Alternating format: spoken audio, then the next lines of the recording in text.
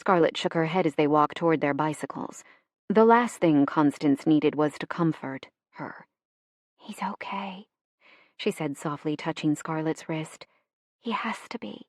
I can't believe in a God so cruel as to take both our loves. He's okay. And if he's not..." Scarlett's voice was barely a whisper. "He will be. Come on, get in the car. No arguments. I'll tell the other girls to walk back to the hut." Constance led her to the car, then spoke to the other members of the watch before sliding behind the wheel. The drive was short, only a few minutes off the station, but for the smallest of moments, Scarlett didn't want to turn the corner, didn't want to know. But they did. There was a car parked outside her house. "Oh, God," Constance whispered. Scarlett squared her shoulders and took in a deep breath. "Why don't you want to take the teletraining?" Constance glanced her way as she pulled up behind the car, which bore the 11 group insignia. "Right now? You want to talk about that right now? I just always thought you planned to advance." Her heart beat so fast, it almost blended into a steady thrum. "Scarlett, there's more pressure, yes, but more pay with the promotion." Her hand gripped the handle like a vice. "Scarlett!" Constance snapped. She ripped her gaze away from the 11 group insignia and looked at her sister. "I promise I will come over tomorrow morning and talk to you about the training, but right now you cannot stay in the car." "Do you wish you'd never opened the letter?" Scarlett whispered. "It would only have delayed the inevitable."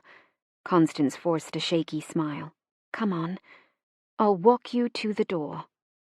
Scarlett nodded, then pushed her door open and stepped out onto the pavement, readying herself for another set of doors opening. The car doors didn't open. Her front door did. "Hey, you." Jameson filled the doorway, and Scarlett's knees nearly gave out. She broke into a run, and he met her halfway, swinging her into his arms with a hug so tight she felt the pieces of her click back into place. He was okay. He was home. He was alive. She buried her face in his neck, breathed in his scent, and held on for dear life, because that's exactly what he'd become. Her life. "I was so worried," she said against his skin, unwilling to draw back for even a moment. "I knew you would be. That's why I got a pass and drove up." He kept one big hand splayed on her back and held the nape of her neck with the other.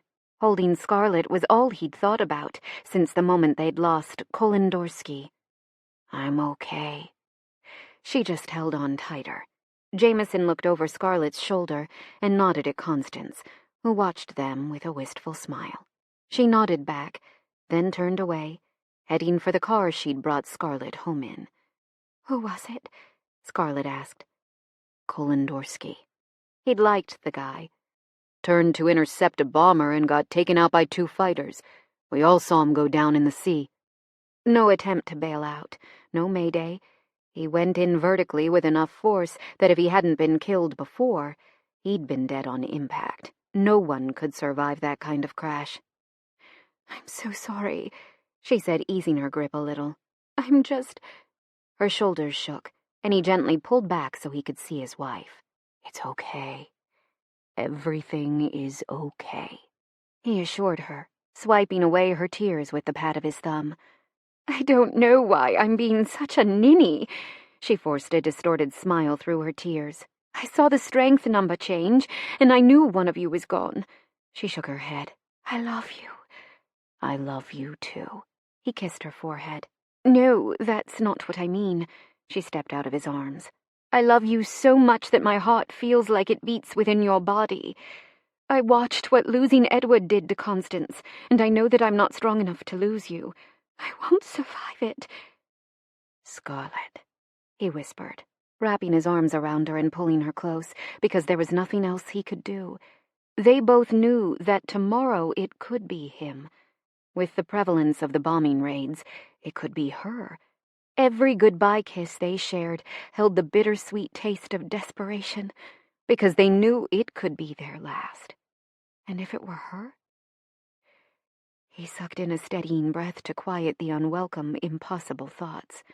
There was nothing for him without Scarlett. She was the reason he ran a little faster when they scrambled to intercept a bombing raid. She was the reason he pushed the newer pilots harder. She was the reason he'd stay, no matter how many letters his parents sent, telling him they were proud of him in the same line that they begged for him to come home. He didn't need to swear loyalty to the king. He'd sworn it to Scarlett, and she was his to protect. Come on. He took her hand and led her inside, but instead of carrying her to their bedroom and making love to her, as he'd planned for every minute of his drive, he took her to the living room, where he put Billie Holiday on the record player. Dance with me, Scarlett. Her lips lifted, but it was too sad to be called a smile. She slid into his arms and laid her head against his chest as they swayed in small circles, steering clear of the coffee table. This right here was where he lived. Everything else he did was to get him back safely for more of this, more of her. Living apart was a special kind of torture. Knowing she was only an hour away, but he couldn't get to her, caused too many sleepless nights. He missed the feel of her skin against his in the morning, missed the scent of her hair when she'd fall asleep on his chest. He missed talking about their days, planning their future, kissing their way through yet another burned dinner. He missed everything about her. I have news for you, he said softly, brushing his lips over her temple. Hmm? She lifted her head, apprehension filling her eyes. We're being reposted. He tried to keep a straight face, but his lips didn't obey. Already? Her brow puckered and her lips flattened. I don't... Ask me where. Now he was grinning, so much for keeping it a surprise. Where? He lifted his brows. Jameson? She chastised. Don't tease me. Where? She inhaled sharply, then narrowed her eyes. You tell me right this very minute, because if you get my hopes up just to squash them like a bug, you'll be sleeping alone tonight. No, I won't, he said with a smile. You like me too much for that. Not at this moment, I don't. Fine. Then you like what I do to your body too much for that, he teased, his gaze heating. She arched a brow. Here, he finally said as the song wrapped up. We're being reposted here. In a couple weeks, we'll be in the same bed every night. He raised his hand to her cheek. We'll be back to burning breakfasts and racing each other for the shower. A grin spread across her beautiful face, and his chest tightened. Just like that, she turned an absolute shit day into something truly exceptional. I was asked to train to be a teller, she admitted quietly, as if someone could hear them. Joy flashed across her eyes. It could mean I'd make section leader before the year is out. I'm proud of you. Now he was the one grinning, and I'm proud of you. Aren't we the pair? She rose and brushed her mouth over his. Now, what were you saying about what you could do to my body? He had her upstairs before the next song started. Scarlett stumbled into the kitchen the next morning to find Jameson at the stove, frying up breakfast. Her stomach flipped at the smell, then somersaulted. You okay? Constance asked from the corner, where she was opening a jar of jam. Right. They were supposed to talk about training this morning. She'd forgotten, which added another reason to be annoyed at herself. Fine, Scarlett lied, trying to swallow the nausea. I didn't see you there. I'm so sorry I completely abandoned you last night. Constance smiled, glancing between Scarlett and Jameson. No need to explain, just happy it all worked out. The light flickered from her eyes as she brought the jam to the table. What can I do to help? Scarlett asked, putting her hand between Jameson's shoulder blades. Nothing, honey. His brow lowered. You look a little green. I'm fine, she said slowly, hoping they'd leave it be. Had she hoped the nerves would settle now that Jameson was due to be reposted here? Yes, apparently her body hadn't gotten the memo. Constance studied her carefully. Do you want to chat later? Of course not. I'm glad you're here. Constance nodded, but there was an odd, firm set to her mouth. She looked somehow older this morning. Jameson brought the fried sausages and potatoes to the table, while Scarlett sliced a loaf of bread. They tucked in, and Scarlett nearly sighed with relief as her stomach settled. "Would you two like some privacy?" Jameson asked from his side of the square table, his gaze bouncing between the sisters. "No," Constance answered, setting her fork on a half-empty plate. It wasn't like her to leave half her breakfast, but she hadn't exactly been normal the last 2 months. "You should hear this, too." "What is it?" A weight settled on Scarlett's chest. Whatever her sister was about to say, it wasn't good. "It would be a waste for me to take the teletraining," she said, squaring her shoulders. "I'm not sure how long I'll be allowed to keep my commission." Scarlett paled. There were very few reasons a woman would be forced to resign her commission. What? Why? Constance fumbled her hands in her lap for a moment, then lifted her left hand to reveal a sparkling emerald ring. "Because I'll be married." Scarlett's fork fell from her hand, clattering against the plate. Jameson, to his credit, didn't move a muscle. "Married?" Scarlett ignored the ring and locked eyes with her sister. "Yes," Constance said, as though Scarlett had asked if she wanted more coffee. "Married. And my fiancé isn't exactly supportive of my role here, so I doubt I'll be encouraged to keep it once we're wed." There was no emotion in her voice, no excitement, nothing. Scarlett's mouth opened and shut twice. "I don't understand." "I knew you wouldn't," Constance said softly. "You have the same expression you wore the day our parents forbade you from marrying Edward until after the war." Dutiful. That was it. She looked resigned and dutiful. The nausea returned with a vehemence as that foreboding feeling slipped from Scarlett's chest to her belly. "Who are you marrying?" "Henry Wadsworth." Constance lifted her chin. "No." Silence filled the kitchen, sharper than any words could have been. "No, no, no." Scarlett reached for Jameson's hand under the table, needing an anchor. "It's not up to you," Constance argued. Scarlett blinked, realizing she'd spoken out loud. "You cannot. He's a monster. He'll ruin you."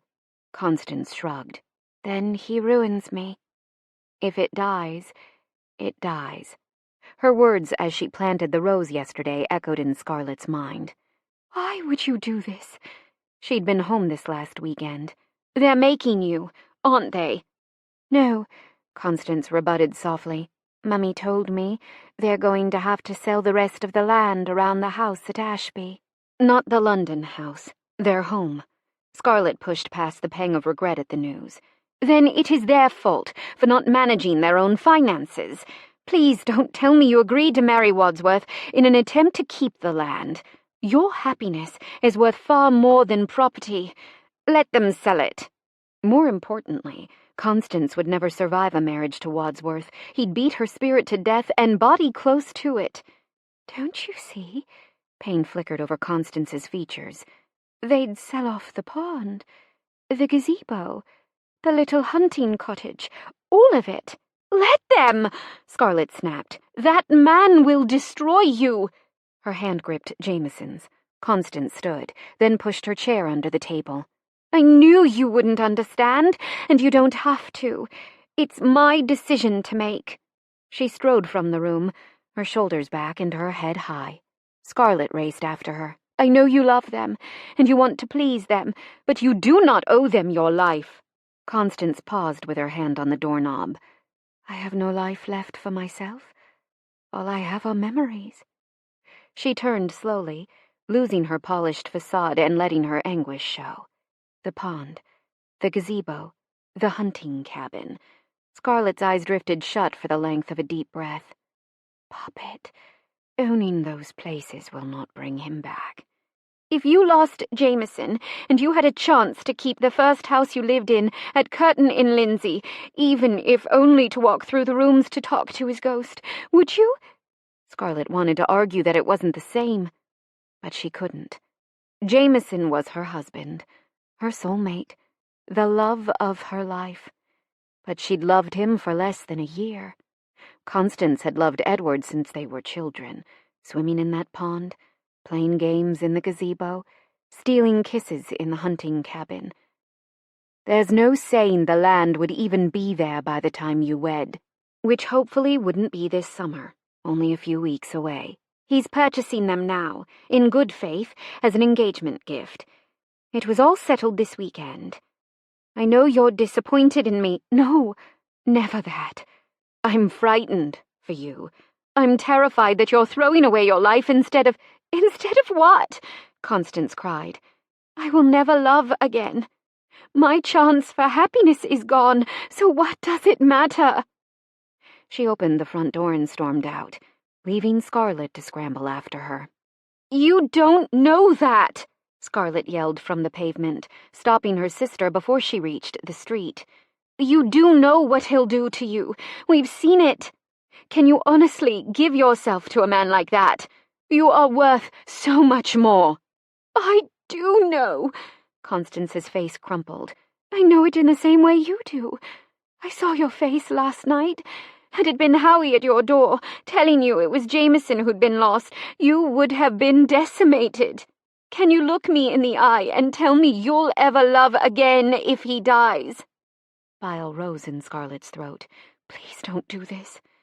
I have the power to save our family, to keep our land, to perhaps teach my children to swim in that very pond. We are not the same, you and I. You had a reason to fight the match. I have a reason to accept it. Scarlett's mouth watered, and her stomach convulsed. She hit her knees and lost her breakfast into one of the bushes that framed their doorway. She felt Jameson's hand at the nape of her neck, gathering her unpinned hair as she heaved, emptying her belly. Honey, he murmured, rubbing circles on her back. The nausea subsided, gone as quickly as it had come. Oh, God. Her mind scurried, trying to trace an invisible calendar. She hadn't had a moment's peace since March. They'd moved in April, and it was May. Scarlett stood slowly, her gaze meeting Constance's wide, compassionate one. Oh, Scarlett, she whispered. Neither of us will be section leader by the end of the year, will we? What is that supposed to mean? Jameson asked, his hand steady when Scarlett felt like the slightest breeze might send her back to the ground. Scarlett looked up at him, taking in those beautiful green eyes, the strong set of his chin, and the worried lines of his mouth. He was about to worry a lot more. I'm pregnant. Chapter 19. Noah. Scarlett, here we are again, separated by miles that feel too long at night, waiting for our chance to be together again. You've given up so much for me, and here I am asking for more, asking you to follow me once again. I promise you, once this war is over, I'll never let you regret choosing me, not for 1 minute. I'll fill your days with joy and your nights with love. There is so much that waits for us if we can just hold on. I brought lunch, I called out to Georgia as I walked in the front door of her house. I had to admit it was still a little weird to walk into Scarlett Stanton's house without knocking, but Georgia had insisted, since we'd started spending our afternoons together last week in what she called Stanton University. Thank God, because I'm famished, she called out from the office. I walked through the open side of the French doors and stopped short. Georgia sat on the floor in front of her great-grandmother's desk, surrounded by photo albums and boxes. She'd even moved the large wingback chairs out of the way to make room. Wow. She looked up at me and offered an enthusiastic smile. Damn. Just like that, my mind wasn't on her great-grandmother or the book I'd staked my career on. It was on Georgia, plain and simple. Something had changed between us the day we'd gone rock climbing. Not only did it feel like we were actually on the same team, but there was now a heightened awareness as if someone had started a countdown. I couldn't have written the sexual tension any better. Every simple touch between us since then was measured, careful, as if we were matches in the middle of a fireworks cache, knowing too much friction would set the whole place ablaze. Want a picnic? She asked, gesturing to a vaguely open bit of floor at her side. I'm game if you are. I picked my way across the spread of memories to claim the spot at her table. Sorry, she said with a sheepish cringe, her wide-neck sweatshirt slipping off her shoulder to reveal a lilac bra strap. I was looking for that one picture I told you about from Middle Wallop and got kinda lost in this. Don't apologize. Not only did she look better than our lunches, she'd unlocked a veritable treasure trove of family history and laid it bare for me. If that didn't say opening up, I wasn't sure what else could. We'd come a long way from her hanging up on me. Everything about the woman next to me was soft, from the sweep of her hair into the knot on her head to her bare, shorts-clad, mile-long legs crossed beneath her. There was nothing icy about her. Once I found the pictures, I couldn't help myself. She smiled down at the open photo album on her lap as I took the boxes of takeout from the bag. No tomato, I said, handing hers over. I couldn't remember if my last girlfriend liked her coffee sweet or black, yet here I was committing everything about Georgia Stanton to memory without even trying. I had it bad. Thank you, she replied with a smile, taking the box before pointing up to the desk behind us. Iced tea, unsweetened. Thanks. Guess I wasn't the only one committing the details to memory. I still think you're a weirdo for drinking it without sugar, but whatever floats your boat. She shrugged and flipped a page in the album. That you? I brushed off her commentary and leaned over her shoulder slightly. Whether it was her shampoo or perfume, the light citrus scent I breathed in went straight to my head, along with other body parts I needed under firm control around Georgia. How can you tell? She shot me a quizzical look. You can't even see my face. I recognized Scarlett, and I highly doubt there was any other little girl dressed up as a Princess Darth Vader. Scarlett's smile was proud, just like it was in every picture I saw of her and Georgia together. Fair point, Georgia admitted. Guess I was feeling a little dark side that year. How old were you? 7. Her brow furrowed. Mom had come to visit before marrying husband number 2, if I remember correctly. How many husbands has she had? It wasn't that I was judging, as much as the look on Georgia's face had me more than curious. 5 marriages, 4 husbands. She flipped the page. She married number 3 twice, but I think they're getting divorced since she's currently back with number 4. I honestly don't bother keeping track anymore. It took a second to connect those dots. Anyway, you need the pictures from the 40s, and these are mostly just me. She moved to shut the album. I'd love to see them. Anything to help me understand her better. She looked at me like I'd lost my mind. I mean, Scarlett's in them too, right? Weak. True. Okay, we can move to the older stuff next. Don't let it get cold, she motioned to the burger I had in front of me. We ate and flipped through the album. Page after page was filled with pictures of Georgia's childhood, and though some of the pictures included Hazel or Scarlett, it was years and my entire lunch before Ava appeared again. Georgia looked like a happy child, for the most part. Huge smiles in the garden, the meadow, out by the creek, book signings in Paris and Rome. No London? I asked, turning the page back to make sure I hadn't missed one. Nope, just Scarlett and Georgia, who was missing 2 front teeth, at the Colosseum. She never stepped foot in England again, Georgia said softly. This was the last book tour, too. She wrote for another 10 years, though. Swore it kept her from going senile. What about you? Me? Am I at risk for going senile? My eyebrows shot up. How old do you think I am? She laughed. I know you're 31. I meant, do you think you'll write until you're 90? She rephrased, elbowing me gently.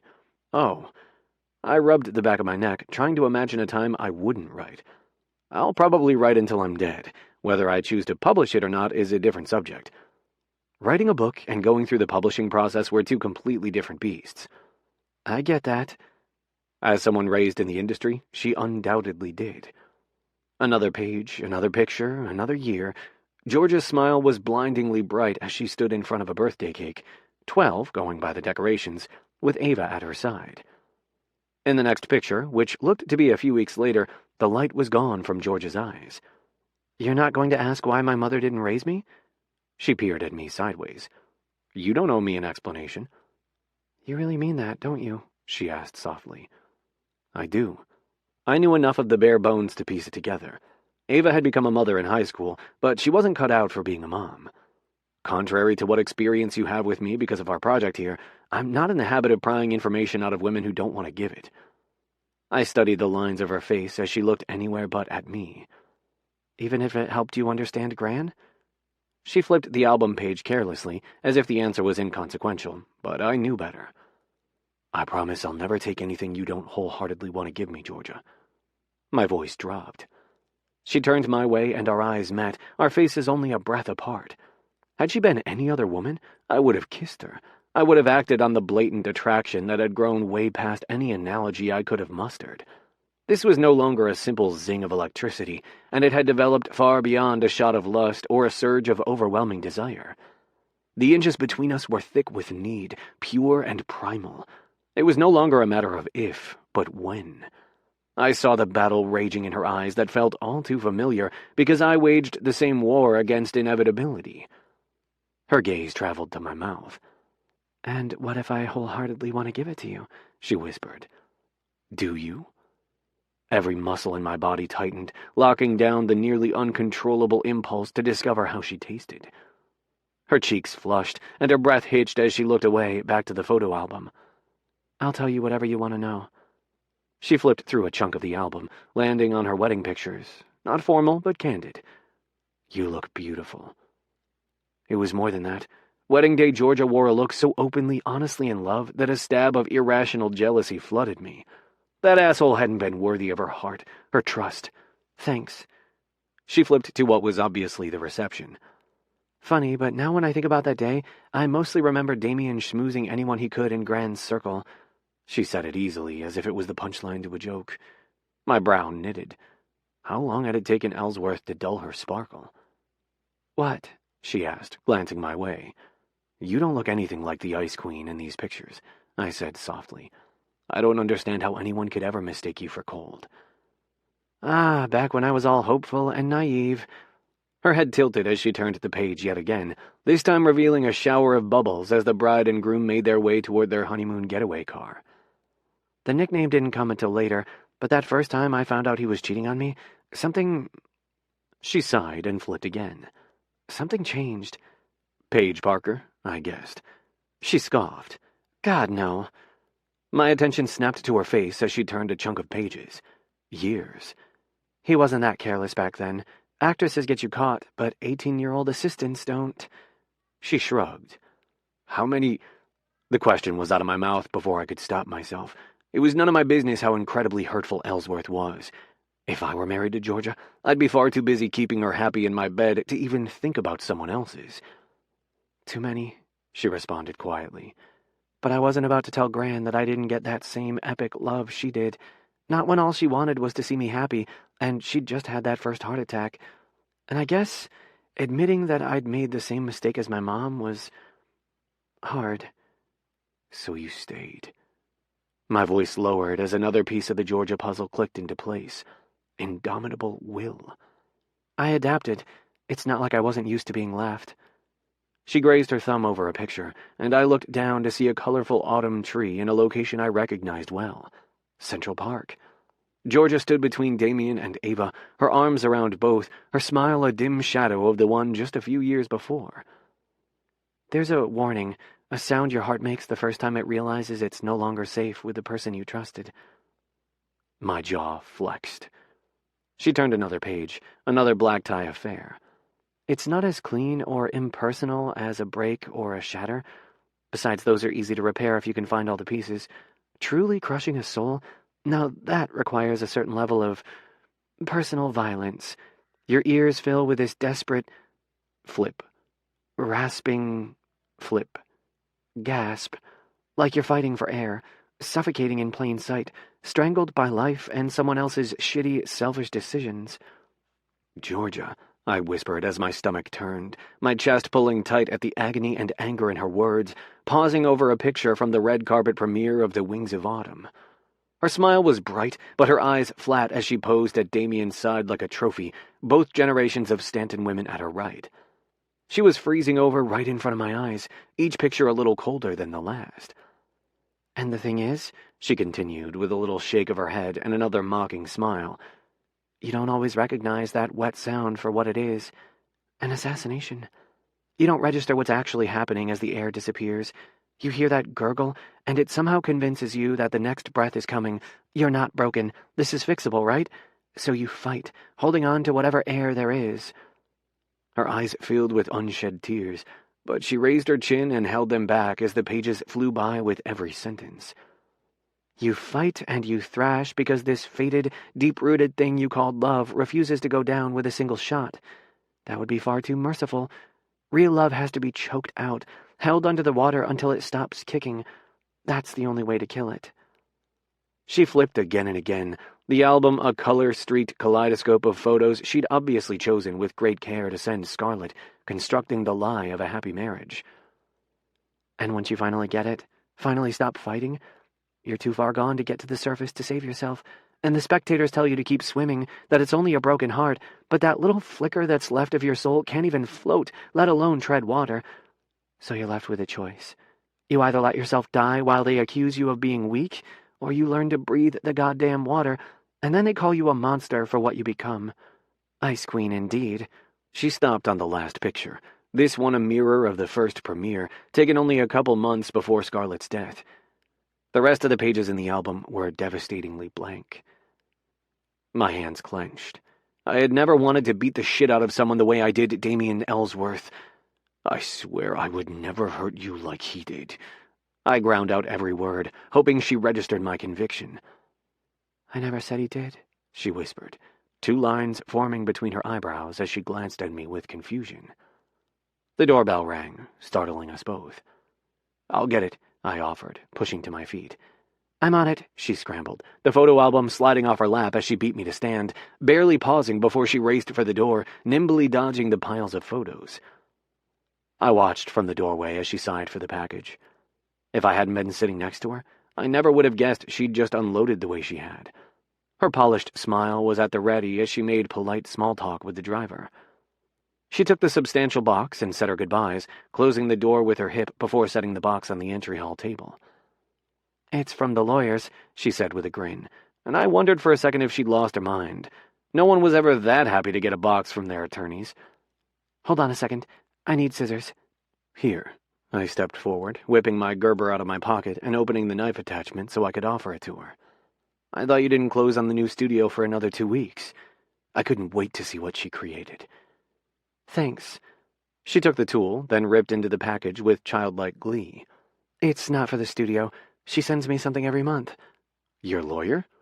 No, Gran. Her smile was brighter than any I'd seen from her as she pried back the edge of the box. She left directions and gifts. So far it's been about once a month, but I don't know how long she planned it out. That might be the coolest thing I've ever heard. I took the Gerber back, secured the blade, and slipped it into the pocket of my cargo pants. It really is, she agreed, ripping open a card. Dearest Georgia, now that I'm gone, it's up to you to be the witch of the house, no matter where you are. I love you with all my heart. Gran. My eyebrows shot up at the witch comment until Georgia laughed and pulled a witch's hat from the box. She always dressed up like a witch to hand out candy to the kids on Halloween. She plunked the hat on her head, right over her bun, and kept digging. Right. Halloween was in 2 weeks. Time was flying, my deadline approaching, and I was still empty-handed. Worse than that, I only had 6 weeks left with Georgia if I turned the manuscript in on time, which I would. She sent you a witch hat and a case of king-size Snickers? I asked, feeling oddly connected to Scarlett Stanton in that moment as I peered into the box. Georgia nodded. Want one? She plucked a bar from the box and waved it. Absolutely. I wanted Georgia, but I'd settle for the bar. They were Gran's favorites, she said as we peeled our wrappers. But she said they were called marathon bars back in England. I can't even begin to tell you how many pages of her manuscripts had little chocolate fingerprints at the edges. I bit into the bar, then chewed as I followed Georgia back into the office. All on that typewriter. Yep. She peered at me with a tilted head, studying me carefully. Chocolate on my face? I asked, taking another bite. You should write the rest of the book here. I am, remember? There's no way in hell I'm going back to New York without a finished manuscript. Pretty sure Adam wouldn't even let me off the plane. As it was, I was ducking his calls left and right. Pretty soon he'd be out here too if I didn't pick up. I mean, here, she said, motioning toward Scarlett's desk. Gran's office here. It's where she worked on it. I blinked. You want me to finish the book in here? The words came out slowly, stumbling over my own confusion.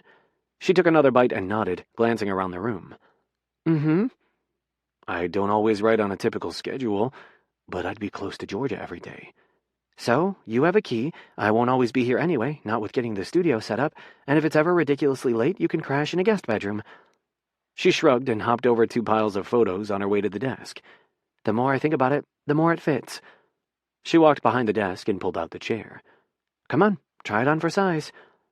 I polished off the chocolate bar and tossed the wrapper in the trash can beside the massive cherry desk, hesitating. That was Scarlett's desk, Scarlett's typewriter. You protect that thing like it's the Resolute desk, coasters and all. Oh, you still have to use coasters. That's non-negotiable. She tapped the high back of the chair and laughed. Come on, it won't bite. Right. I rounded the corner and sank into the office chair, then pulled myself forward so I sat at the desk. Georgia's laptop lay closed to my right, but on my left sat the famed typewriter.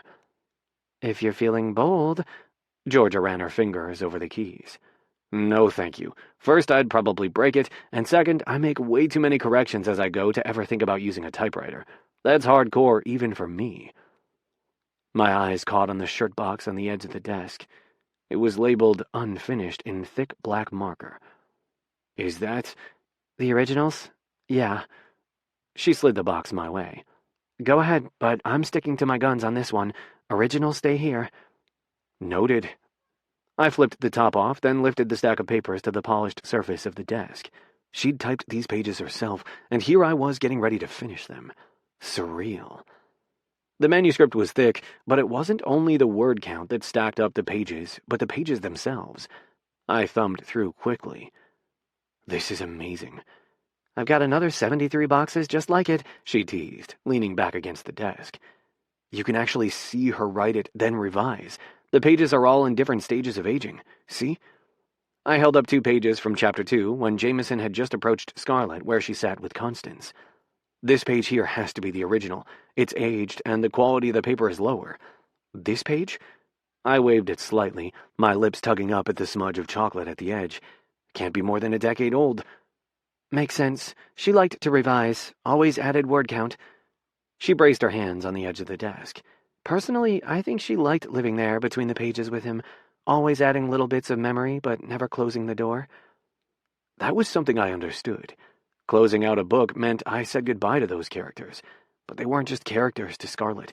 They'd been her sister, her soulmate. I read a few sentences from the first page, then the second. Damn, you can actually see her skill evolve. Really?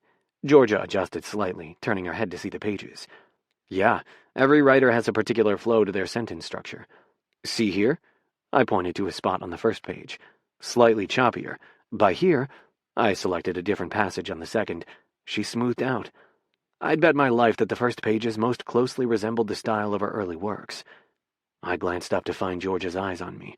She failed at stifling a smile. What? I asked, slipping the pages back into the manuscript where they belonged. Now you have chocolate on your face, she laughed softly. Awesome. I swiped my hand over the stubble closest to my mouth. Here. She slid along the desk, the bare skin of her legs brushing against mine. I suddenly wished I'd worn shorts as I rolled back slightly, hoping she'd come closer. She filled the space between my knees, cupped the side of my face, and brushed her thumb over the patch of skin just below the corner of my mouth. My pulse kicked up a notch, and my body went tight. There, she whispered, but didn't move her hand. Thanks. Her touch was warm, and it took everything I had not to lean into it. Damn, I wanted her, and not just her body. I wanted inside her mind, past the walls even George R.R. Martin would be proud of. I wanted her trust simply so I could prove I was worthy of it. She swept the tip of her tongue over her lower lip. My self-control hung by a thread, and the look in her eyes was slowly pulling at the edges of it, fraying the strands. Still, she didn't move.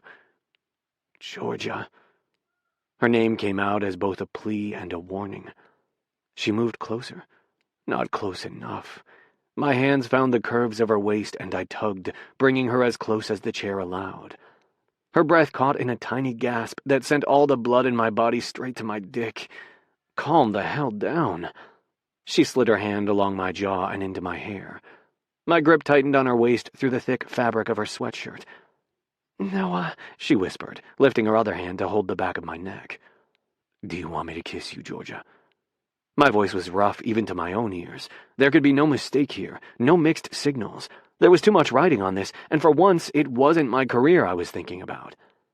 Do you want to kiss me? she challenged. More than I want my next breath. My gaze dropped to that incredible mouth, and her lips parted. Good, because her phone rang. You have got to be kidding me. She shifted, leaning closer. Another ring. Don't, I started. With a groan, she ripped her phone from her back pocket, then sucked in a breath as her eyes narrowed at her screen. She swiped violently, answering the call and lifting the device to her ear. Answer it, I finished with a sigh, letting my head fall back against the chair.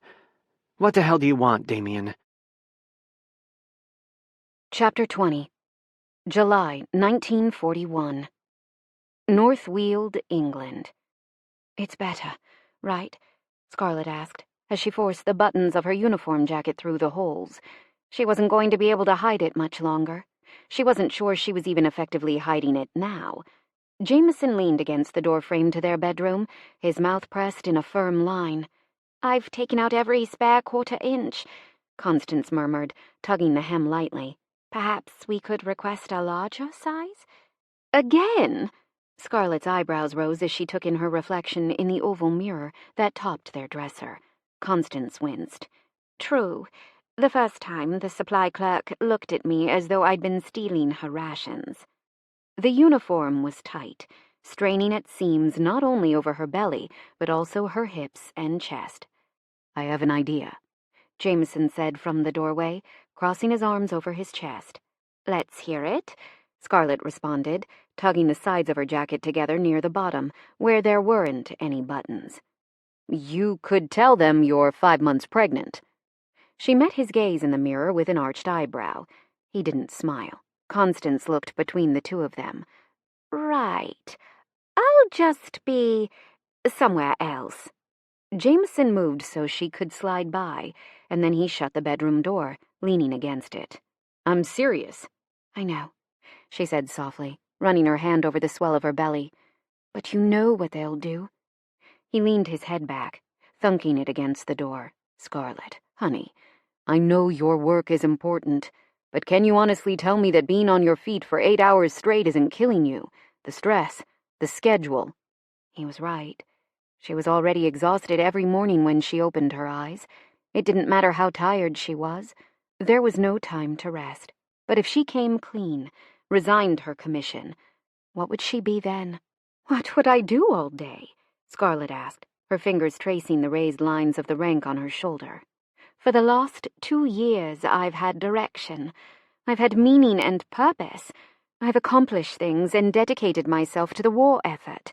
So what am I supposed to do? I've never been a housewife." She swallowed, hoping to dislodge the knot there. "I've certainly never been a mother. I don't know how to be either of those things." Jameson crossed the room, then sat on the edge of the bed, gripped his wife's hips, and pulled her between his spread knees.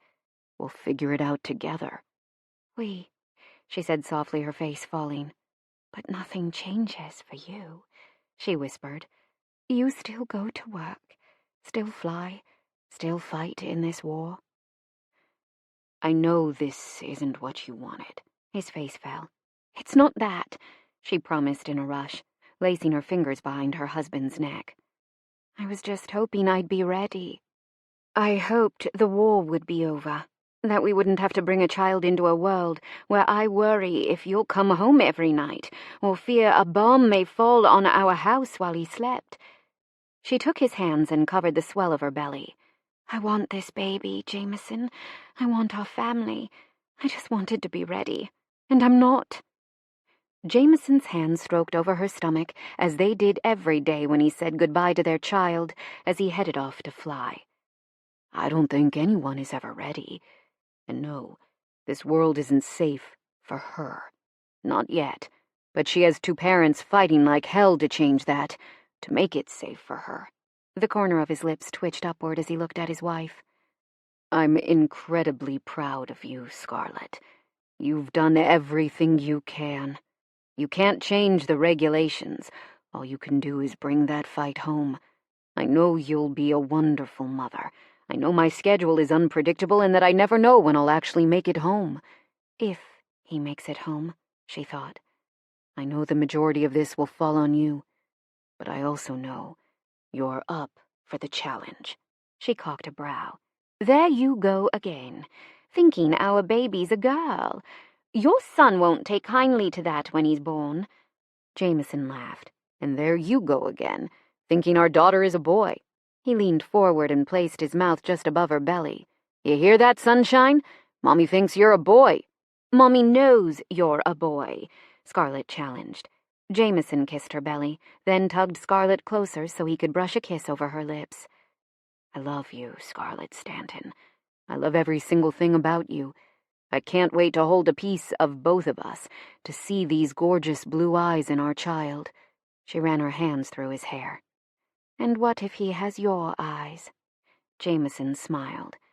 Having seen both you and your sister, I'd say you might have some dominant genetics in the eye department. He kissed her again, slowly. You have the most beautiful eyes I've ever seen. It would be a shame not to see them carried down. We'd call them Wright Blue. Stanton Blue, she corrected, something inside her shifting, preparing for the change she could no longer avoid through denial. I still can't cook. Even after all these months, you're still better than I am. All I know how to do is throw an excellent party and plot aircraft for incoming raids. I don't want to fail. You won't. We won't. As much as you and I love each other, can you imagine how much we're going to love this kid? His smile was brighter than ever and just as contagious. Only a few more months, she repeated. Only a few more months, he repeated. Then we'll have a new adventure. Everything will change. Not the way I love you. You promise? She asked, her fingers trailing the line of his collar. You fell in love with a WAAF officer, which, from the fit of this uniform, won't be true in the next week. Hardly seems like you got the good end of this bargain. How was he going to love her if she wasn't even herself? He pulled her even closer, so he could feel the curves of her body against his.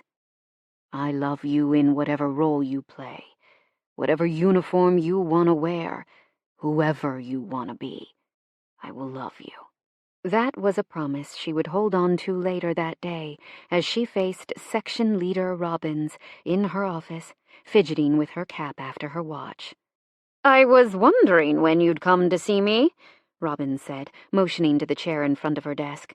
Scarlett took it, adjusting her skirts as she sat. Honestly, I'm surprised you lasted this long. Robbins gave her an understanding smile.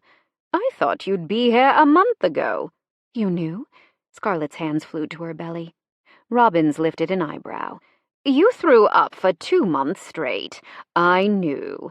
I just thought it best to let you come to this conclusion on your own, and selfishly, I wanted to keep you. You're one of my best girls. That being said, I was only giving you 2 more weeks before I said something myself. She opened a desk drawer and pulled out some papers. I have your discharge papers ready. You just need to take them up to headquarters. I don't want to be discharged, Scarlett admitted quietly. I want to do my job. Robbins studied her carefully and sighed. And I wish you could. There is nothing I can do. Her heart lurched, feeling as though she was being cleaved in two. You can be a wonderful mother, Scarlett. Britain needs more babies. She slid the papers across the desktop. You'll be sorely missed.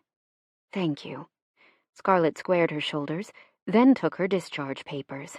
Just like that. It was over. There was a steady, dull hum in her ears as she turned in her discharge papers.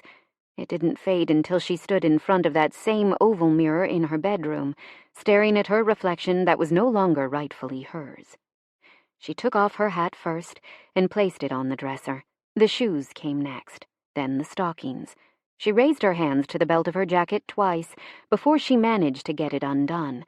This uniform had given her freedom she never would have experienced without it. She never would have stood up to her parents without the confidence she'd earned over the long days and nights of watches. She never would have seen her worth as more than a pretty showpiece. She never would have met Jameson. Her fingers trembled at the first button. Once she took it off, that was it. There were no more watches, No more briefings. No more smiling as she walked down the street, proud that she was doing her part. They weren't just clothes. They were the physical manifestation of the woman she'd become, the sisterhood she belonged to. She heard a shuffle behind her and lifted her eyes in the mirror to see Jameson standing exactly where he'd been that morning, leaning in the doorway, but instead of his pressed uniform, he still wore his flying suit. His hands clenched with the need to hold her, but he kept his arms folded across his chest. He didn't say anything as he watched her struggle with the buttons of her jacket. His chest ached at the pain, the loss in her eyes as she finally got them undone. She must have told her section leader today. She wasn't just getting undressed, she was being unmade. As much as he wanted to cross the room and ease her, this was something she had to do for herself, by herself. Besides, he was already responsible for taking so much from her that he couldn't bear to be a part of this, too. Tears filled her eyes as she slid free of the jacket, folding it carefully before placing it on the dresser. Next came the tie, then the shirt, and finally she stepped out of the skirt. Her hands were steady as she placed it on the pile, standing in nothing but the civilian underwear she'd always insisted on. She swallowed, then lifted her chin. And that. I'm so sorry. His words came out like they'd been scraped over broken bottles. She walked to him, all lush curves and sad eyes, but when their gazes met, hers was steady. I'm not. You're not. He palmed her cheek, needing to touch her. I'm not sorry about anything that's led me to you. He carried her to the bed and showed her with his body exactly how lucky he felt to have found her. 1 month later, Scarlett marveled at the freedom this simple wrap dress afforded her as she and Jameson shopped in a small London store that specialized in children's clothes.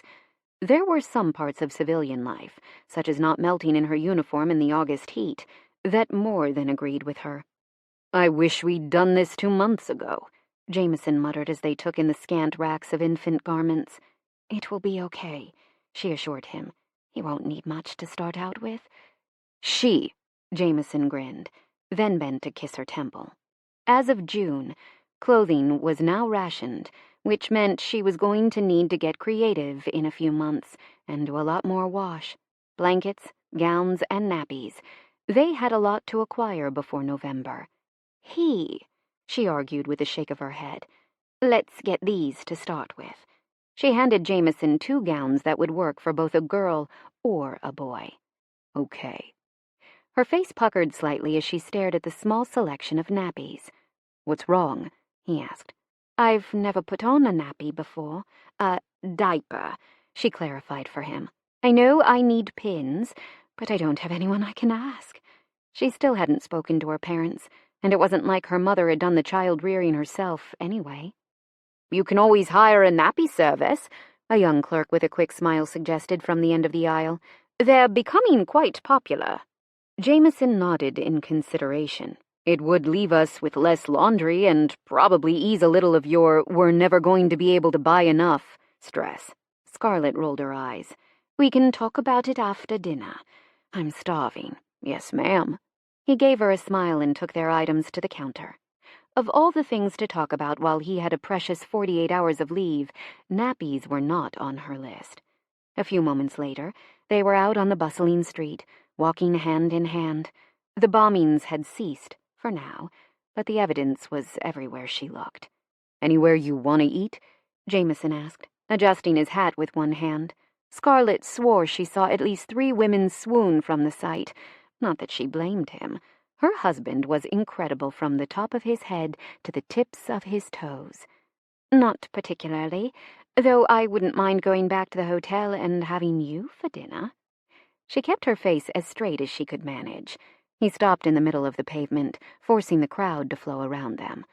I'll get a taxi right now. His smile was pure hedonism.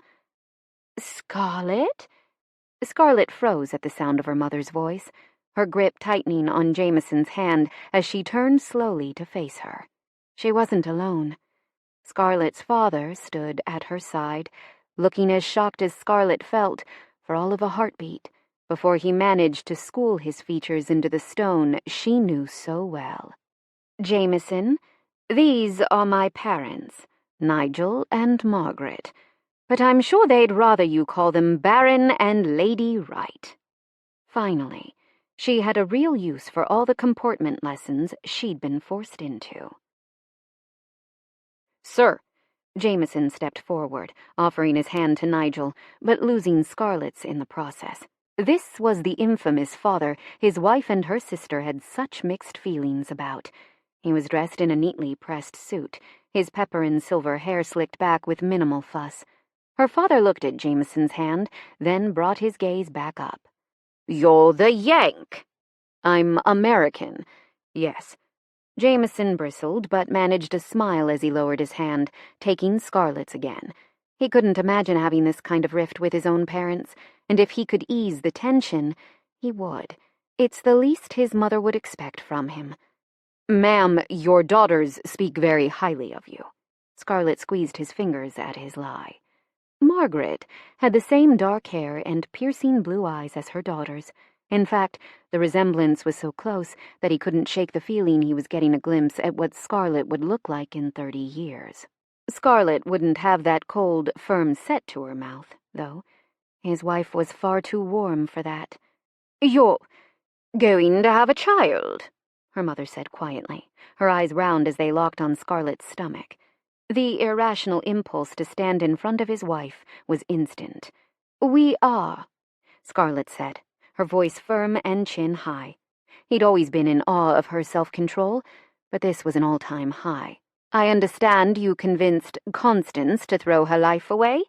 She asked the question with the same tone she'd used to request he pass the milk this morning. Jameson blinked, realizing he'd entered an entirely different arena of warfare, where he wasn't the expert. His wife was. "Constance's choices are her own," Margaret said just as politely. "Is it a boy?" Nigel asked, staring at Scarlett with a spark of something in his eyes that looked a little too close to desperation for Jameson's comfort. "I could hardly know, as I'm still pregnant." Scarlett tilted her head. "And if he is, that is none of your business." This was the strangest family he'd ever encountered, and somehow he was a part of it. Scarlett turned her attention back to her mother. "Constance's choices are her own, but you took advantage of her broken heart. You and I both know what he'll do to her. You willingly sent a lamb to the slaughter, and I will do everything in my power to convince her not to go through with it." As shots across the bow went, that one was a direct hit. "As far as I'm concerned, you made the choice for her when you refused him," her mother replied unemotionally. And that one was an entire bombing raid. Scarlett's sharp intake of breath was enough for him to know her mother's words had found their mark. "It was nice to meet you both, but we're going to go now," Jameson said, tipping his hat. "If that's a boy, he can be my heir," Nigel blurted. Every muscle in Jameson's body tensed, preparing for the fight. "If our baby is a boy, he's our son," he said. "He's not your anything," Scarlett said to her father, through gritted teeth, her hand rising protectively over their child. "If Constance doesn't marry Wadsworth, as you are hell-bent on stopping it," her father mused with a scheming gleam in his eyes, "and you have the only heir, the line is clear. If she does marry him and they have children, that's a different matter." "Unbelievable!" Scarlett shook her head. "I'll sign over my claim right now, here, in the middle of the street. I don't want it." Nigel's gaze flickered between Scarlett and him, then narrowed on Scarlett. "What are you going to do when your Yank gets himself killed?" Scarlett's spine stiffened. Jameson couldn't argue against the possibility. The life expectancy of a pilot wasn't years, or even months. The odds weren't exactly in his favor, especially at the rate the 71st was flying missions. Since getting issued Spitfires a few weeks ago, they were one of the top squadrons for enemy kills. He was one battle away from making ace. Or crashing. You'll have a baby to support on a widow's stipend. Since I'm assuming you no longer wear the uniform or have income of your own." "She'll be fine," Jameson interjected. Changing his will already made sure Scarlett would inherit what land was his if he didn't make it home, but he wasn't telling her parents that. "When that happens, you'll come home." Her father ignored Jameson entirely. "Think about it. You have no real skill. Can you honestly say you'd go to the factories? What would you do with your child?" "Nigel," Margaret chastised softly, "you'll come home. And not for you. You'd rather starve than give us the pleasure. But for your child." The color ran from Scarlett's face. "We're leaving. Now." Jameson turned his back on her parents, cutting directly in front of them instead of letting Scarlett's hand go. "She doesn't even have a country," Nigel called after them. "She'll be American soon enough," Jameson said over his shoulder as they walked away. Scarlett held her head high as Jameson stepped into the street, hailing a taxi.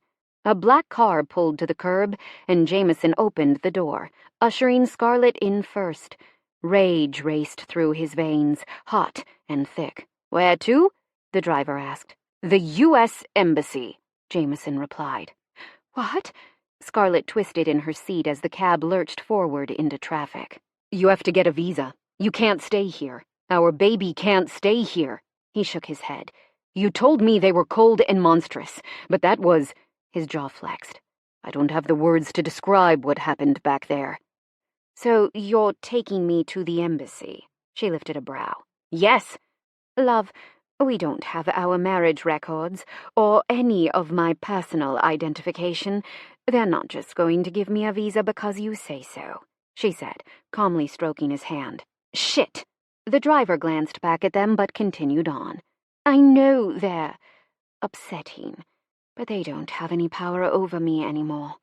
Over us, Jameson. Look at me. If something happens to me, I need to know that you can get to Colorado." Just the thought of her going back to her family sent another hot pulse of anger through him. "We're not poor, at least not inland, and I've already changed my will. If I die, you have options. But going back to those two isn't one of them." "I know," she nodded slowly. "I won't. Nothing will happen to you. You don't know that. But if it does, I'll never go back there. I promise." His eyes searched hers. "Promise me we'll start the visa process." "I'm not leaving you. Promise me. If nothing else, you'd have it if I die." He wasn't giving on this one. Wasn't being the sensible, sensitive husband. She had to belong somewhere if he went down. "Okay, fine. We'll start the process. But we can't do anything about it today. We have to get an appointment." He kissed her hard and quick, not giving a shit that they were in public or potentially scandalizing the cab driver. "Thank you," he whispered, his forehead against hers. "Can we go back to the hotel now?" He gave the driver the destination change with a grin that didn't fade as they made their way to the hotel. It didn't even fade as they climbed the wide staircase up to their room, or as he unlocked their door. Even if he didn't survive this war, she would. Their child would. "What is that?" Scarlett asked, gesturing to a large box on the desk as they walked into the room. She was completely, utterly drained, not only from walking miles while they shopped, but from the encounter with her parents on the street. "I bought you a present while you were sleeping this morning, and arranged to have it delivered. Go on." He motioned her toward the box. "A present?" She put the bag with the baby clothes on their bed, then looked over her shoulder at him with skepticism. "What are you about?" "Just open it." He shut the door, then came up beside her, half sitting on the desk to face her. "It's not my birthday." She tugged one flap open. "No. But it's the start of a new era for you." She opened the next flap, and again, peering down into the wide box as it opened. Then she gasped, her chest constricting at what she found. "Jameson," she whispered. "Do you like it?" he asked with a grin. She ran her fingers lightly over the cool metal casing. Amazing, wonderful, thoughtful, too much. I thought maybe you could write down some of those stories you're always thinking up inside that beautiful brain of yours. A joyful laugh burst from her throat, and she flung herself into his arms, holding him tight. Thank you, thank you, thank you! He'd bought her a typewriter. Chapter 21. Georgia. Jameson, I miss you. How long has it been since we've written letters? Months? Even living in the same house, your flight schedule and my watches have us missing each other by minutes. It's the sweetest form of torture. Sleeping next to your pillow, my head filled with your scent, knowing you're flying in the skies above me. I pray that you're safe, that you're reading this while I'm already at work, smiling as you fall asleep next to my pillow with my scent, wishing you were holding me. Sleep well, my love. And maybe I'll make it home this afternoon before you're due on the flight line. I love you. Scarlett. You're sure? Helen asked, her tone efficient as always.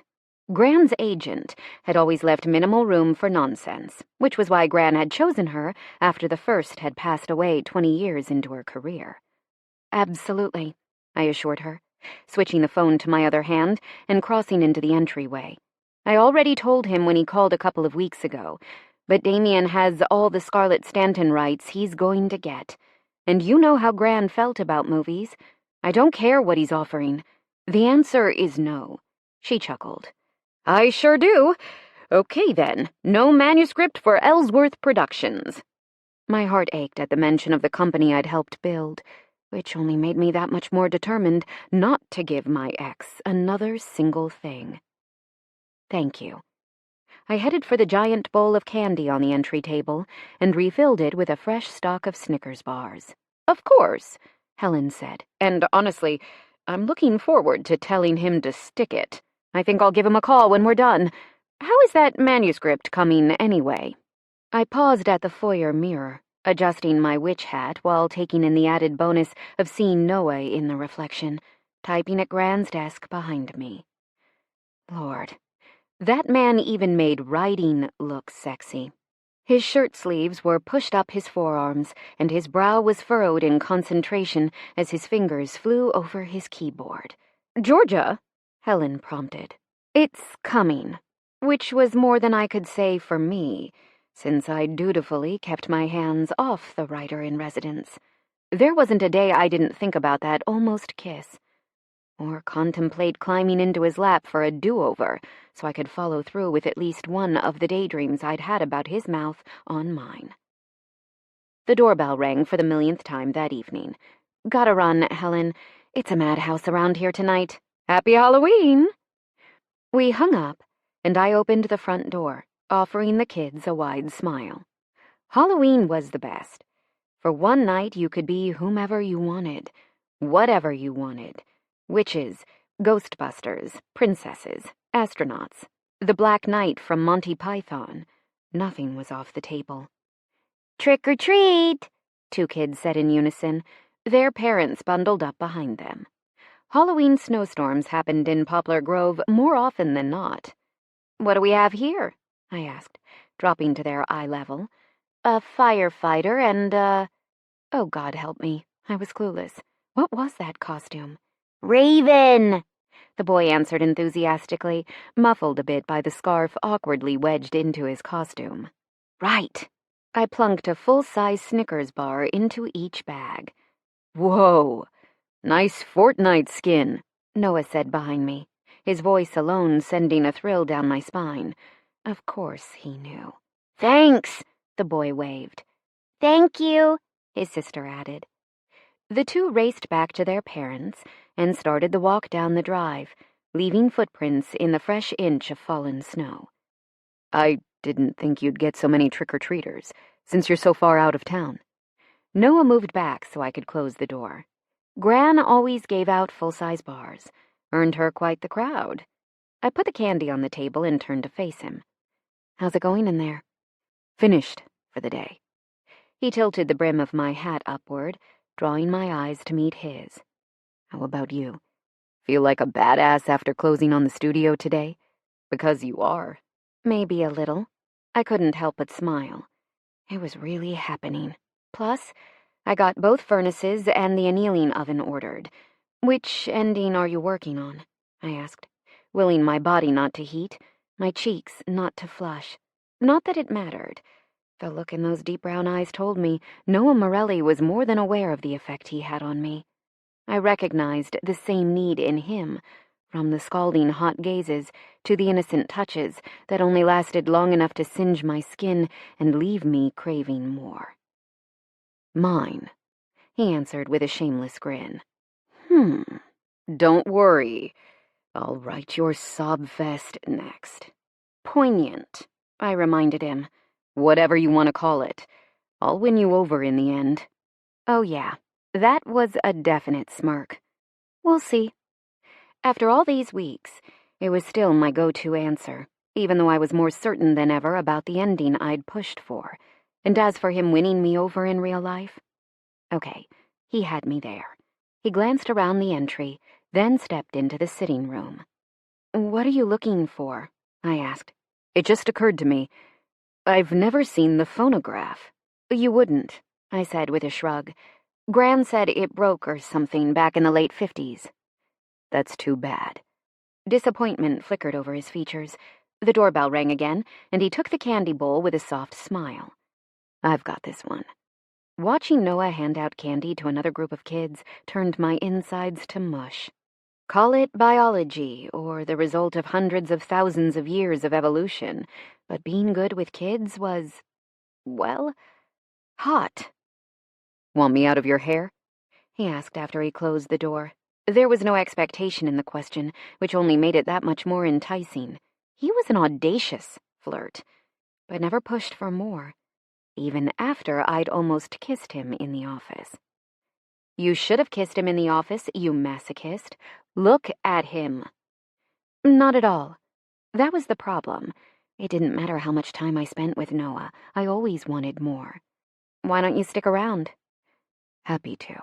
His voice lowered. I nodded and yanked my gaze from his before he saw too much. It was 8:30 before the last trick-or-treaters had come and gone. There won't be any more, I said as the grandfather clock chimed. You can see the future? Noah asked with a faint smile. I wish, I scoffed. If I could have seen the future, I would have known what the hell I was doing. As it was, I had no clue. I wanted him. That was easy enough to justify, but this, whatever this was, it was far beyond physical want. I liked him, enjoyed being around him, talking to him, figuring out what made him laugh. In that way, this was already so much more dangerous than chemistry. I'd already trusted him with my life and Gran's story. I was frighteningly close to trusting him as a friend. Maybe a lover. It's a town rule, I explained, taking off my witch hat. Trick-or-treating ends at 8:30. You actually have a rule about trick-or-treating? His eyebrows rose. We do, I nodded. It's right up there with awning covers, but we have it. Welcome to small-town life. Fascinating. He mused as his phone rang. He took it from his pocket and glanced at the screen. Shit, he muttered. It's my agent. You're welcome to take it in the office if you want, I offered. His brow knit. Are you sure? I don't want to tie you down if you have hot Halloween plans. Maybe I like being tied down, I said as evenly as I could manage. He arched a single brow and his eyes darkened. Go take your call. I stifled a grin. Guess he wasn't the only audacious flirt around here. Trouble. Georgia Stanton, you are pure trouble. He blew out a deep breath, then swiped to answer his call as he walked into Gran's office, which I really needed to stop thinking of as hers. Hey, Lou, what's so important that you're calling me from Hawaii? He didn't shut the door, but I walked away to give him privacy. A stab of anxiety hit me square in the chest, knowing he was probably discussing his future. Don't be ridiculous, I muttered to myself. This wasn't Noah's only upcoming project, of course. He'd been putting out 2 books a year for the last 8 years. Eventually, he would finish this one. Eventually, he would start the next. Eventually, he would leave. Every day he worked brought us closer to his inevitable departure. 2 months ago, I would have relished in that knowledge, counted down the days until Noah was out of my life. Now the thought sent a jolt of panic straight through me. I didn't want him to go. I ditched the hat and stepped out the front door, welcoming the blast of icy air. Then blew out the candles inside the 2 jack-o'-lanterns the English club from the high school had given me. They'd carved them for Gran the last decade. A quick check of the snow-covered driveway told me we didn't have any trick-or-treating stragglers, so I came back inside and closed the door. Ellsworth offered what? Just to see it? I heard Noah's raised voice through the office door. The manuscript isn't even done yet. I froze, my heart lodging in my throat, and though I desperately wanted to move, wanted to shut my ears against what was coming, I couldn't seem to make myself go. I'd already told Damien there was no chance of him getting his grubby little hands on the manuscript, and it would be a cold day in hell before he got anywhere near the performance rights. Helen had no doubt relayed that same message again tonight. I should have known he'd go to Noah next. Don't do it. The plea stayed firmly behind my teeth. If Noah was going to betray me, it was better to know now. Did he? Noah's tone sounded almost jovial. No, you did the right thing. Thank you. Did the right thing? What did that mean?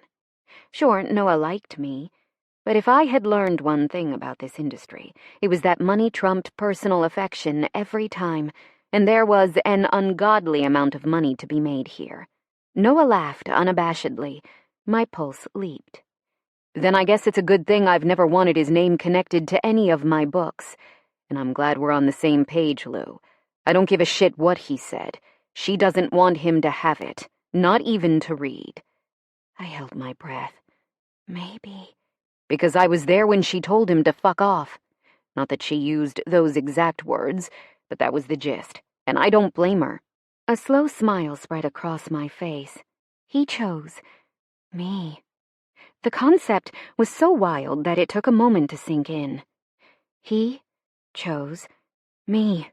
As if the knowledge unlocked my feet, I was suddenly moving toward the office, pushing the door fully open and standing before Noah. He sat perched at the edge of the desk, one palm braced on the surface, the other holding his phone to his ear as he looked me in the eye. He has first right of refusal? I'm not selling the rights. It doesn't matter, I said, electricity humming under my skin like a living, breathing current. His words had done what weeks of flirting and sexual tension hadn't, broken down my last defense. I was done fighting this. Did you hear her, Lou? Noah smiled at whatever his agent said. Yeah, I'll tell her. Enjoy the rest of your vacation. He hung up and set the phone down on the desk. She gave him first right of refusal on future deals? His eyebrows rose in disbelief.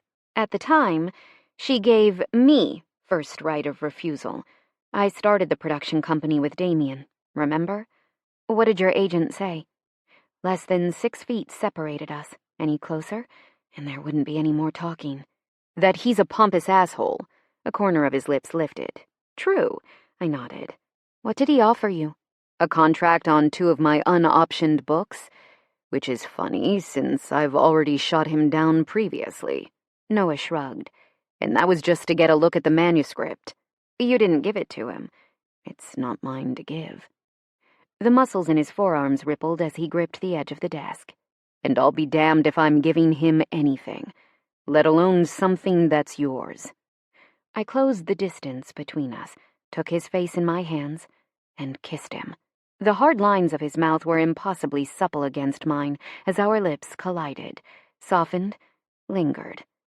Georgia, he said against my mouth, my name somewhere between a plea and a prayer as he drew back slightly, searching my eyes.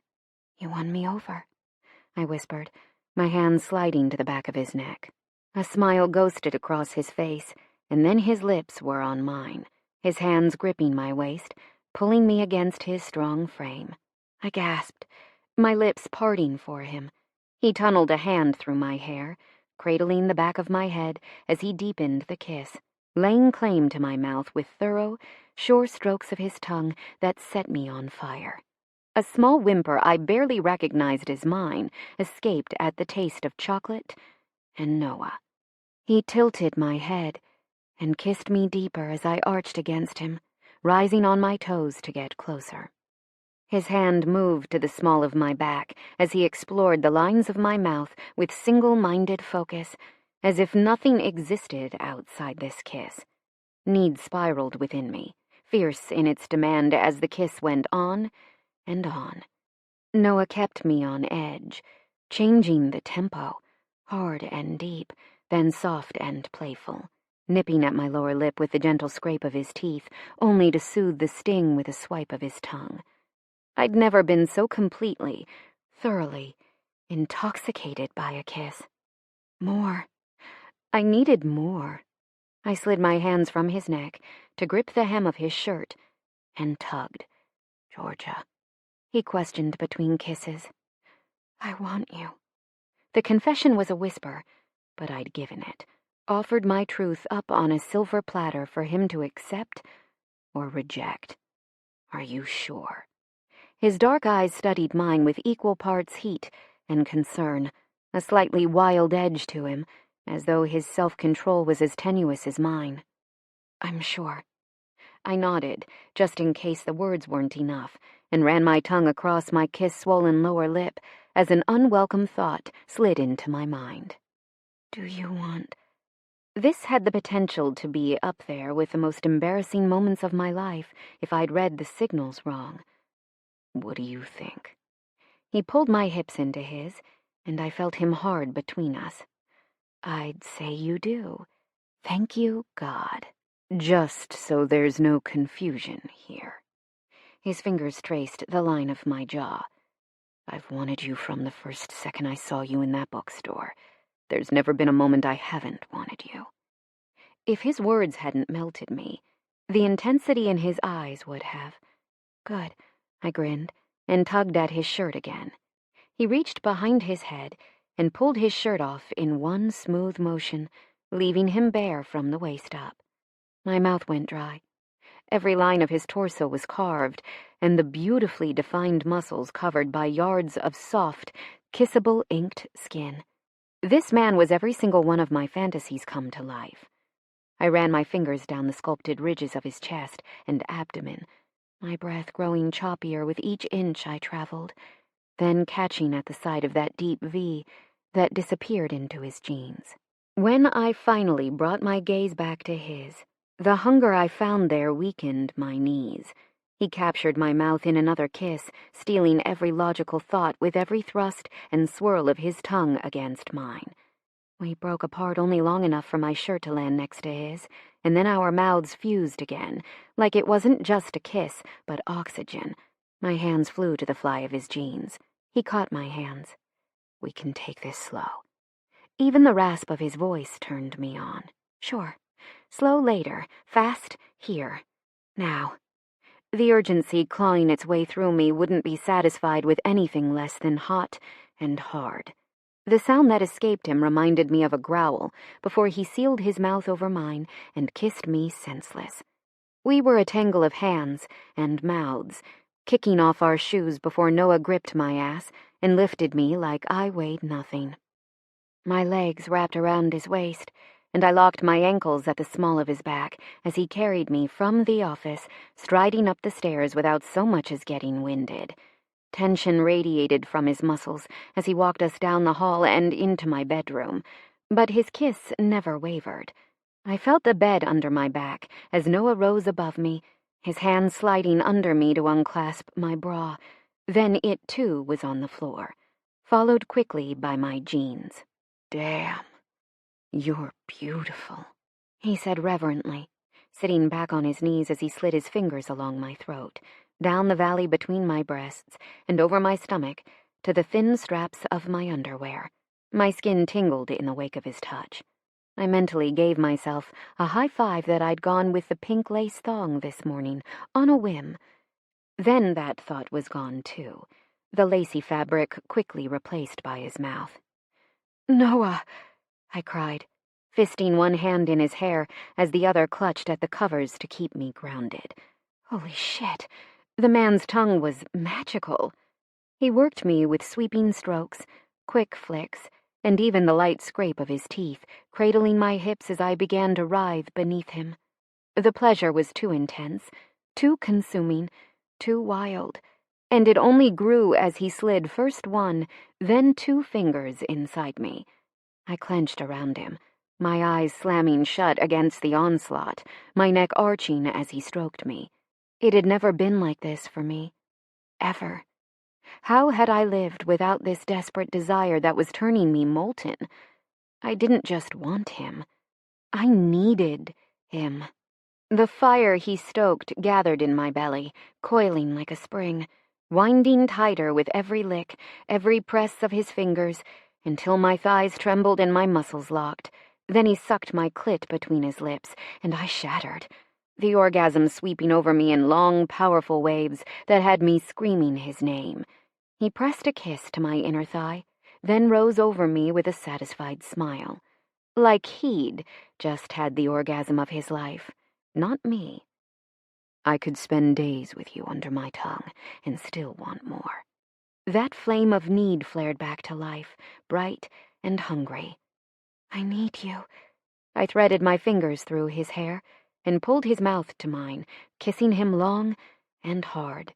We separated only long enough for him to strip naked, and I blatantly ogled the lines of his ass as he slipped a condom from his wallet, dropping the leather to the pile of denim at his feet.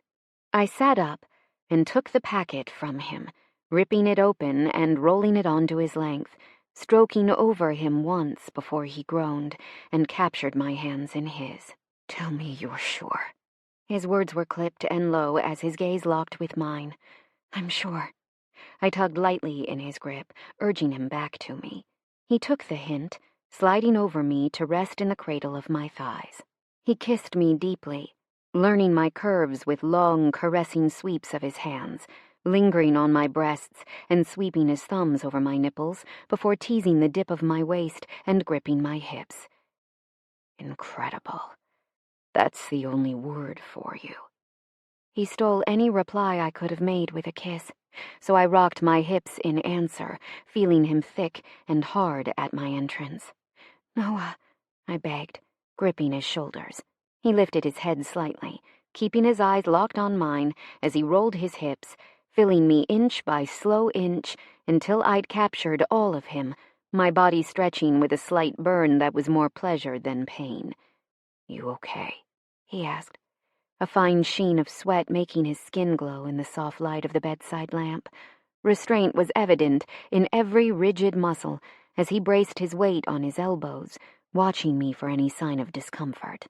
"I'm perfect," I assured him, stroking his shoulders and circling my hips as the burn turned to bliss. "That's exactly how you feel." He withdrew slightly, then thrust home with a groan. "God, Georgia, I'm never going to get enough of you." "More." He obliged. My toes curled as I whimpered, and I lifted my knees to take him deeper. Then words became obsolete as our bodies took over, speaking for us in every way we needed. He took me slow and hard, driving into me in a ceaseless, aching rhythm that had me straining and arching beneath him, my nails biting into his skin as I gave myself over to the mind-blowing sensations he evoked. As that pleasure gathered again, surprising me with its intensity, he adjusted his angle, sliding even deeper, rubbing over the most sensitive parts of me with every thrust, driving me higher and higher until my body went rigid beneath his as I hovered on that precipice. "Noah," I whispered, my body locking. "Yes," he urged, swinging his hips faster. I broke apart, calling his name as I came again, gripping him tight and taking him over with me as deeper, stronger swells raced through my body, consuming me, remaking me into something entirely new, entirely his. "Georgia," he groaned into my neck, and I decided that was exactly how I wanted to hear him say my name from that moment on. This was life. This was exactly how making love was supposed to feel, and I'd missed out on it up until now. I'd settled for so much less, not knowing that this kind of need had existed, that Noah existed. He rolled us sideways, holding me close as we recovered, our breaths as unsteady as our heartbeats. But those eyes of his were rock solid on mine, lit with the same joy coursing through my own veins. "Wow," I managed to say between breaths, my fingers lightly skimming over his cheek and across the light rasp of his beard. How did this man just get better looking? "Wow," he echoed, a grin shaping his lips. My heart beat wildly, and yet I felt better than I had ever. Happy. I was happy. Not that I was naive enough to think this would last forever. He didn't even live here. That silly glow throbbing in my heart was the result of 2 knee-melting orgasms, not— don't even think the word. Liking Noah was one thing. Falling for him was quite another. But then my brain played back the sound of him groaning my name into my neck, and I was a goner. Not just falling, but plummeting into an emotion I wasn't ready to deal with, let alone name. "The way I see it, we have 2 choices," he said, brushing my hair back with so much tenderness that a lump formed in my throat. "I can head back to my place, or—" I trailed a finger down his chest. I liked him just where he was.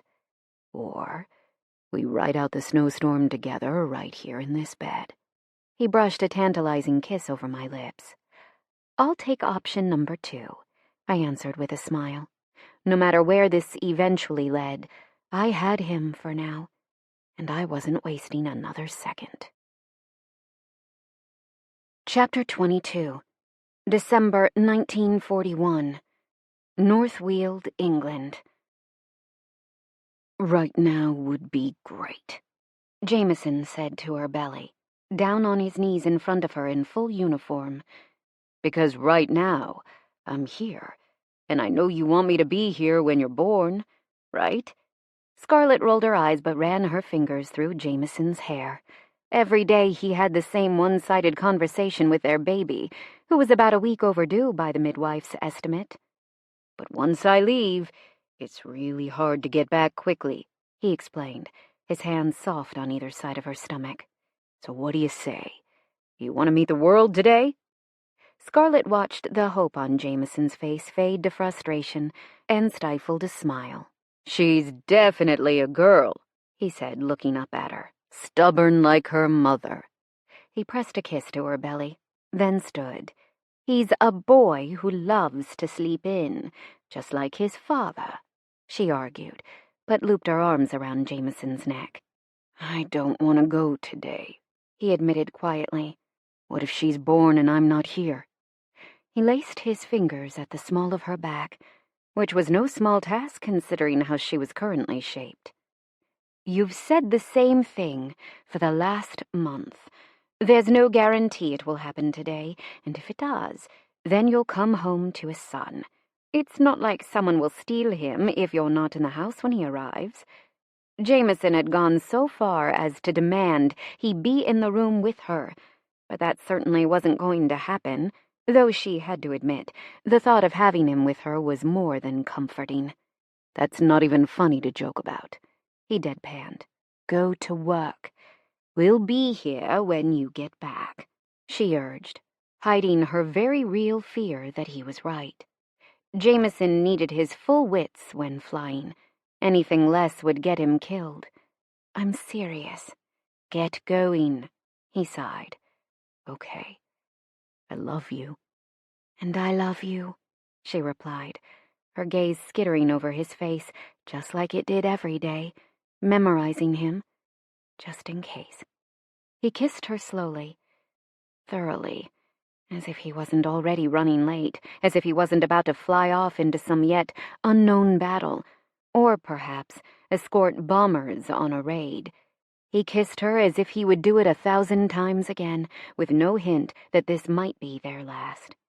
It was the way he kissed her every morning or night before he left for the hangar. She melted, her grip tightening on his neck as she pulled him closer, kissed him for just a minute longer. It was always one more minute with them, one more kiss, one more touch, one more lingering look. They'd been married for a year now, and she was still utterly besotted with her husband.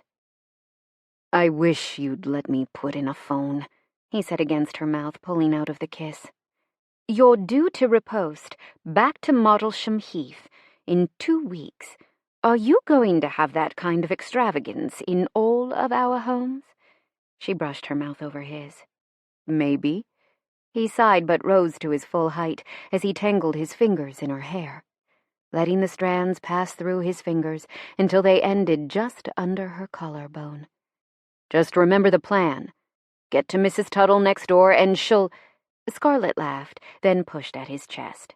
"How about I worry about having the baby, and you go fly the airplane?" His eyes narrowed. Fair enough.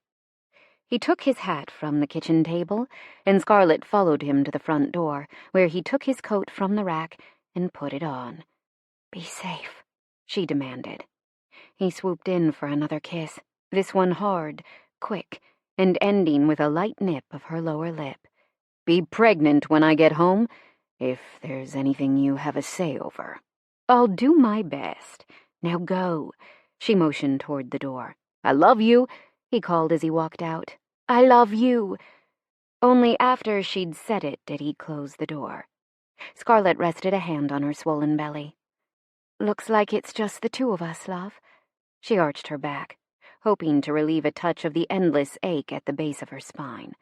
She'd grown so large that even her maternity dresses barely fit, and she couldn't remember the last time she'd seen her feet.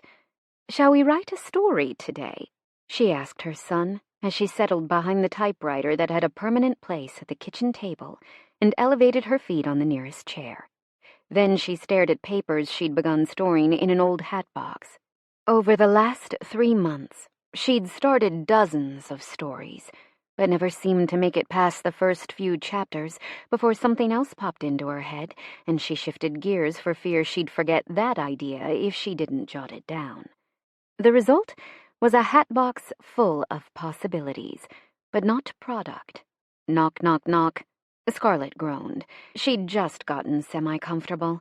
"Scarlett," Constance called from the front of the house. "In the kitchen," Scarlett called back, utterly relieved that she didn't have to get up. "Hello there, little one."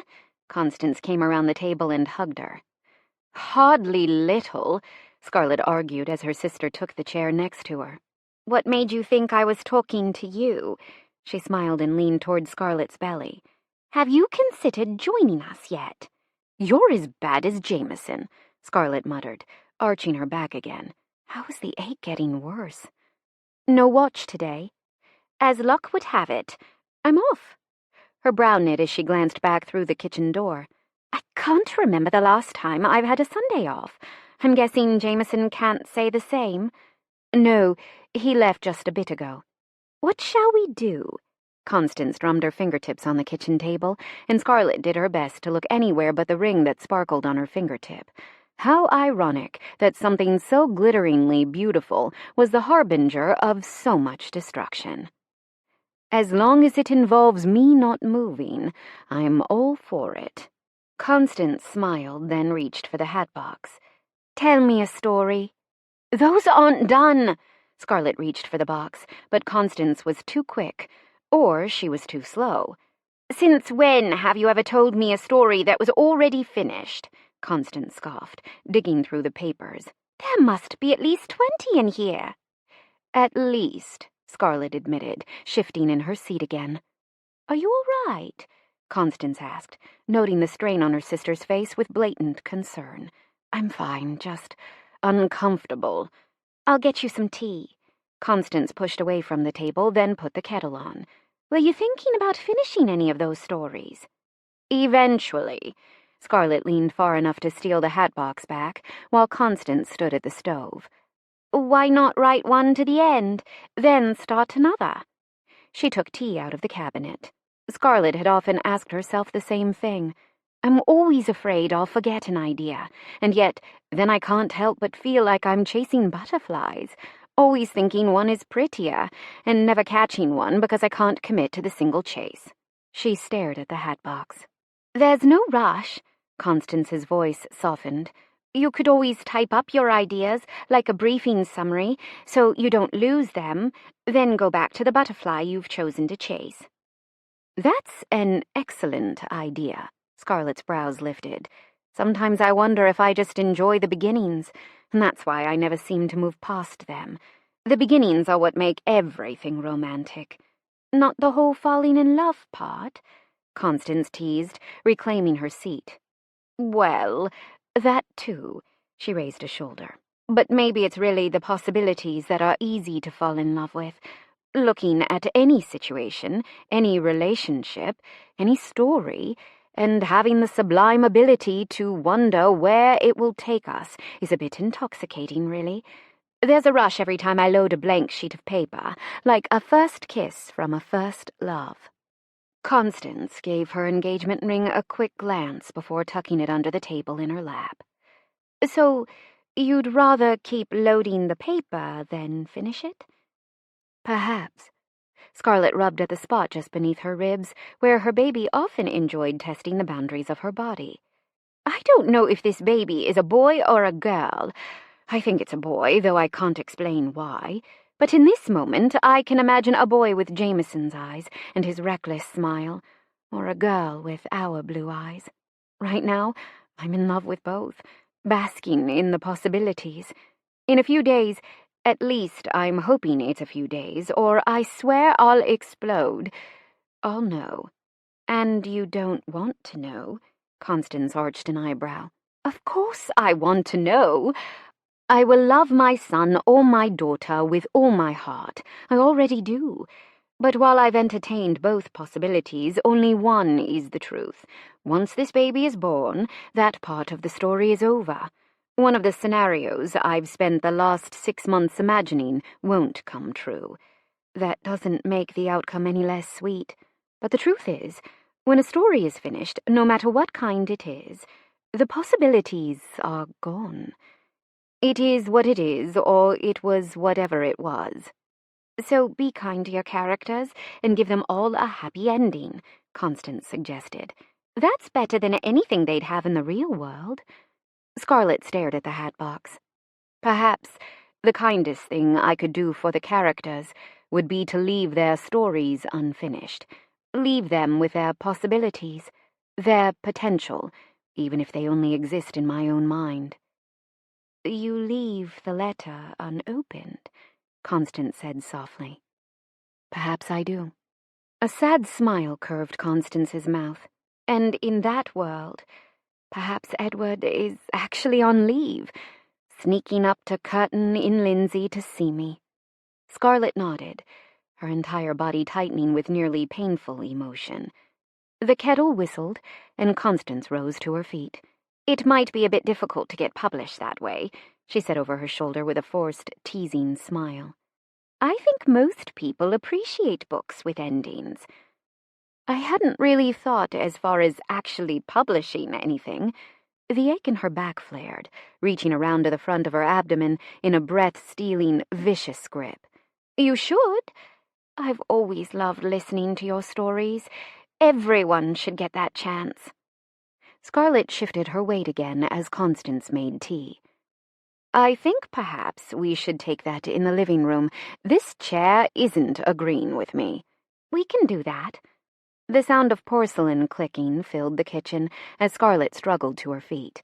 Little by little, the ache dissipated, and she managed her first full breath. Scarlett? Constance questioned, the tray in her hands. I'm okay, just a bit stiff. Constance put the tray on the table. Would you rather take a walk? Would that help? No, I'm sure I just need to stretch my limbs here for a minute. Constance glanced at the clock. Why don't we ring for the midwife? Just to be sure. Scarlett shook her head.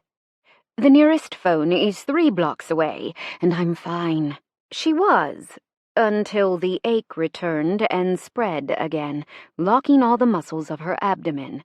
"You are most certainly not fine." Scarlett felt a pop, and then warmth gushed down her thighs. Her waters had broken. Fear unlike anything she'd ever known gripped her tighter than the contraction. "I'll ring for the midwife." Constance took her elbow and guided her to the chair. "Sit. Don't try to walk until I can get you into bed." "I want Jameson."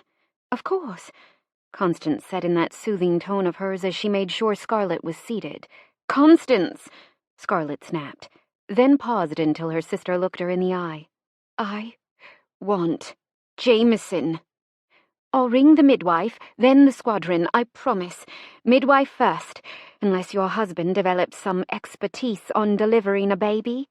Scarlett glared. "Right, sit. Don't move. For once in your life, let me be in charge." She ran out the door before Scarlett could argue. 5 minutes. 10 minutes. Scarlett watched the clock tick the minutes by as she waited for Constance. The front door opened 12 minutes after she'd left. "I'm here!" Constance called out from the living room just before Scarlett heard the door shut. Her sister wore a large fake smile as she came through the kitchen door. "Good news. The midwife will pop by in just a bit. She said to get you upstairs into a clean bed." "Jameson?" Scarlett asked through gritted teeth as another contraction took hold. "How many contractions did you have while I was gone?" Constance asked, grabbing a few towels from a kitchen drawer and mopping up the mess she'd left. "2? This is the 3rd." Scarlett fought through it with deep breaths, that pain only the tip of the iceberg. "Where is Jameson?" Constance threw the towels into the wash bin. "Constance!" "Somewhere over the North Sea." "Of course he is," she said through gritted teeth. She should have told him to stay, but there'd been no reason to. No reason acceptable to the wing leader, at least. "I won't leave your side," Constance promised, as she helped Scarlett to her feet. She didn't. 9 hours later, Scarlett was tucked between newly cleaned sheets, absolutely knackered, and happier than she'd ever been as she stared down at a pair of bright blue eyes. "I don't care what those midwives said." Constance peered over her shoulder. "Those eyes are going to stay just that utterly, perfectly blue. Even if they don't, they'll still be perfect," Scarlett declared, running her finger across the tip of the smallest nose she'd ever seen. "Agreed. Do you want to hold him?" Scarlett asked. "May I?" Constance beamed. "It seems only fair, seeing as you were equal parts nurse and maid today." "Thank you." Her voice softened. "I couldn't have done it without you." She lifted her son, swaddled in one of the blankets Jameson's mother had made and shipped to them, into Constance's arms. "I wouldn't have missed it," Constance said, adjusting the newborn in her arms. "He's perfect." "We want you to be his godmother." Constance's gaze snapped to hers. "Really?" Scarlett nodded. "I can't imagine anyone else. You'll protect him, won't you, if anything should happen?" She was in just as much danger from a bombing raid sleeping in her bed as she was when she'd been in the WAAF. Nothing was certain. "With my life." Constance's eyes misted over as she looked back at the baby in her arms. "Hello, little one. Hopefully your father will be home soon, so we can call you by a real name." She shot Scarlett a pointed look. Scarlett smiled. She'd refused to discuss his name until Jameson held him. "I'm your aunt, Constance. I know. I look a lot like your mummy, but she's at least a half-inch taller than I am, and her feet are a full size bigger. Don't worry. We'll come into focus a bit better once you're a few months older." She lowered her face. "Want to know a secret? I'm going to be your godmother. That means I'll love you and spoil you and always protect you, even from your mummy's awful cooking." Scarlett scoffed. "Now, I'm going to go make something for her to eat." She smiled down at the baby one more time, then handed him back to Scarlett. "Do you need anything before I head downstairs?" She eased off the bed as the bedroom door flew open. Are you okay?" Jameson's strides ate up the distance to the bed as Constance slipped past him out of the bedroom. His heart hadn't stopped racing since he'd landed, or more specifically, since the clerk ran him down and told him Constance had called that morning. That morning. No one had radioed. Not that he could have gone off mission and flown back, but he would have, somehow. "I'm fine," Scarlett promised, smiling up at him with a mix of radiance and what he assumed had to be bone-weary exhaustion. She looked unharmed, but there was a lot of her he couldn't see under all those blankets. "Meet your son."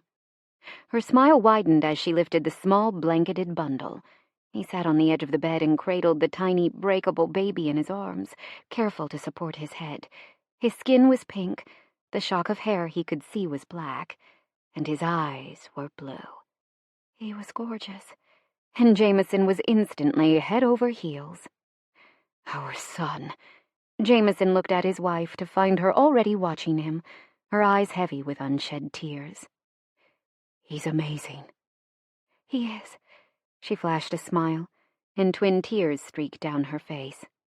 "I'm so happy you're here." "Me too."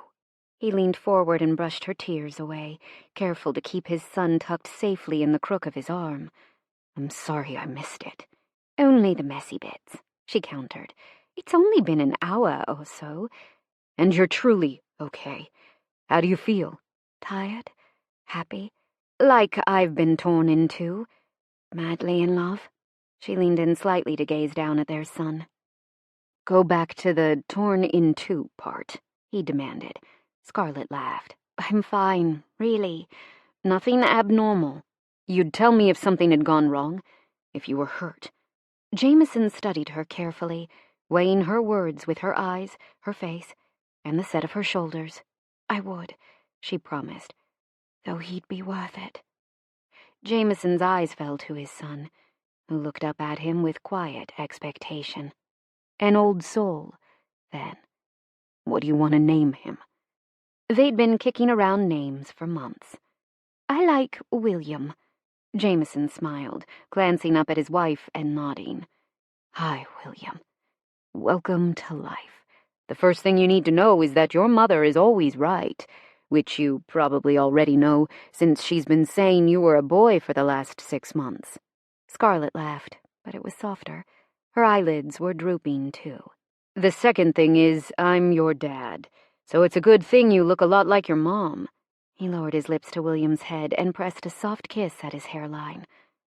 "I love you." He leaned forward and brushed a kiss over Scarlett's mouth. "And I love you. Thank you for him." "I love you, too. And I could say the same." Her breaths deepened, so Jameson placed their son in the small cradle next to the bed and tucked his wife in. "Can I do anything?" "Just stay," she whispered, fading off to sleep. That first night was an eye-opener. William was up every few hours, and Jameson did what he could to help. But he couldn't exactly feed him. They were already awake at 7 a.m. when there was a knock on the bedroom door. "Probably Constance," Scarlett muttered with William at her shoulder. Jameson glanced back to make sure she was covered, then opened the door to find Constance standing in the hallway, blocking Howard. "You can wait downstairs," she snapped. "This can't wait." "What's going on?" Jameson asked from the doorway. Howard raked his hand through his hair and looked at Jameson over the top of Constance's head. "I figured you hadn't turned on the news." "No." His stomach tensed. "The Japanese attacked Pearl Harbor. Thousands are dead. The fleet's gone," he said with a slight break in his voice. "Holy shit. Thousands are dead." Jameson sagged against the doorframe. He'd dedicated the past 2 years of his life to keeping this war from reaching American soil, while another had sucker-punched them. "Yeah. You know what that means?" Howard's jaw flexed. Jameson nodded, looking back over his shoulder at Scarlett's horrified expression before facing his friend again. "We're on the wrong side of the world." Chapter 23. Noah. "Scarlett, how are you, my love? Are you as miserable as I am? I found us a house off station. Now all that remains are your orders, and we'll be together again. I'll wait forever for you. Scarlett, forever. My arms and back ached as I rolled my shoulders and neck behind the desk. The storm had dumped 3 feet of snow over the last 2 days, and it had taken me the better part of 2 hours to dig out George's house. Could I have called the plow company? Absolutely, but winter in Colorado made my favorite workout, climbing, impossible, so I'd seen it as an opportunity. I'd also gravely underestimated the length of the driveway. Busy? Georgia popped her head into the open office door, and I forgot every single sore muscle. I don't want to interrupt your flow, but I didn't hear typing, so I thought this might be an opportune moment for lunch. Her smile would have knocked me on my ass if I hadn't already been sitting. You can have whatever moments you want. I meant it, too. Whatever she wanted, she could have, including me. Well, it's not much, but I whipped up some grilled cheese. She opened the door with her hip, carrying a plate with 2 sandwiches and a glass of what I knew was unsweetened iced tea. That sounds amazing. Thank you. I took the coaster from the top drawer and had it on the desk before she reached me. Funny how we'd both adapted so easily to the needs of the other over these last few weeks. You're very welcome. Thanks for digging us out. She put the plate to the side of my laptop and the tea on the coaster as I wheeled the chair back a few inches. My pleasure. I gripped her hips and pulled her into my lap. God, it felt good to be able to do that, to touch her whenever I wanted. The last 2 days had cut us off from most of civilization and allowed us to do nothing but indulge in pleasing each other. This was my idea of heaven. This isn't going to help you get the book done. She smiled, looping her arms around my neck. No, but it's going to help me get my hands on you. I slid one hand up the nape of her neck and into her hair, then kissed her until we were both breathless. My need for her hadn't been sated. If anything, it had only grown. I was completely and totally out of my depth with her, with everything I wanted to happen between us. The first time I'd seen her, I'd known, and every time I kissed her, it only became more apparent. She was it for me. The one. The endgame. It didn't matter that we lived 1,000 miles apart, or that she was still healing from her divorce. I'd wait. I'd prove myself. I'd do exactly as I promised and win her over, not just her body, but her heart. Her tongue danced with mine, and she groaned softly when I sucked it into my mouth. We weren't just well-matched in bed, we were combustible, constantly catching fire for the other. For the first time in my life, I knew I was never going to get enough. This was something incapable of burnout. Noah, she whimpered, and my body was there, ready. I was hers to do with as she pleased, knowing it would sure as hell please me at the same time. You're killing me. It's a pretty sweet way to go. I moved my lips down her neck, running my tongue over the sensitive lines and inhaling the scent of bergamot and citrus. She always smelled so damned good. She sighed, rolling her head back, and I kissed the hollow of her throat. What are we doing? She asked, her fingers gripping the back of my neck. Whatever we want, I answered against her skin. I'm serious, she whispered. That got my attention. I lifted my head and drew back slightly, studying her expression. Half of what Georgia said never came out of her mouth. It was in her eyes, the set of her mouth, the tension in her shoulders. It might have taken me a few months to learn her cues, but I was catching on, and she was worried.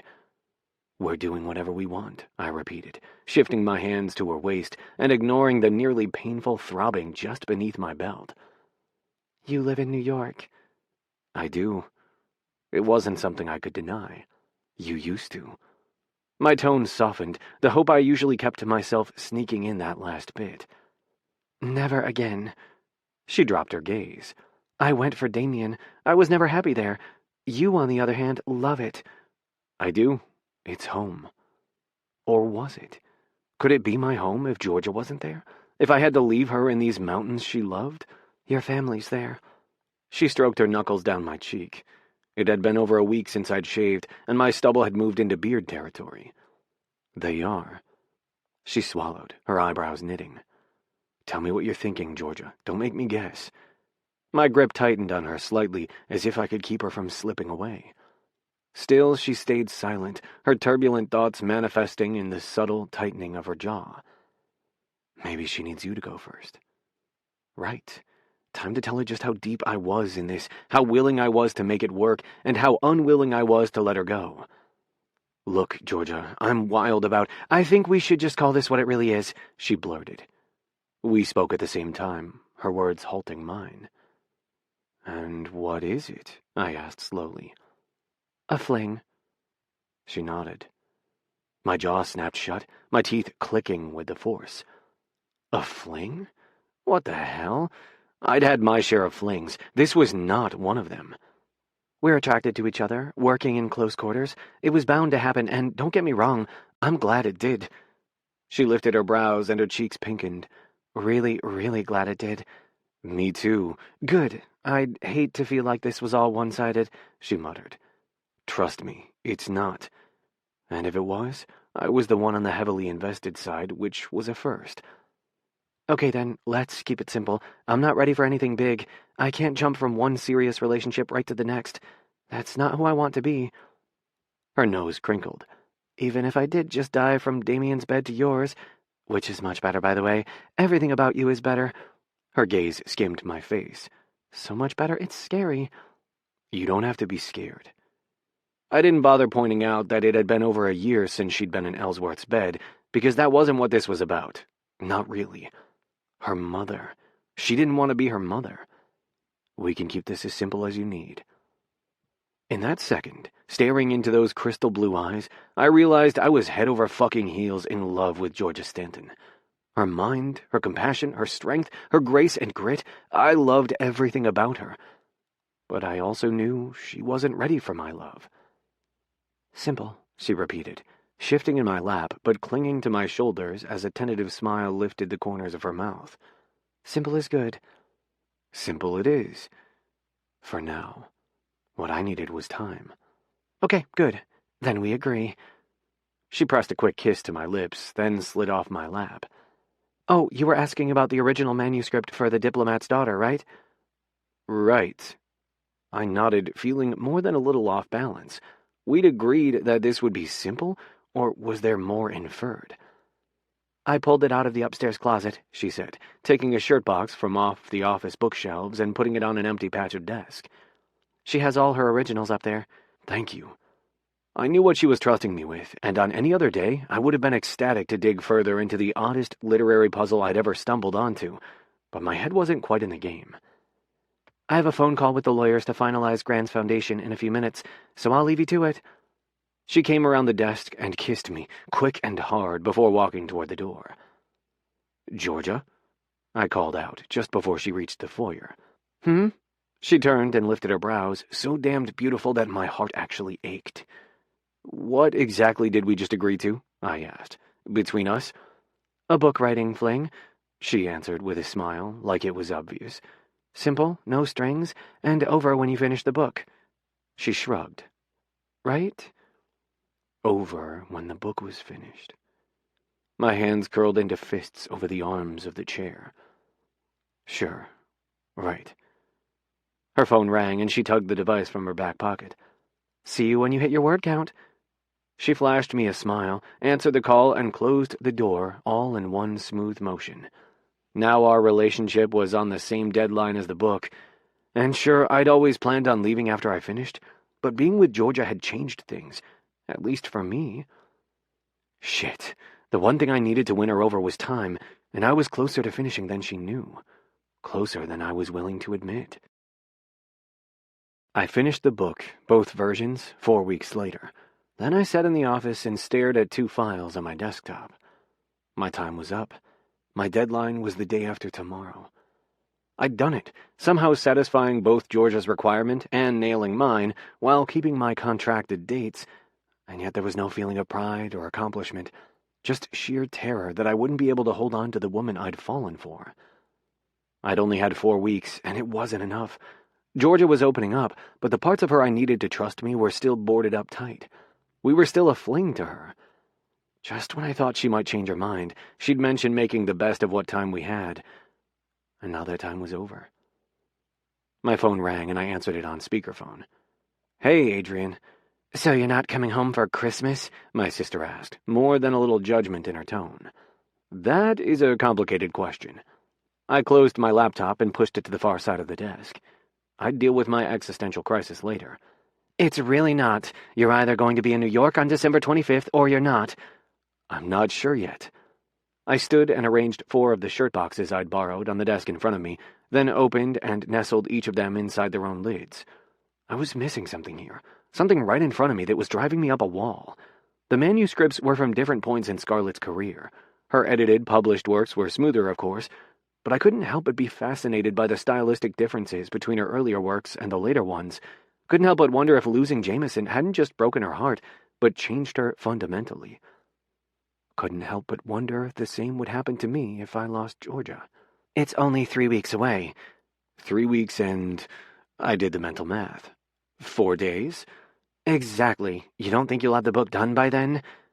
My jaw flexed at the thought of lying to my sister. To anyone, really. It's not about the book.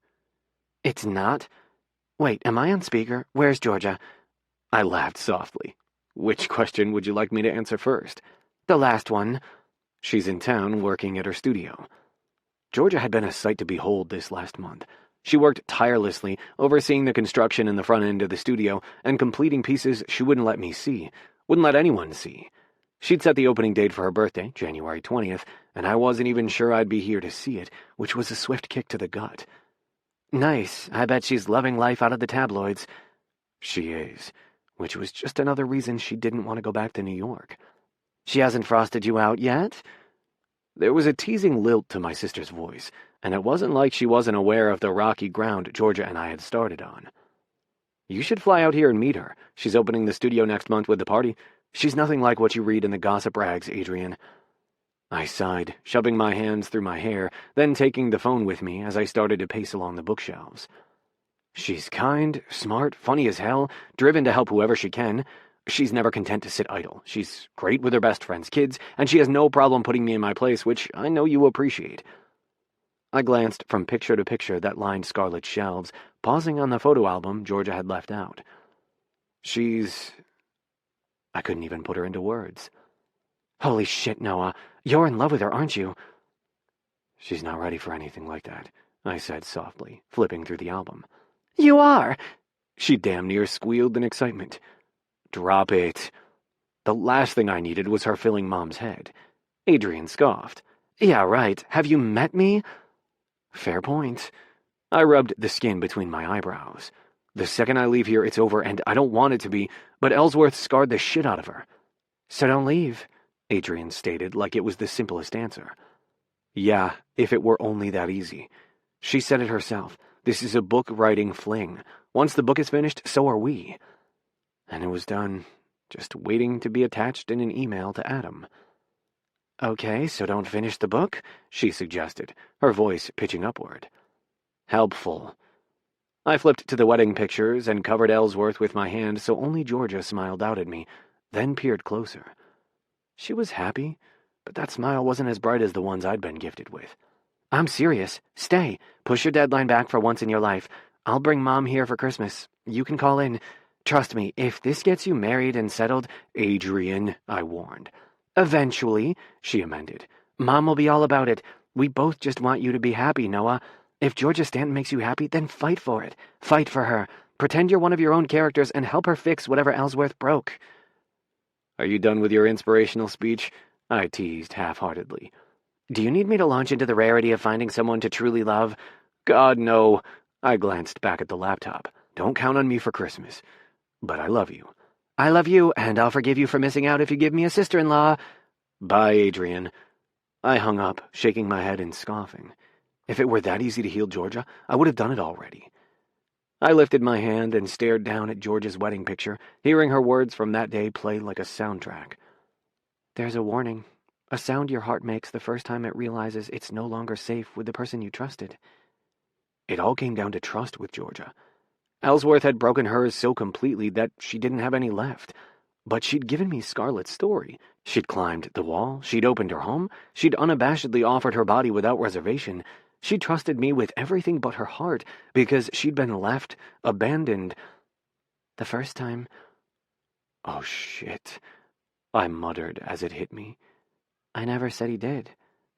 I flew back through the album as her words hit home in a way they hadn't when she'd said them. I passed her high school graduation, the birthday Ava had reappeared, and slowed when I'd backtracked as far as her first day of kindergarten.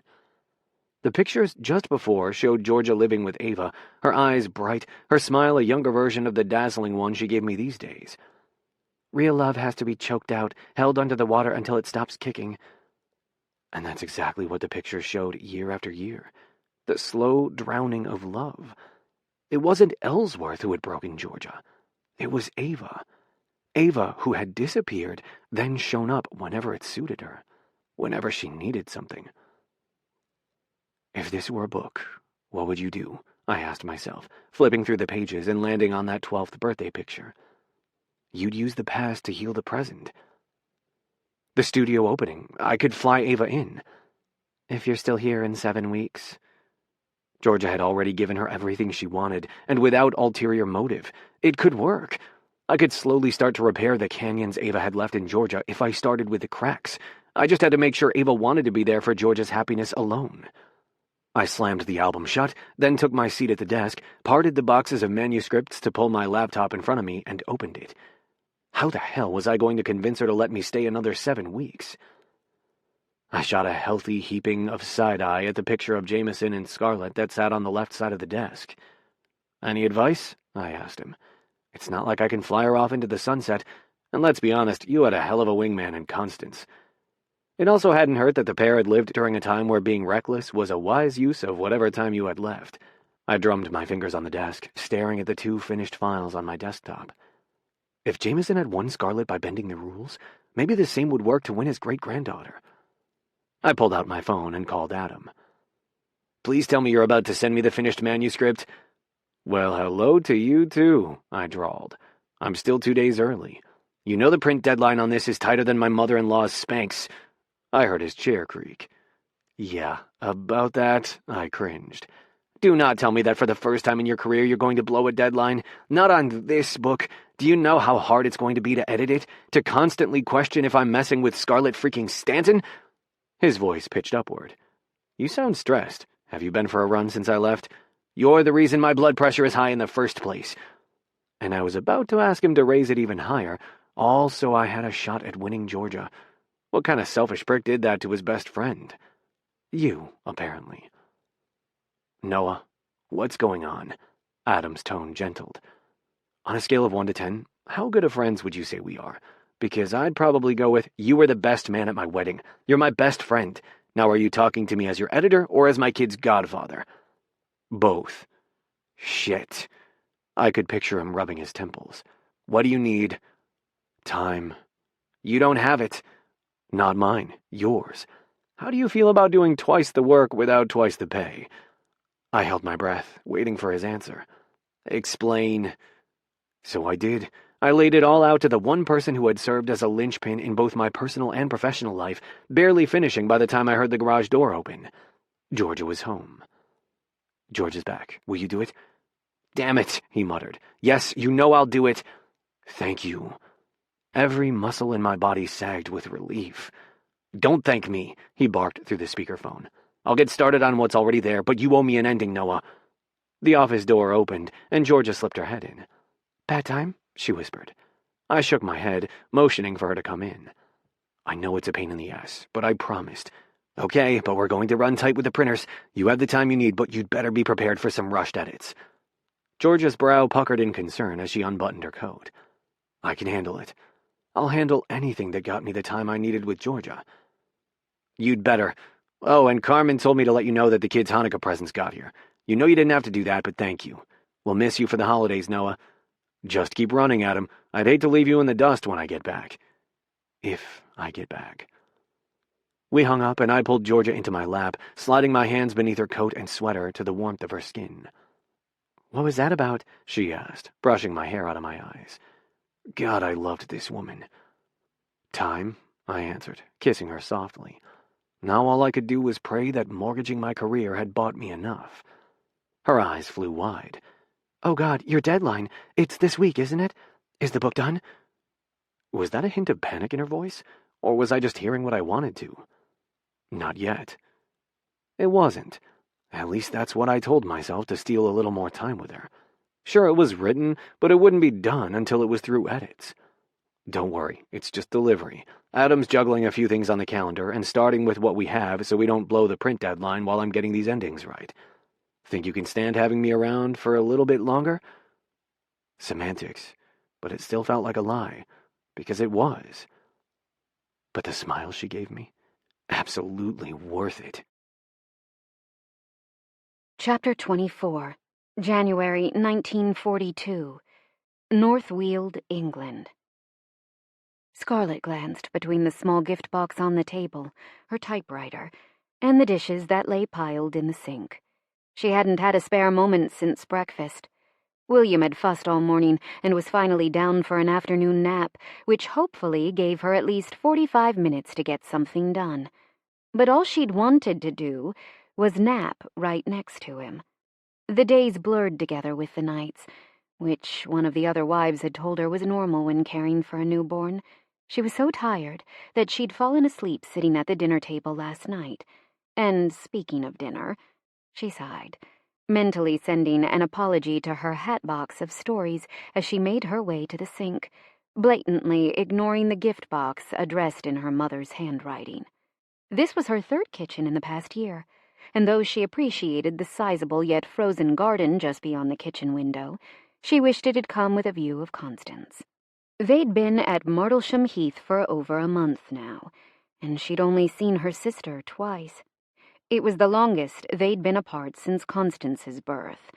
She missed her immeasurably, and while they were only an hour apart in distance, they were years apart when it came to this new stage of life. Constance was still billeted with the other women, still taking her watches, eating in the officers' mess, and planning a wedding. Scarlett's closest confidant was now a 6-week-old baby who wasn't much for conversation.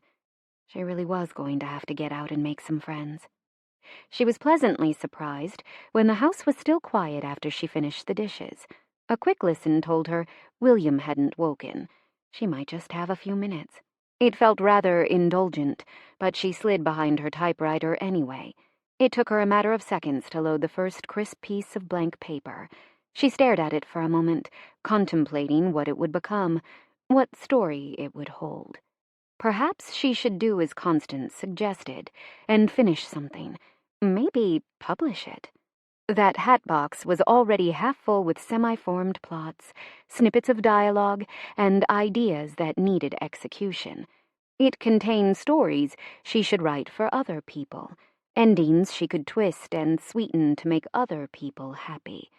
Endings like the one Constance should have been given. Endings like the one she wanted for herself, and Jameson, and William, but couldn't guarantee. She couldn't even guarantee that there wouldn't be a bombing raid tonight, that she wouldn't be among those counted as casualties. But she could leave as much of their story for William as possible, just in case. She started on that hot day in Middle Wallop when Mary forgot to pick them up at the train station. She remembered everything she could, writing even the smallest details about the moment she met Jameson. A smile stretched across her face. If only she could go back and tell herself then where they would end up. She never would have believed it. She wasn't sure she even believed now. Theirs had been a whirlwind romance that settled into a passionate, sometimes complicated marriage. Jameson hadn't changed much in the last 18 months, but she had. The woman who had made quick decisions at the planning board, who had been a rock-solid, valuable officer in the WAAF, was now... none of that, really. She was no longer responsible for the lives of hundreds of pilots. Only William. Not that she was alone in that, either. When he was home, Jameson was a hands-on father. He held William, rocked him, changed nappies. There wasn't anything Jameson wouldn't do for William, which only made her love him more. Becoming parents hadn't stripped them of their personalities. It had given new, deeper facets to them both. She wrote as far as Jameson asking for their first date before William woke with shrill demand. Hearing that first cry, she removed the paper from the typewriter and put it into the hat box, adding to the stack she'd been careful to leave on top so it wouldn't get mixed in with the rest. Then she put it away and went to fetch her littlest love. Hours later, William had been fed, changed, cleaned up and changed again, fed once more, mopped up after another spit-up, then fed one last time and burped before he was back to sleep. She headed into the kitchen to contemplate dinner, pulling out fish to fry. As though right on cue, Jameson walked in the front door. "Scarlett!" "In the kitchen!" The relief was a jolt of energy through her system, just like it was every time he came home to her. "Hey." His footsteps were soft, but his mood filled the room like a thundercloud, dark and ominous. "What's the matter?" she asked, abandoning the fish she'd planned on frying. He strode across the kitchen, took her face in his hands, and kissed her. It was soft, which, considering his mood, only made it that much sweeter. He was always careful with her. Their lips moved together in a soft dance that quickly deepened, intensified. It had been 6 weeks since William's birth, 6 weeks since her husband had shared her body and not just her bed. According to the midwife, 6 weeks was long enough, and Scarlett couldn't agree more. Jameson lifted his head slowly, keeping a tight leash on his self-control. She was so damn beautiful, it was nearly impossible to keep his hands off her. Her curves were lush, her hips grabbable, and her breasts full and heavy. She was every fantasy, every pin-up painted on a plane, and she was his. He knew she needed time to heal, and he would never push her to heal faster. He wasn't that big of a bastard. But he missed her body, missed the feel of sliding inside her, the way the rest of the world faded until it was just the two of them, straining together. He craved her taste on his tongue, the way her hips ground against his mouth, the silk of her hair sliding over his face from above as she kissed him when she took the lead. He longed for that little catch in her throat before she came, missed the way her eyes glazed over, her breath caught, her muscles locked, the sound of his name on her lips when she finally let go. He missed the sweet oblivion he found in her body, but mostly he craved just a few moments of her undivided attention. He wasn't jealous of his son, but he could admit the transition had a few bumps and growing pains. "I missed you today," he said, cradling her cheeks in his hands and sweeping his thumbs across the soft skin. "I miss you every day," she replied with a smile. "But I saw the look on your face when you came in. Tell me what happened." His jaw tightened. "Where's William?" He dodged, noting that his little man wasn't in the bassinet. "Sleeping upstairs." She tilted her head. "Tell me, Jameson." "We've been denied permission to leave for the Pacific Front," he admitted quietly. Scarlett's spine stiffened against the counter, and he instantly regretted the words. "You asked permission to go to the Pacific Front?" Scarlett asked, stricken and sidestepping out of his reach. "The squadron did, but I was in favor of it." His arms immediately felt empty. "Our country has been attacked, and we're all the way over here. It was only right that we ask, only right that if we're needed, we go." It had been a highly contentious debate within the squadron, but the overwhelming majority had demanded they send the request for transfer. Her chin rose, which meant he was in for a fight. "And at what point were you going to discuss the suggestion with me?" she asked, folding her arms under her breasts. "When it was deemed a possibility," he replied. "Or now that it's not." "Wrong answer." Fire shone in her eyes. "I can't just sit here while my country goes to war." He backed away from her, leaning against the kitchen table and clenching the edge. "You are not just sitting here," she fired back. "How many missions have you flown? How many patrols? How many bomber intercepts? You're already an ace. How would you call that just sitting here? And the last time I checked, your country was also at war with Germany. You're already where you need to be." He shook his head. "Who knows how long it will take for American soldiers to arrive, for America to do anything about the German threat. I joined the RAF to keep war from my door, to keep my family safe, to stop it here before it was my country being bombed or my mother becoming another casualty on the report. I came here to guard my home against the wolves, and while I was busy watching the front door, the wolves snuck in the back. And that is not your fault, she snapped. I know that. No one saw Pearl Harbor coming. But it happened, and it doesn't change the fact that I might be needed there. If there are plans, I want to be a part of them.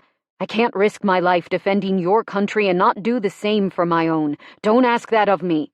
Every muscle in his body tensed, waiting, hoping she'd understand. Apparently, I don't get to ask anything at all, since you knew the 71st sent the request without so much as telling me. Her voice pitched higher, breaking. I thought we were partners. William had just been born, and you had so much on your plate that you didn't want to bother me. Her eyes narrowed. Because I have such a poor track record of handling stress. He rubbed his hand over his face, wishing he could take back every word since he'd walked in the door, or go back to a few weeks ago and talk this all out with her. I should have told you. Yes, you should have. Did you stop to think about what we'd do here if you were sent to the Pacific? She gestured to the room above them, where William slept. They bombed Americans! And you think I don't know what it feels like to have my country torn to bits by bombs? She tapped her chest. To watch my childhood friends die. That's why I thought you'd understand. When England went to war, you put on a uniform and fought because you love your country just as much as I love mine. I don't have a country, she shouted, then spun to face the window. He saw her face crumple in the reflection of the window, and his stomach sank. Shit. Scarlett, I don't have a country, she said softly, turning to face him. Because I gave it up for you. I loved you more. I'm not British. I'm not American. I'm only a citizen of this marriage, which I thought was a democracy. So pardon my surprise when it turns out to be a dictatorship. Benevolent, yes, but a dictatorship nonetheless. I didn't fight free of my father's control to have you step into his shoes. She scoffed and gave him a sarcastic, bitter smile. Honey, he shook his head, searching for something he could say to make this better. It's not just you anymore, Jameson. It's not even just us. You can be as reckless as you want when you're in the cockpit. I know who I married, but there's a little boy upstairs who doesn't know there's a war going on, let alone that it now spans the globe. We're responsible for him. And I understand wanting to fight for your country. I gave that up for us, too. Please don't treat me as less than equal because I chose this family twice. If you wanted a wife who would do nothing more than cook your meals, warm your bed, and have your babies, then you chose the wrong woman. Do not mistake my sacrifices for smiling compliance. Also, since I don't keep secrets, William received a gift today. She motioned to a small box on the table, then walked out of the kitchen, passing him without another glance, and a few seconds later, he heard her footsteps on the stairs. Jameson rubbed the bridge of his nose and scraped his ego off the floor, where Scarlett had crushed it beneath her foot. He'd been trying to protect her, to ease her, to keep yet another worry from her shoulders, and in doing so, he'd cut her out entirely. From the moment he'd met her, he'd stripped away little pieces of her. It didn't matter if that had never been his intention. The result was the same. She'd transferred for him, left her first station where she'd had friends. She'd hauled her sister along so she could keep the vow she'd made to Constance, too. She'd married him, lost her British citizenship for it, then had to pull family strings once again to be reposted when he was, so she could follow him. When she'd fallen pregnant, she'd given up the work she loved, the work she'd based her worth on.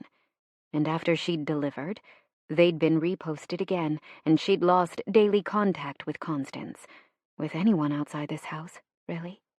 She'd given everything, and he hadn't protested because he loved her too much to let her go. He glanced at the small box that rested near his right hand, then picked it up, plucking the note from the top. "My darling Scarlett, congratulations on the birth of your son. We were so very pleased to hear the news. Please give him this token of our affection, and know that we cannot wait to meet the newest rite. Love, Mother." Jameson shook his head in disgust, then looked into the box. A small silver rattle rested on a bed of velvet. He lifted the ridiculous toy to see the engraving that etched the handle. A large W was flanked by another W and a V. Jameson dropped the rattle back in its box before he did something reckless and torched the damned thing. His son's name was William Vernon Stanton. He wasn't a Wright. They weren't allowed to claim any part of him. He pushed off the table and draped his jacket over one of the chairs, then loosened his tie as he walked up the stairs. Light shone from beneath their bedroom door, but not William's.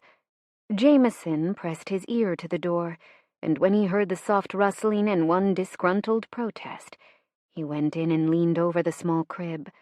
William looked up at him, tightly swaddled in the blanket his grandmother had sent from Colorado, and let loose a jaw-cracking yawn, then furrowed his brow.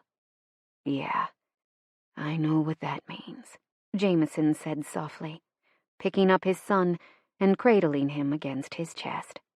How ironic that someone so very small had altered the gravity in his world. He pressed a kiss to the top of his head, breathing in his scent. "Did you have a good day?" William grunted, then opened his mouth against Jameson's shirt. "I'll take that as a yes." He rubbed small circles on William's back, knowing that he didn't have what he was looking for. "You might want to give her just a minute, kid.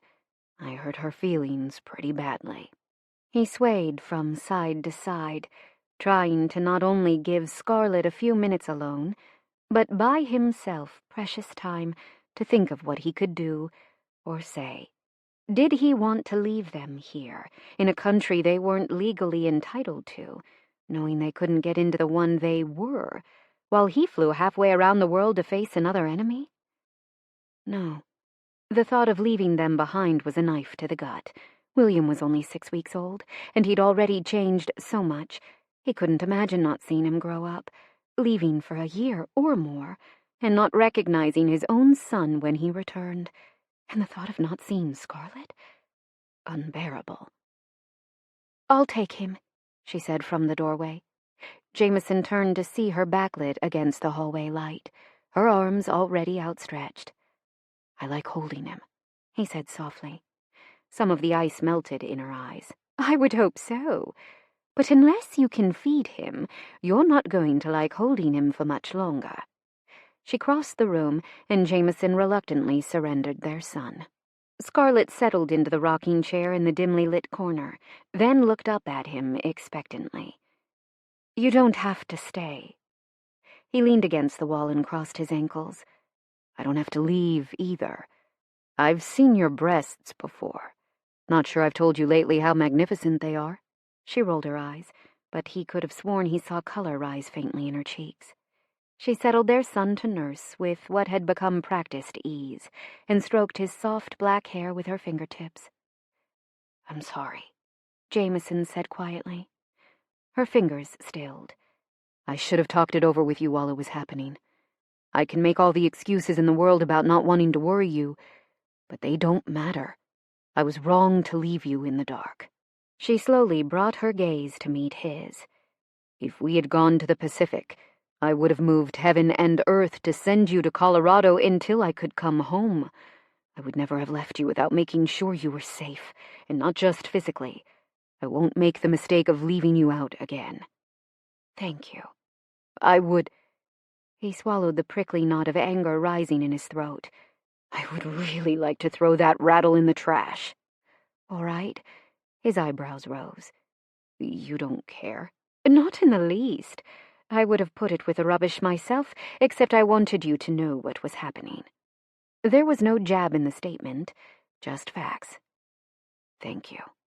He watched her silently for a moment, choosing his next words carefully. "Your visa appointment. is coming up in a few months, right? She nodded. May. Almost a year after they'd begun the process. I want you to promise me something, he said softly. What? Promise me that if anything happens to me, you'll take him to the States.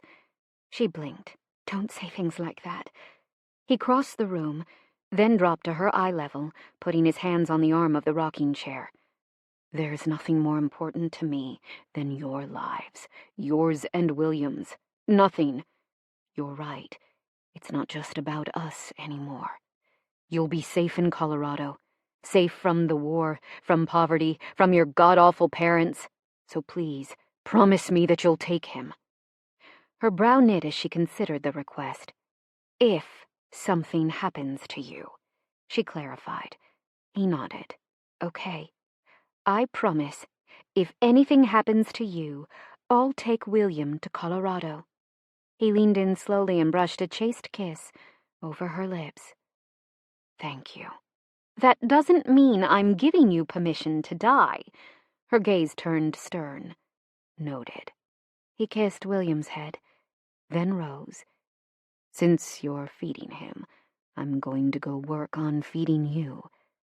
I love you, Scarlett. I love you too. He left his wife and son in the nursery and went straight to the kitchen and threw the rattle in the trash where it belonged. Scarlett and William were Stantons. They were his. Chapter 25. Georgia. Dear Jameson, you've only been gone a few days, and yet I miss you as if it's been years. This is so much harder than when we were at Middle Wallop. Now I know what it's like to be your wife, to lie beside you at night and wake to your smile in the morning. I asked again this morning about the transfer request, but so far there is no news. Hopefully tomorrow. I can't bear being so far from you, knowing that you fly into danger, and I can do nothing but sit here and wait. I can't even welcome you home.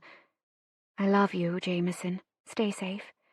Our fates are intertwined, for I cannot exist in a world where you do not. Love, Scarlett. Are you ready for this? Noah asked with an excited smile, straightening his tie as we sat parked in front of the studio, the January snow flurrying by. If I'm not? My eyebrows arched. It will be awkward in an hour when everyone shows up, but we can lock the door, turn off the lights, and pretend we're not here. He lifted my hand and kissed the inside of my wrist, sending a jolt of need straight through me. I'd had him in my bed nearly every night for the past 2.5 months, and the need hadn't lessened. All he had to do was look at me, and I was ready for him. But I am willing to offer any bribe you want, just to see what you've been creating in there. I am pretty proud of my little collection. I'd just about worked my fingers off getting ready for this night. There were a few dozen minor pieces ready for sale, and a few larger ones I'd mostly made for display. Invitations had gone out, replies received, and now all I could do was open the doors and pray I hadn't wasted what was left of my bank account. I'm proud of you. This time he kissed my lips, sucking lightly on the lower one before releasing it. I was completely and thoroughly addicted to this man. It was only supposed to be a fling. That was the deal. He'd leave as soon as the book was finished, and watching the days tick by only served to remind me that we were living on borrowed time. Every day I expected him to tell me it was done, but it wasn't. Pretty soon he'd be flirting with missing the print deadline if he wasn't careful. I know tonight is going to be just as amazing as you are. Glad one of us is certain. I sucked in a breath and reminded myself that this was Poplar Grove, Colorado, not New York City. There were no paparazzi, no movie stars or execs, no gossip columnists, and no one who feigned interest in me just to get 5 minutes with Damien. This was mine, only mine, and Noah was going to be the first person I shared it with. He held my hand as we walked to the door, then blocked the wind as I fumbled with my key to get the heavy glass open. Then I led him inside the dark space. "Wait right here. Close your eyes." I wanted to see his face when the lights came on. "You'd think it was my birthday and not yours," he teased. I laughed, then walked to the light switch once I was certain his eyes were well and truly closed. The space was as familiar to me as my bedroom by now. I could find my way blindfolded if I needed to. I flipped the switch, and the gallery lit up in a dozen places. There were vases and small sculptures lining the glass shelves on the walls, 2 bigger tower pieces in each bay window, and in the center, on a pedestal highlighted with its own lighting, sat my favorite piece. "You can open your eyes," I said softly, then held my breath as Noah's dark gaze swept over the gallery in appreciation, his smile wide as he took it all in, then fixed on the pedestal. "Georgia," he whispered with a shake of his head. "My God. Do you like it?" I slid into his side, and he tucked his arm around my waist, pulling me tighter. "It's magnificent." My favorite piece of the collection was a crown composed of glass icicles ranging from 6 to 10 inches long. "Get it?" A corner of my mouth lifted in a smirk. "It's befitting of an ice queen," he answered with a low chuckle, "though you're anything but cold." "It's incredible. Thank you." I never commented on their little digs because there's power in silence and grace in holding your head high. But I figured, why not own it? I'm the only person who gets to define me anymore, and besides, maybe I'll make a crown of flames next. I could already see it taking shape in my mind. "You are incredible, Georgia Stanton."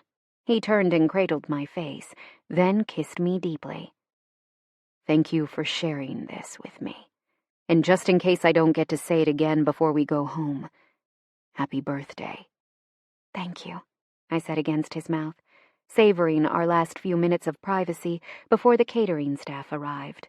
Within the hour, the doors were open and the gallery filled with guests from my small town. I greeted the first dozen people, showing them around the space with Noah at my side. Lydia, our housekeeper, and her daughter arrived. Then Hazel and Owen, Cecilia Cochran from the library. "Mom," I gasped, my free hand flying to my mouth. Noah's arm came around my waist, steadying me as "Mom" came through the small crowd, wearing a pale pink sheath and a shaky smile. "Happy birthday, Georgia," she said softly, hugging me gently, then releasing me with her usual 2 pats. "Mom?" Shock wasn't an adequate word. She swallowed nervously, her eyes flying to Noah's and back. "Noah invited me. I hope you don't mind. I just wanted to be here to wish you a happy birthday and say congratulations. This is quite an accomplishment."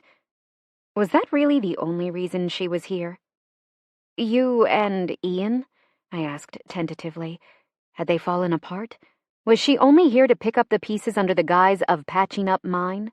"Oh, he's fine. We're fine," she assured me. "He sends his best. I'm sure you understand why he's not with me. Because I couldn't stand him, and he knew it, which was actually pretty considerate when I thought about it." "How was the flight?" Noah asked, breaking the tension with that easy way he had. "It was good. Thank you so much." Mom took a deep breath. "In the spirit of full disclosure, Noah bought my ticket." "Oh? Full disclosure? She and Ian were fine?" "That was really sweet of you," I said to Noah, leaning into his side. "My pleasure." His hand flexed at my waist. "It's not my present, though. That's waiting for you back at the house." "I told you not to spend money on me," I chastised. But there was a tiny thrill of curiosity thrumming in my chest. "I didn't. I promise." There was that grin again. He was up to something. "I can't hog the birthday girl all night. See to your guests," Mom said with a watery smile. "Thank you for letting me be here. Your birthdays have always been—" Her smile faltered. "I'm just glad. That's all." Her gaze swept over the gallery. "This is phenomenal. I'm so very proud of you, Georgia." "Thank you for being here," I told her, meaning every word. It means a lot to me. The advance had been paid, and any other royalties from the book would go straight to Mom's account. She was happy with Ian. It looked like her life was going well, too, which meant she wasn't here because she needed something from me. She was here because she wanted to be. And sure, it was only one night in a lifetime of them, but it was enough. I was all smiles as I made my way around the room, watching the smaller pieces disappear as they were purchased. "This is awesome!" Hazel wrapped me in a tight hug. "And is that Lydia's daughter behind the register?" I nodded. "I think it might be going well." "It is. Trust me." Her eyes narrowed as she stared over my shoulder. "Whoa. Who is Noah?" Her eyebrows hit the ceiling. I turned around, blinking in confusion, as Noah embraced a strikingly beautiful woman near the door. He looked up, searching the room, then grinned as he found me. He said something to the woman, then led her past the ice crown to where I stood with Hazel. The woman's hair and eyes were as dark as Noah's, and her complexion the same sun-kissed olive. A man with sandy blonde hair, green eyes, and a well-tailored suit came to her side. "I hope you don't mind that I invited one of my closest friends, too," Noah said with a smile.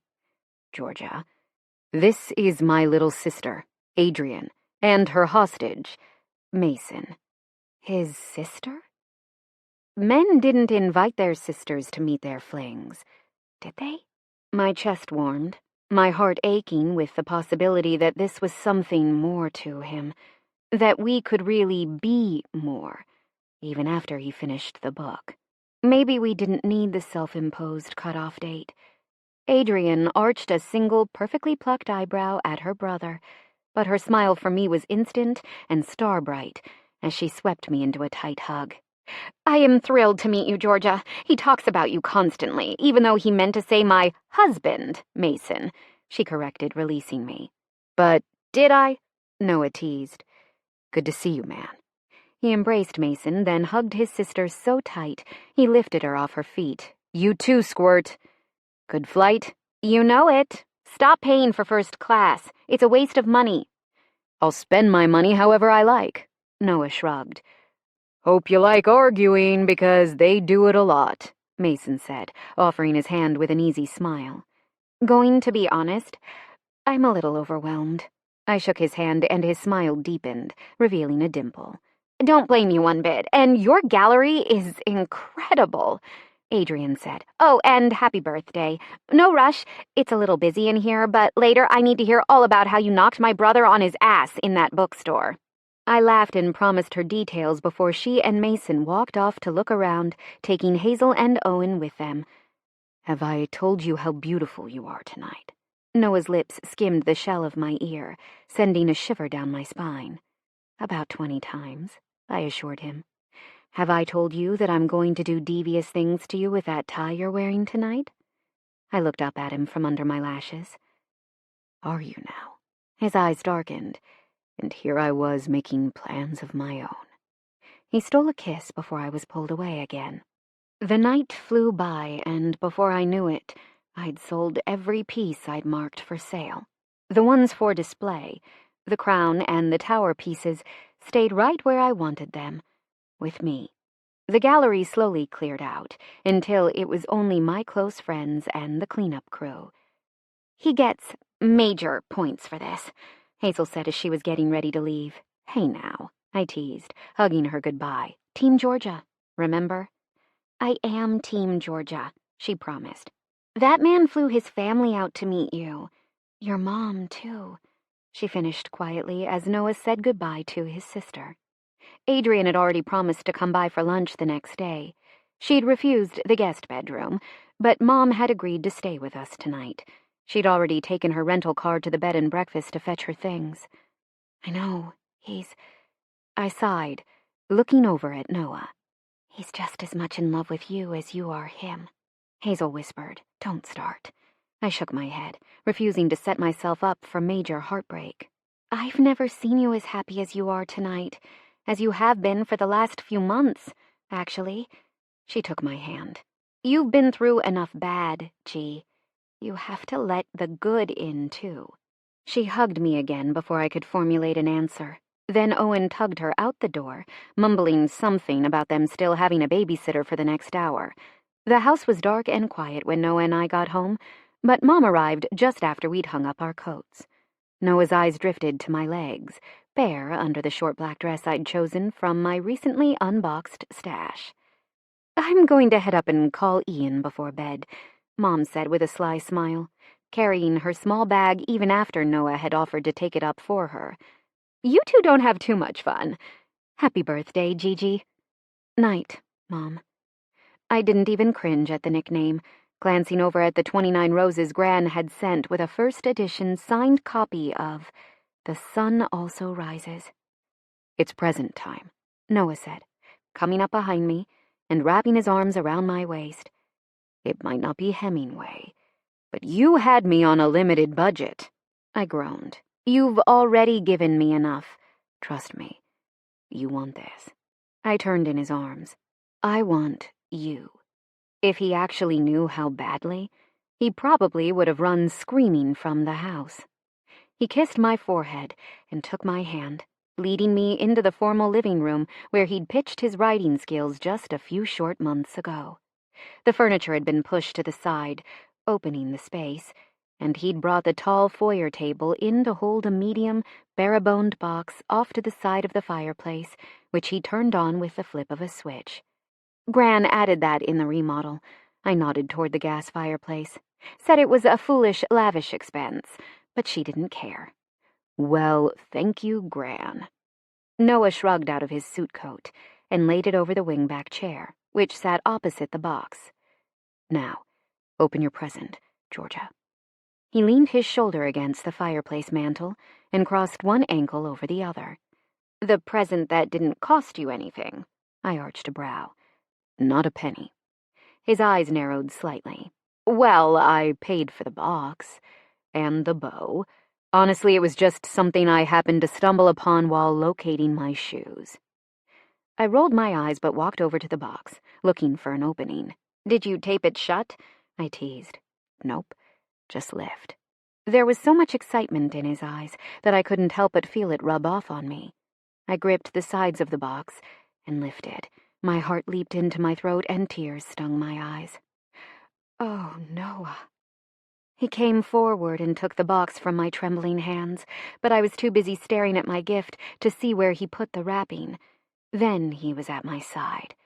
"Is it—" I was almost afraid to say the words, content to let it be real, even if only in my mind. "It is." He nodded, his smile soft.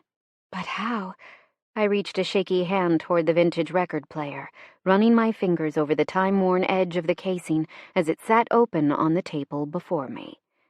"I found a panel loose in the back of my closet at Grantham Cottage a couple of weeks ago," he said, maneuvering the arm of the phonograph so it rested above a dustless record. "The same closet where the heights marked on the closet doorframe weren't painted over like the rest of the house." My eyes flew to his, somehow knowing what his next words would be. "They were Grandpa Williams, weren't they?" I guessed. He nodded. "My guess is that's why she never sold the cottage. I went to the county and looked up the property records.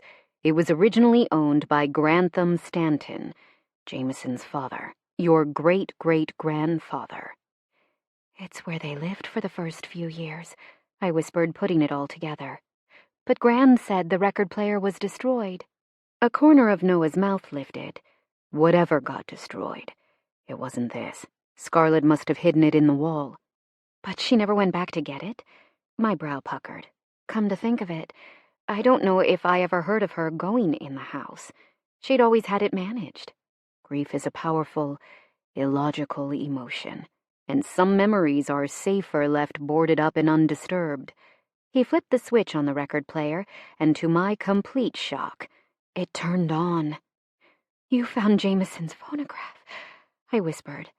I found Jameson's phonograph. He dropped the arm, and the needle made contact, filling the room with Billie Holiday's voice. My eyes slid shut, imagining them in that field, starting out the love affair that led to my existence. The love that had haunted Gran the rest of her life, even though she'd eventually married again. "Hey," Noah said softly, backing into the center of the room and holding out his hand for mine. "Come dance with me, Georgia." I walked straight into Noah's arms, feeling the last of my barriers give way. "Thank you," I said, resting my cheek on his chest as we moved gently together, rocking to the music. "I can't believe you did this all for me. The dinner and your sister and Mom and the phonograph. It's too much. It's nowhere near enough." His voice lowered as he tilted my chin to look in my eyes. "I am completely, wholeheartedly, madly in love with you, Georgia Constance Stanton." The intensity in those words was echoed in his eyes. "Noah." My heart clenched, and the sweet ache I'd tried like hell to stifle broke free and filled every desiccated, love-starved cell in my body as I let myself let myself love him back. "This isn't a fling for me. It hasn't ever been. I wanted you from the first second I saw you in that bookstore, and knew you were the one the minute you opened your mouth to tell me you hated my books." He nodded slowly, a smirk playing at his mouth. "It's true, and I don't need you to say it back. Not yet. In fact, please don't. I want you to say it in your own time, when you're ready. And if you don't love me yet, don't worry. I'll win you over." He rested his forehead against mine as we swayed. Oh, God. I loved him. Maybe it was reckless and foolish and too damned soon, but I couldn't help it. My heart was his. He'd won me over so completely that I couldn't imagine a single day without him. "Noah, He kissed me quiet, stopped my declaration. Then he carried me upstairs and made love to me so thoroughly there wasn't a single inch of my skin that didn't know his hands, his mouth, his tongue. By the time the sun came up, we were both famished, drunk on a cocktail of orgasms and sleep deprivation as we kissed our way downstairs like a pair of teenagers, staying as quiet as possible so we didn't wake Mom. We were a total cliché. Noah wearing last night's dress pants, while I'd hastily buttoned his shirt over nothing but a pair of boy-cut briefs. I didn't care. I was in love with Noah Morelli, and I was going to make him pancakes. Or eggs. Whatever was quicker and got us back into bed. He kissed me deep and long in the foyer, tugging me toward the kitchen. "What is that?" I drew back at the sound of rustling paper coming from the office. Noah lifted his head, his eyes narrowing at the slight gap in the office doors. "I shut those last night before the party. Wait here." He swept me behind his back, then strode silently to the French doors, pushing one open carefully to look inside. "What the hell are you doing?" he growled, disappearing inside. I followed, racing through the open door. It took a second to figure it out. Mom sat in Gran's chair, her cell phone poised above the desk, a shirt box open to her left, and a small pile of papers in front of her. She was scanning the manuscript. Chapter 26, May 1942. Ipswich, England. William cried, and Scarlett rocked him gently, swinging him side to side as the air raid sirens wailed above them. The shelter was full and dimly lit, but she imagined her expression mirrored those around her. There were a few children huddled in the corner, playing a game. For the younger ones, this had become routine, just another fact of life. The adults passed around reassuring smiles that were anything but. The air raids had picked up in the last week, the Germans bombing city after city in retaliation for the bombings in Cologne. Though the raids had never ceased completely, Scarlett had grown complacent over the last few months, and though this wasn't the first time she found herself in a shelter, waiting to survive, or not, this was the first time William had. She'd known fear before, felt it in those moments the hangar had exploded back in Middle Wallop, or the times Jameson came home late, or not for days, while they escorted British bombers. But this fear? This terror clenching her throat with an icy fist was a new level, a new torture in this war. It was no longer only her life that hung in the balance, or even Jameson's, but that of her son's. William would be 6 months old in a couple of days. 6 months, and all he'd known was war. "I'm sure they'll give us the all clear in just a moment," an older woman told her with a kind smile. "Certainly," Scarlett replied, adjusting William to her other hip and pressing a kiss to the top of his head through his hat. Ipswich was a natural target. Scarlett knew that, but they'd been lucky so far. The sirens stopped, and there was a hum of collective relief throughout the long tube that served as their shelter underground. The ground hadn't shaken, though that wasn't always a sure way to tell if they'd been hit, only that they hadn't been hit nearby. "There aren't as many children as I would have expected," Scarlett said to the older woman, mostly to distract herself. "They build shelters at the school," she explained with a proud nod. "They can't fit all the children, naturally, but they go to school in shifts now, taking only as many children as can fit at once. It's thrown more than a few schedules into upheaval, but—" She trailed off. "But the children are safer," Scarlett assumed. The older woman nodded, her gaze flickering to William's cheek. "I can appreciate that," Scarlett said, holding William just a little tighter.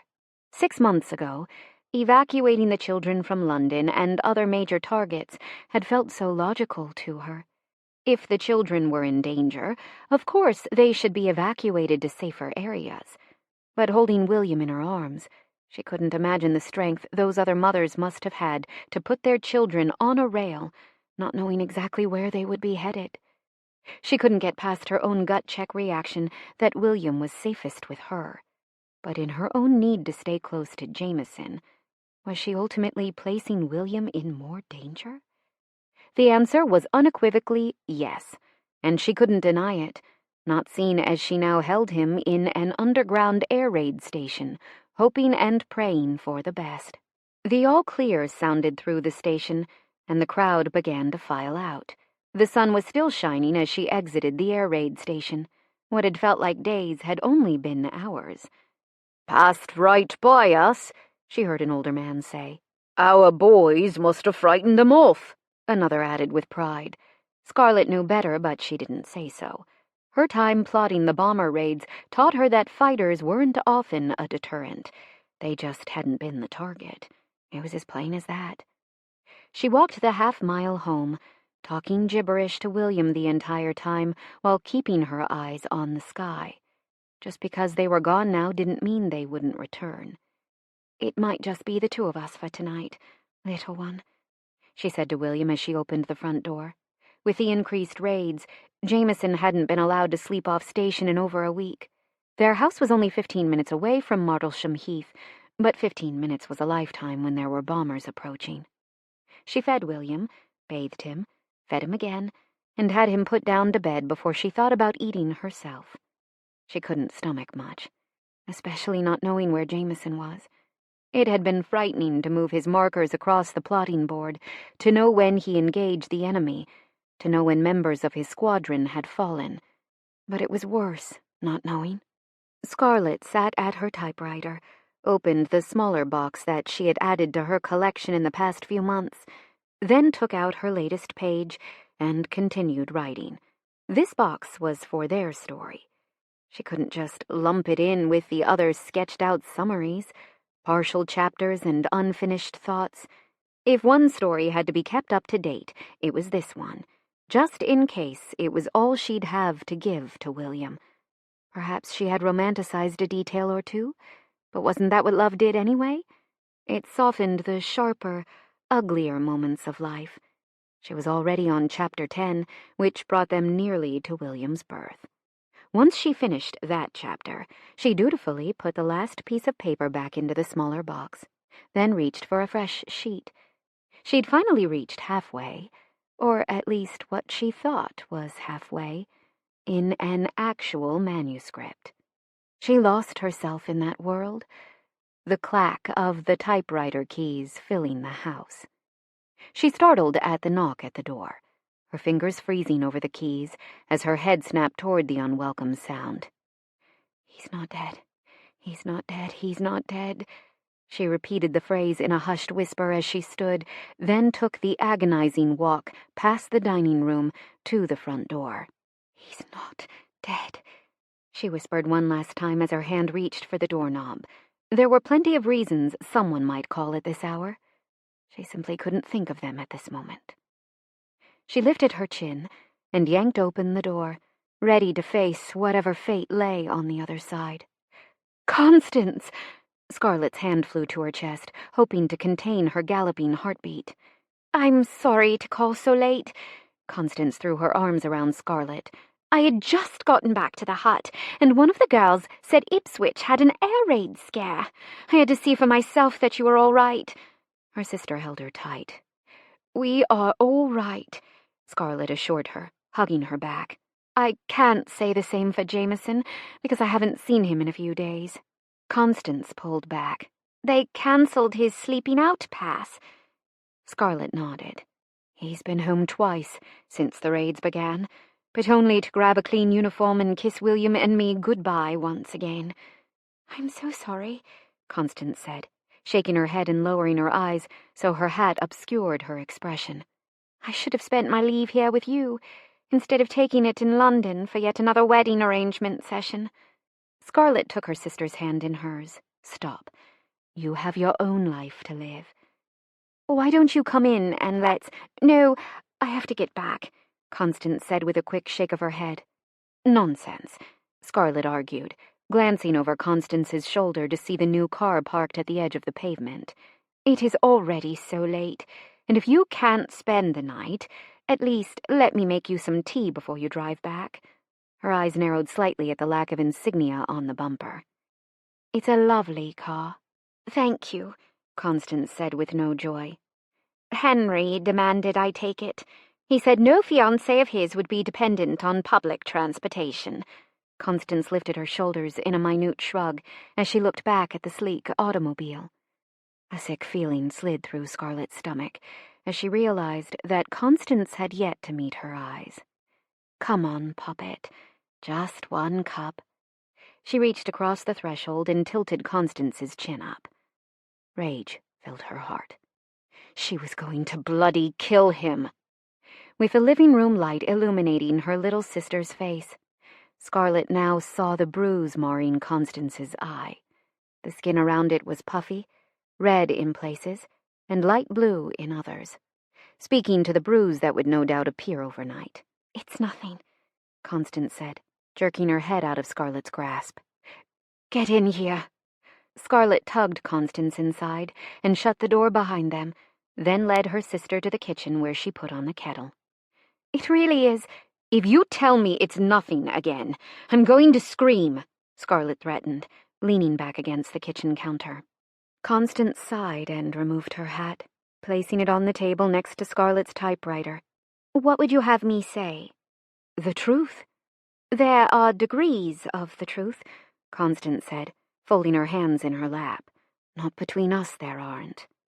She folded her arms across her chest. "I angered him," Constance explained, her eyes lowering to her hands. "Turns out, he doesn't like to be kept waiting, or to be told no." Scarlett's chest ached. "You cannot marry him. If he does this before you're married, imagine what will happen after." "You don't think I know?" "If you know, then why go through with it? I know you love that land, and I know you think it's the last piece of Edward, but Edward wouldn't want you to be battered and bruised to keep it."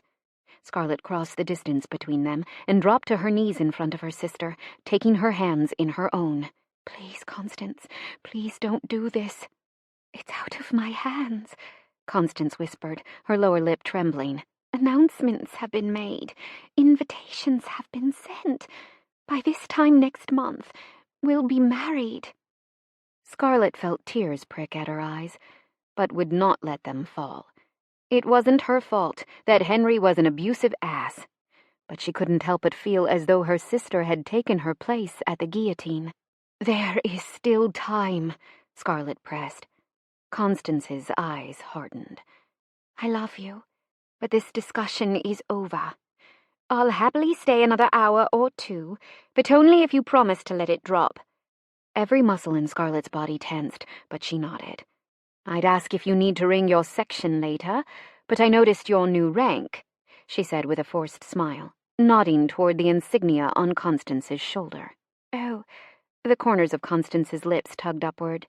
"It happened last week. I just hadn't had time to see you yet." Scarlett rose to take the seat next to her sister. "You deserved it long before last week." "It's funny, really," Constance said with a small pucker between her eyebrows. "Robbins walked up to me after a watch, handed it to me, and simply said that my new duties would start the next day. Quite anticlimactic, really." Scarlett smiled in earnest this time. "Will he let you stay in?" she asked, unable to avoid the question. Constance's smile fell. "I think so. It turns out he doesn't have much of a say as a civilian, since he isn't physically fit to serve, but we both know that if I fall pregnant, well—" "Yes, well, we know all about that." She gave her sister's hand a squeeze. "Since your immediate future isn't up for discussion, what would you like to do?" Constance's gaze fell to the typewriter. "Did I interrupt your writing?" Warmth flooded Scarlett's cheeks. "It's nothing." The sisters' eyes locked, both knowing that what they'd written off as nothing really meant everything. "I'd hate to stop you in the middle of the grand masterpiece," Constance said, lifting her eyebrows. "Hardly a masterpiece," Scarlett replied as the kettle whistled. "How about you finish up the tea, and I'll be your personal secretary and type?"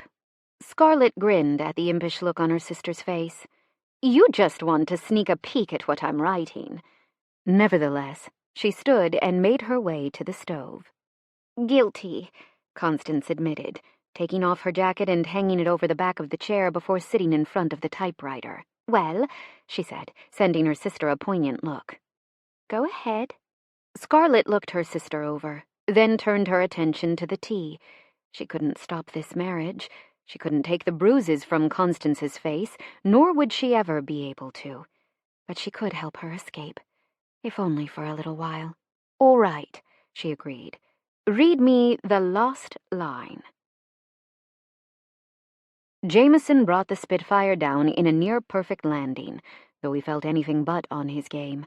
The Germans had been swift to retaliate, and the bombings had increased tenfold, if not more.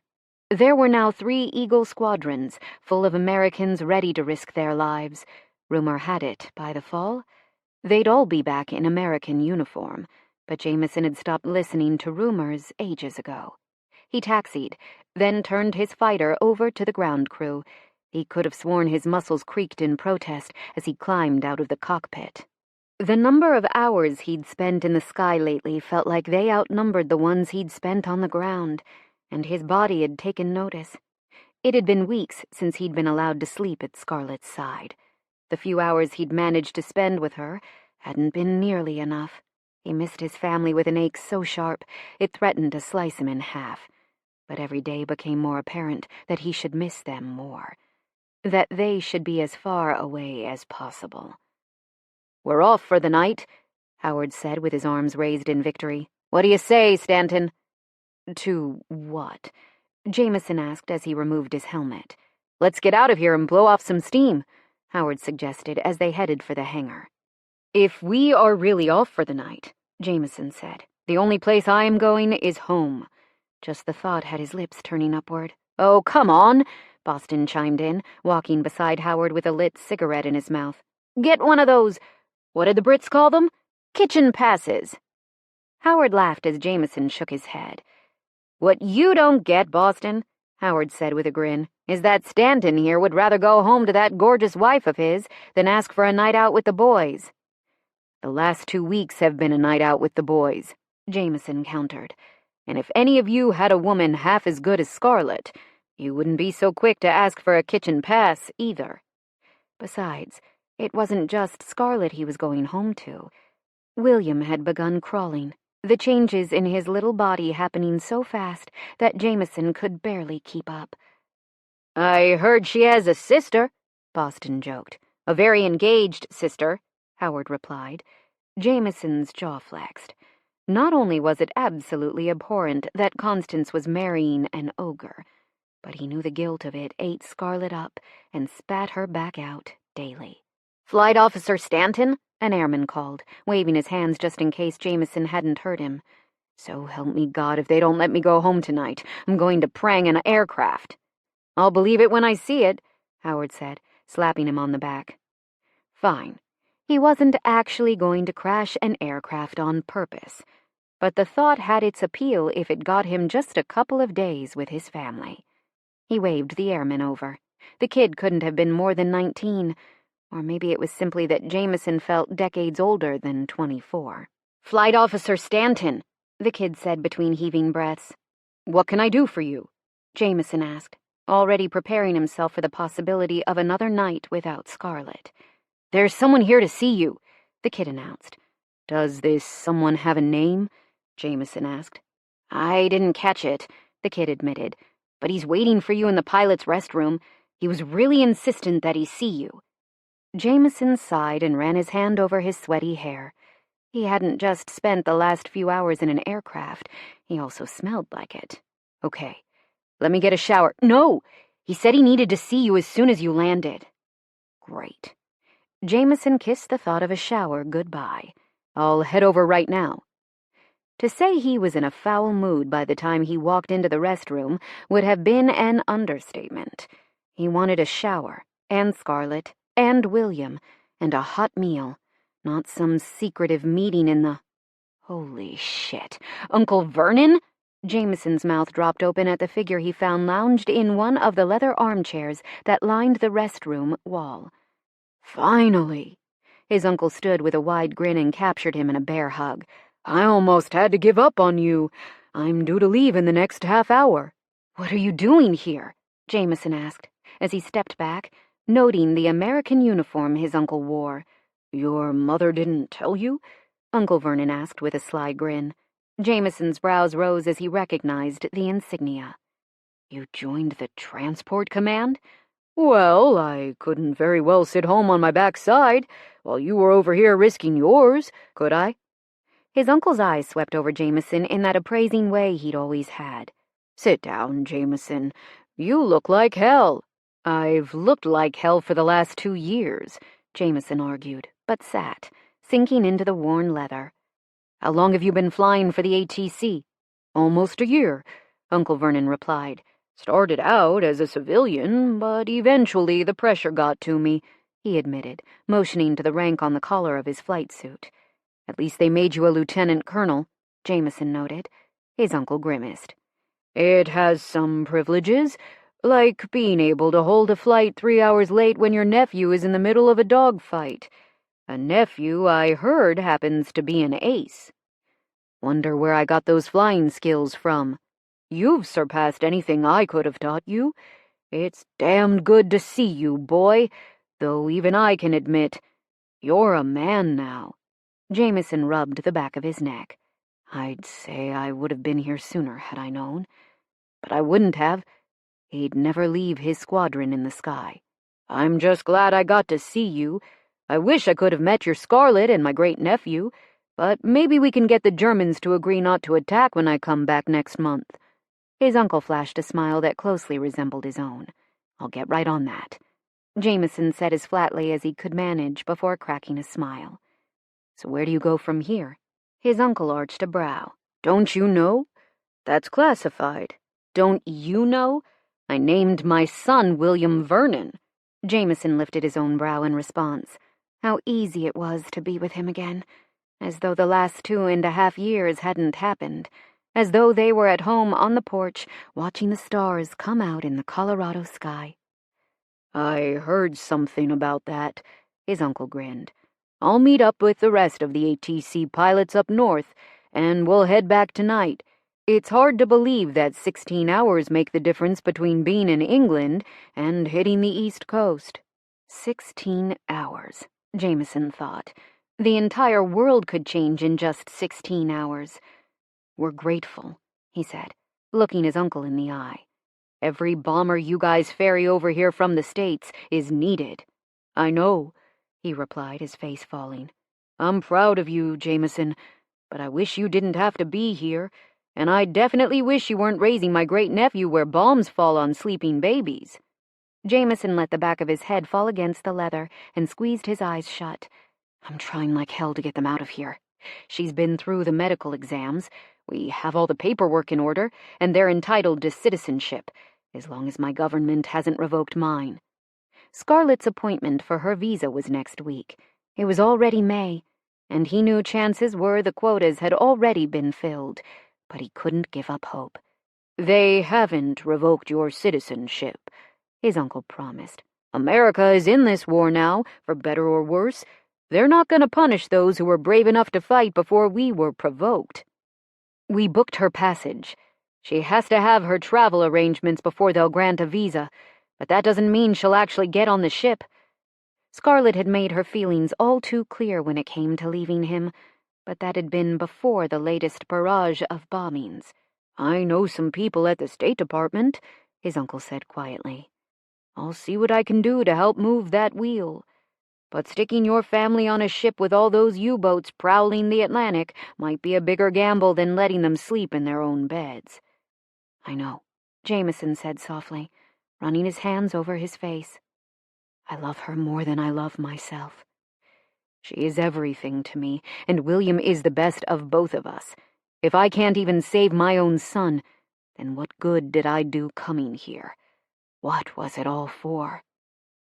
The two men sat in silence for several moments, both knowing that neither option was safe.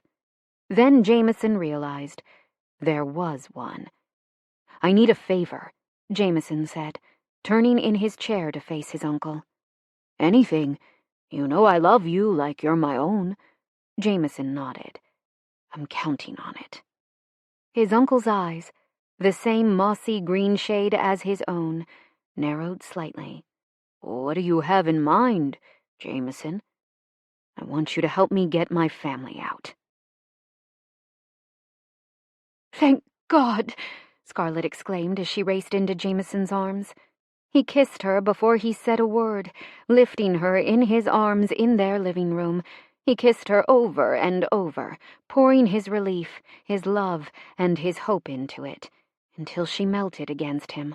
"I've done the wash, and you have a clean uniform in our bedroom," she said, her hands cupping his cheeks. "I'll put it on in the morning," he assured her with a smile. Her eyes lit up. "You can stay the night with us."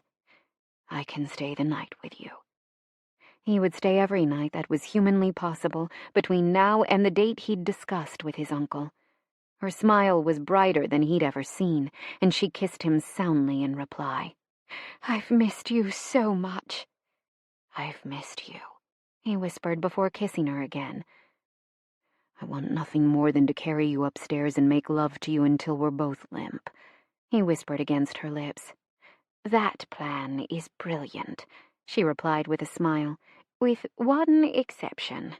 That exception was currently crawling their way, drool spilling from the corner of his lips. "He's teething," Scarlett explained with a slight grimace. Jameson let go of his wife, only to scoop up his son and hug him tight.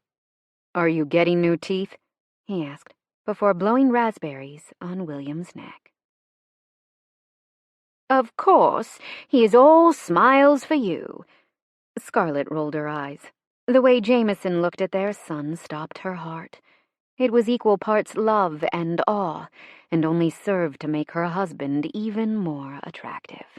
Jameson's face fell, and took Scarlett's stomach with it. "He won't be in a minute," he said softly. "What do you mean?" she asked. "We need to talk about something," he said quietly, then dragged his gaze to meet hers. "Tell me," she demanded, crossing her arms over her chest. "Your appointment is next week, right?" Her chest tightened, but she nodded. "I know you agreed to go to the States if something happened to me. But what do you think about going sooner?" He shifted William in his arms protectively, at odds with his words. "Sooner?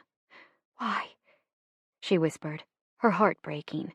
It was one thing to know that William wasn't safe here, but it was another for Jameson to send them away. "It's too dangerous," Jameson said. "The raids, the bombings, the deaths. I won't be able to live with myself if I have to bury either one of you." His voice came out as though it had been scraped over broken pieces of shrapnel. "There's no guarantee I'll even get a visa," she countered, her heart fighting what her mind had already told her was best. "We've talked about traveling before." Nearly all of the commercial ships had been pressed into military service, and while it had been possible, barely, to book passage across the Atlantic, there was still danger. She lost track of how many civilians had died when the U-boats sank their ships from underneath them. "I love you, Scarlett. There's nothing I won't do to keep you safe." He gazed lovingly at their son. "Keep you both safe. So I'm asking you to go to the States. I've found what I think is the safest way to do it." "You want me to go?" Thousands of emotions hit Scarlett all at once. Anger, frustration, sorrow. Everything seemed to roll up into one ball and lodge itself in her throat. "No. But can you honestly tell me it's safe here for William?" His voice faded at their son's name. "I don't want to leave you," she whispered. She hugged herself tighter, for fear that if she let go even the slightest bit, she would shatter to pieces at his feet. He was right. It wasn't safe. She'd come to the same conclusion yesterday in that air raid shelter, but the thought of leaving Jameson was a knife in her soul. He pulled her against him, tucking her in tight into his side as he held their son in his other arm. "I don't want you to go," he admitted in a guttural rush. "But if I can save you, I will. Exeter, Bath, Norwich, York, the list goes on. Over 1,000 civilians have died in the last week alone." "I know." Her hands fisted in the material of his uniform, as if she could stay if she held on just a little tighter. But this wasn't about them anymore. It was about their son. The life they'd created together. Thousands of British mothers had trusted their children to strangers to keep them from harm's way, and here she had the chance to deliver her son from harm herself. "You want us to take the ship to America?" she asked slowly, tasting the bittersweet words on her tongue. "Not exactly." She looked up at Jameson and arched an eyebrow. "I saw my uncle today." Her eyes flew wide. "I'm sorry?" "Uncle Vernon. He's here flying with ATC. He'll be back in a little less than a month." Scarlett swallowed. "At which time he'll come to dinner so I can meet him," she guessed hopefully, knowing that wasn't what he meant. Jameson shook his head. "At which time he can get you out." How? How could he be sure she'd get a visa below the quota? How could he be sure he'd get them out? How? The questions hit her at such speed that they all skimmed right over her, because everything in her soul, in the center of her being, had focused on the other piece in this puzzle. "Less than a month." Her voice was barely a whisper. "Less than a month." The agony in Jameson's eyes was something she'd never forget, but he nodded once. "If you agree." It was her choice. But there wasn't one. Not really. "Okay," she agreed, tears pricking her eyes. "But only because of William." She would risk her life to stay with Jameson, but she couldn't risk her son's if there was any other option. Jameson forced a smile, then pressed a hard kiss against her forehead. "For William." Chapter 27. Georgia. Dear Jameson, I miss you. I love you. I cannot bear to be away from you any more. I know I'll reach you before this letter, but I'm coming, my love. I cannot wait to feel your arms around me again. I stared in open-mouthed shock as Mom slowly pocketed her cell phone, her cheeks turning pink. "I will ask you again. What the hell are you doing?" Noah repeated, as he marched toward the desk. She's scanning the manuscript, I whispered, gripping the back of a chair to remain upright. Holy shit. Noah reached across the desk, yanking the stack of papers out of Mom's reach with one hand and taking the box with the other. He quickly thumbed through the stack, not sparing a glance in Mom's direction. She got the first third of it, he said to me, putting the manuscript back together and securing the lid. Why would you do that? I asked, my voice breaking like a child's. I just wanted to read it. Gran never let me, and we weren't on the best terms the last time I was here. Mom swallowed and slid her phone into the back pocket of her jeans. I tilted my head, trying to make sense of it. We were on great terms until you walked out after you got what you came for. I shook my head. I would have let you read it, if you'd wanted to. You didn't have to sneak around, didn't have to... My face fell, and I felt the blood drain straight out of it. You weren't scanning it for you. He has every right to read it, Georgia. She lifted her chin. You know that contract states that he has the first right of refusal, and you've withheld it from him. You should have heard him on the phone, heartbroken that you were using business to get back at him. Damien. Mom was scanning the manuscript for Damien. My stomach nodded, dropping to the floor. She's not selling the rights. Noah's voice rose, tension ebbing from every line of his torso. It's hard to have first right of refusal on a deal that doesn't exist. You're not selling the movie rights? Mom stared at me in disbelief. No, Mom, I shook my head. He played you. Damien had always been a smooth operator, but I'd never seen someone get one over on Mom. Why the hell not? She fired back, stunning me into silence. I'm sorry? Noah barked, stepping back to stand at my side, the shirt box safely tucked under his arm. Why the hell wouldn't you sell the movie rights? She shouted. Do you know how much they're worth? I'll tell you. Millions, Georgia.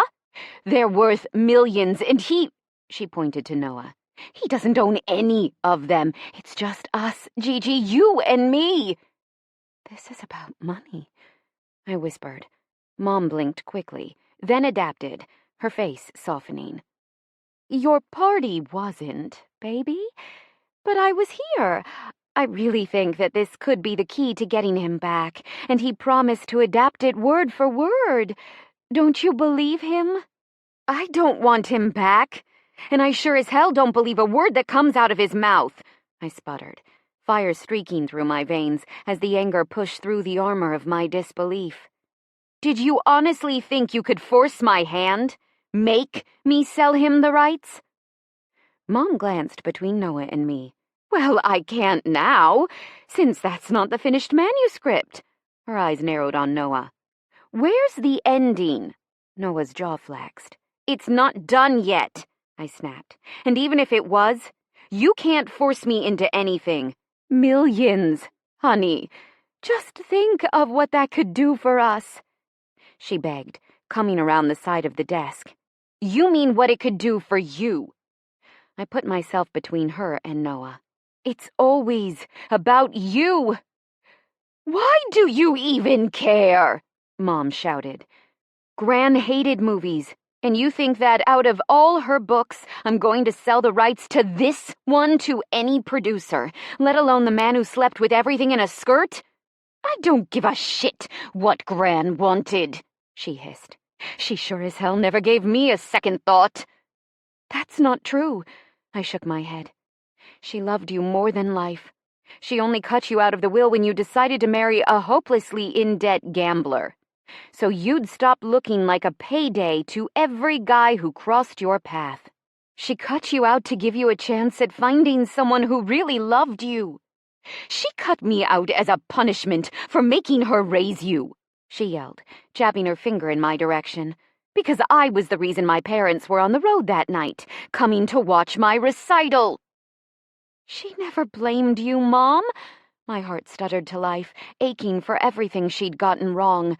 The woman you adore so blindly doesn't exist to me, Georgia. She looked past me to Noah. Give me the endings. Both of them.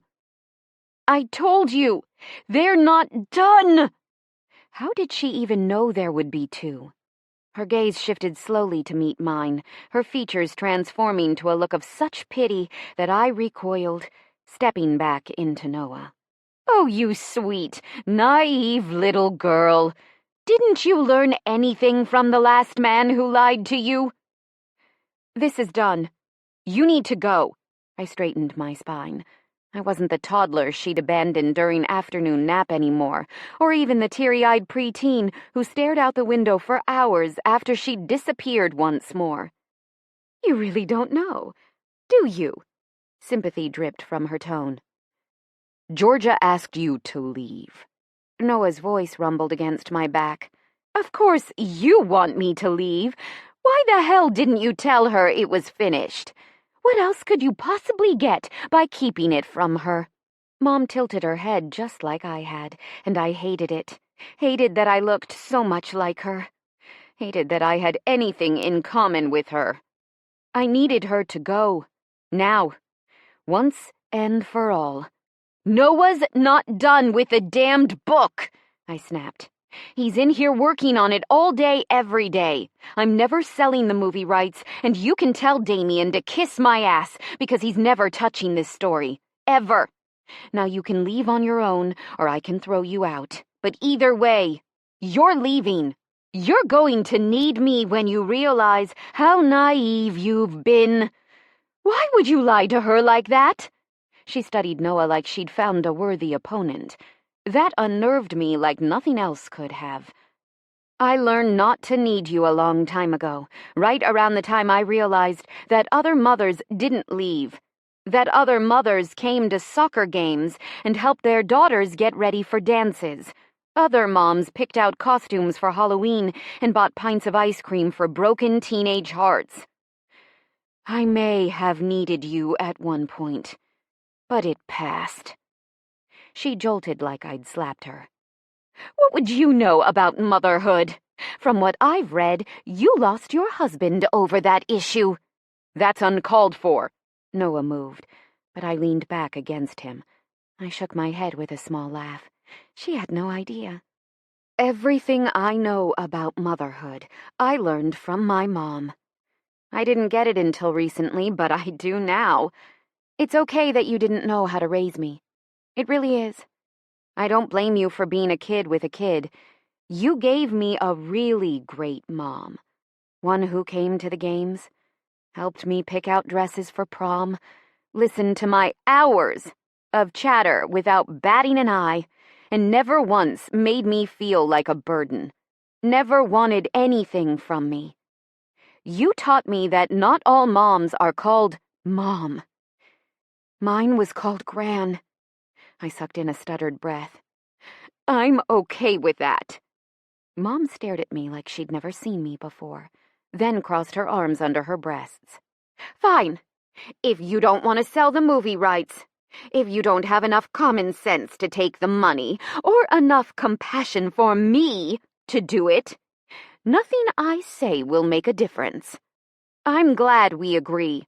My body tensed, recognizing her preamble for exactly what it was, the moment before she went for the emotional kill. "But I'd be remiss if I didn't tell you that he's finished the book. Both endings. If you don't believe me, call Helen like I did. Call his editor. Hell, call the mailroom clerk. Everyone knows it's done. Just waiting for you to pick an ending." She turned her attention to Noah. "You're a piece of work, Noah Harrison. At least I only wanted money. Damien wanted access to Scarlett's rights. What did you want?" She walked past us, pausing to pick up the bag I hadn't noticed was already packed by the office door. "Oh, and you should send your editor a nice bottle of scotch, because that man is a guard dog. No one's seen it but him." She picked up her bag and walked out of the office. The front door closed a few seconds later. "Georgia." Noah's voice held an edge of something I hadn't heard there before. Desperation. Mom had called Helen. Helen wouldn't lie. She had no reason to, nothing to gain from it. Gravity shifted beneath my feet, but I managed to walk to the window before I faced Noah, putting nowhere near enough distance between us if it was true. "Is it true?" I wrapped my arms around my waist and stared at the man I'd foolishly allowed myself to fall in love with. "I can explain." He put the shirt box on the desk and stepped forward once, but something in my eyes must have warned him off because he didn't move any closer. "Did you finish writing the book?" My voice weakened. The muscle in his jaw ticked once. Twice. "Yes." I heard it in the back of my mind. The gasp, the gurgle, the love that had consumed me less than an hour ago, twisting, contorting into something ugly and poisonous. "Georgia, this isn't what you think." His eyes begged me to listen, but I wasn't done asking the questions. "When?" He muttered a curse, lacing his fingers on top of his head. "When did you finish the book, Noah?" I snapped, grasping onto the anger to keep from drowning in the tide of agony rising in my soul. "The beginning of December." My eyes flared. 6 weeks. He'd been lying to me for 6 entire weeks. What else had he lied about? Did he have a girlfriend back in New York? Did he ever really love me? Or was it all a lie? "I know this looks bad. Get out." There was no emotion in my words, no feeling left in my body. "You had just told me that you wanted us to be a fling, and I was already in love with you. I couldn't walk away. It was wrong, and I'm sorry. I just needed enough time." "To what? Screw with my emotions? Is that what gets you off?" I shook my head. "No! I'm in love with you. I knew if we had enough time, you'd fall for me too." He dropped his arms. "You love me." "You know I do." "You don't lie and manipulate someone into loving you, Noah. That's not how love works." "All I did was give us the time we needed." "What happened to, 'I never break my word'?" I tossed back. "I haven't. Is the draft done?" "Yes, but the book isn't finished. I've been in here every day editing both versions, giving us as much time as possible before you have to choose one of the endings, before you cut us off at the knees because you're scared." "You lied. Apparently my caution was warranted. Take your laptop and your lies and go. I'll mail whatever else you left. Just get away from me." I'd made the mistake of holding on to Damien after that first lie, and he sucked 8 years of my life away as a thank you. Never again. "Georgia." He came toward me, reaching. "Go!" The demand was a guttural plea that scraped my throat raw. His hand fell away and his eyes slid shut. 1 heartbeat passed, then 2. By the time he opened his eyes, a full dozen had passed, just enough to let me know this moment wouldn't kill me, that I'd keep breathing despite the pain. He saw it too, nodding slowly as our gazes locked. "Okay, I'll go.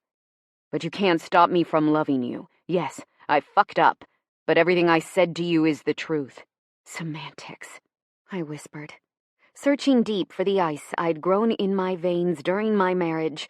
But Noah had taken it all, thawed every last shard, and left me defenseless. He flinched. A breath later, he backed away slowly, rounding the opposite side of the desk and opening one of the drawers. His movements were jerky as he put one binder-clipped packet of paper on the left of the manuscript and the other on the right. The endings had been in the desk the whole time. I'd never even thought to look or question him. He picked up his laptop and walked around the desk, pausing at the chairs to look my way. He had no right to the agony in his eyes, not when he'd lied his way into my heart. "They're both there. Just let me know which ending you pick. I'll honor your choice." I hugged myself a little tighter, begging the cracks in my soul to hold it together for one more moment. I could break when he was gone, but I wouldn't give him the satisfaction of watching me crumble. "Some things you have to fight for, Georgia. You can't just walk away and leave it unfinished when it gets too complicated. If I could fly off and fight the Nazis to win your love, I would. But all I've got to battle with are your demons, and they're kicking my ass. Keep that in mind while you're reading those endings, the good and the poignant. The epic, rare love story in this room isn't Scarlett and Jameson. It's you and me. One long, yearning look later, he was gone. I shattered. Chapter 28, May, 1942, Ipswich, England. Scarlett clung to Jameson, her nails raking down his back as he moved within her with sure, deep strokes. There was nothing in the world that compared to the feel of his weight on top of her in these moments where there was no war, no danger, no looming deadline for their separation. In this bed, there were only the two of them, communicating with their bodies when words failed. She moaned at the indescribable pleasure that coiled tight within her belly, and he kissed her deep, swallowing the sound.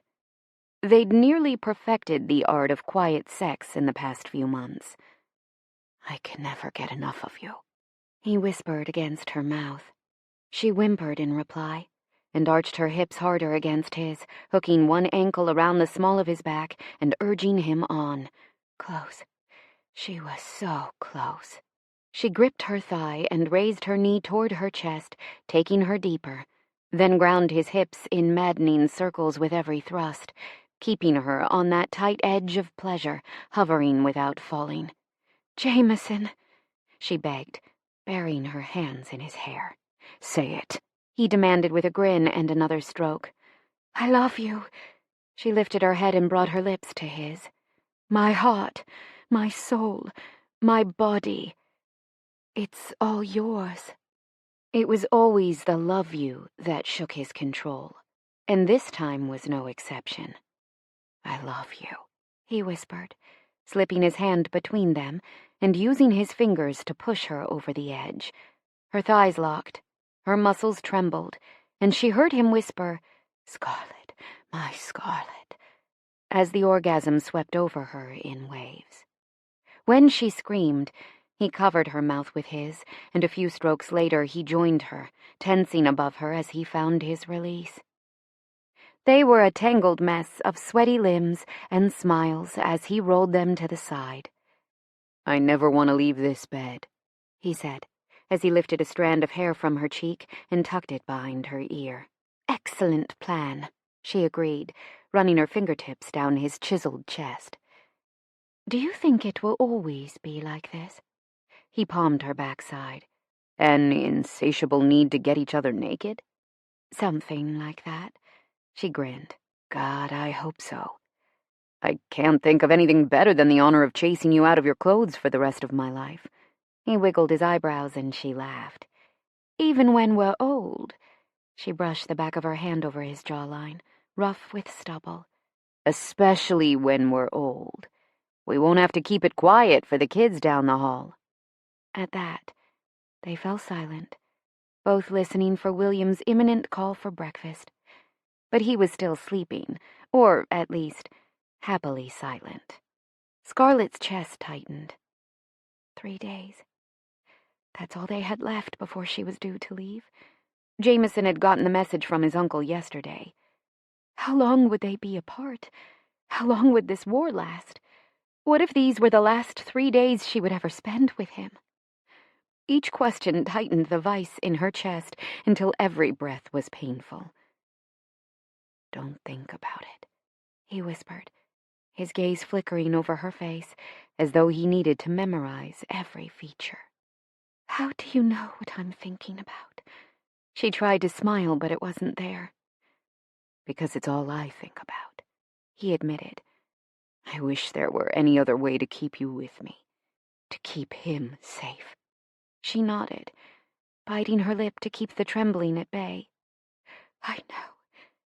"You're going to love Colorado," he promised, a spark of joy lighting his eyes.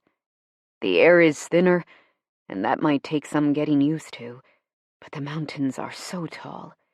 It's as if they're reaching for the sky. It's beautiful, and honestly, the only thing I've ever seen bluer than the Colorado sky is your eyes." My mother knows you're coming, and she has the house set up for you and William. Uncle Vernon will help you through immigration, and who knows, you might even have that book of yours finished by the time I get home."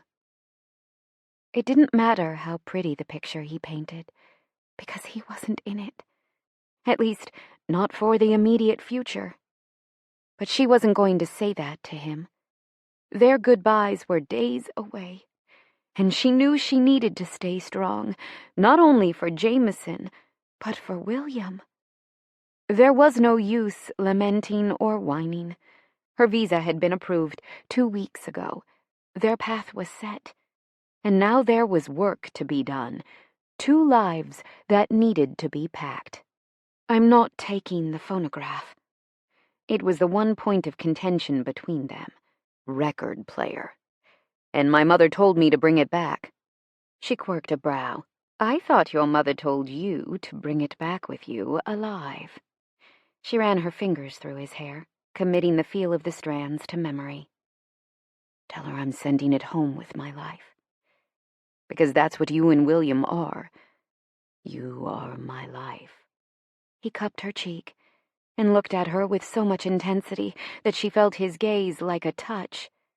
"When we look back on this, it will be nothing more than a blip on our timeline." Her stomach twisted. The only blips she was familiar with were the kind that showed incoming bomber raids.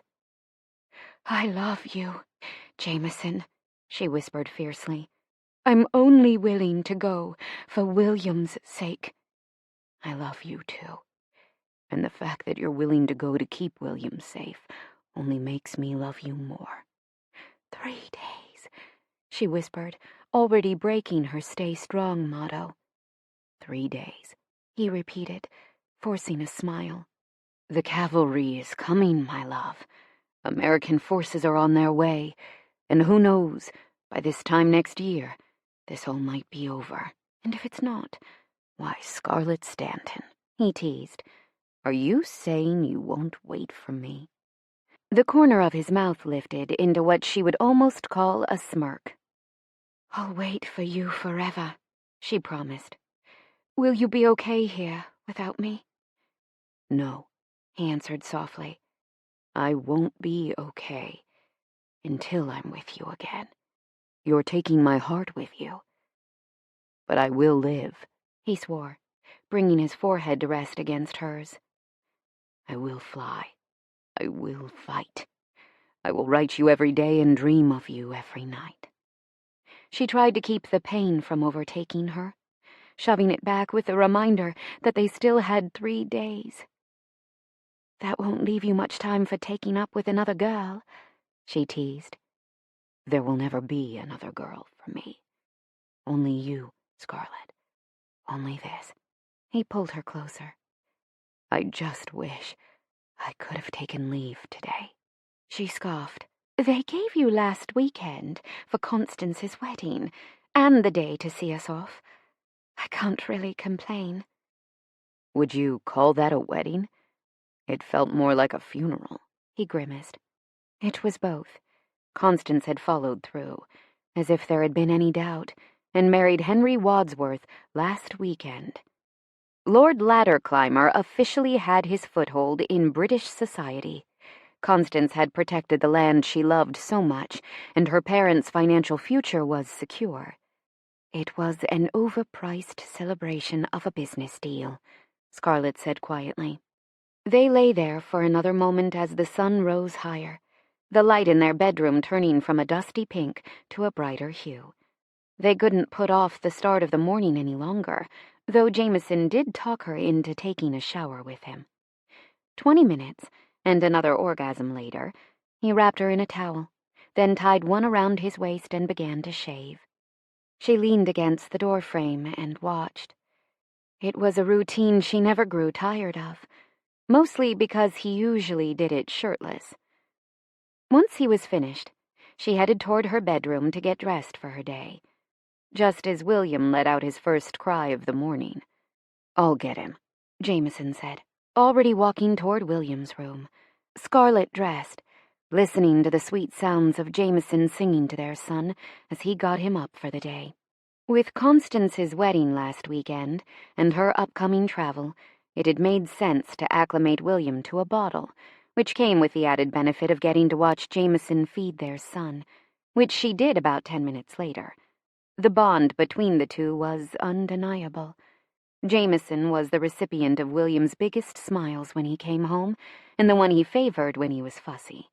Even now, William held the bottle with one hand and tugged at the buttons on Jameson's uniform with the other. She didn't mind the blatant favoritism, though, especially knowing that it might be a year or more before they would see each other again.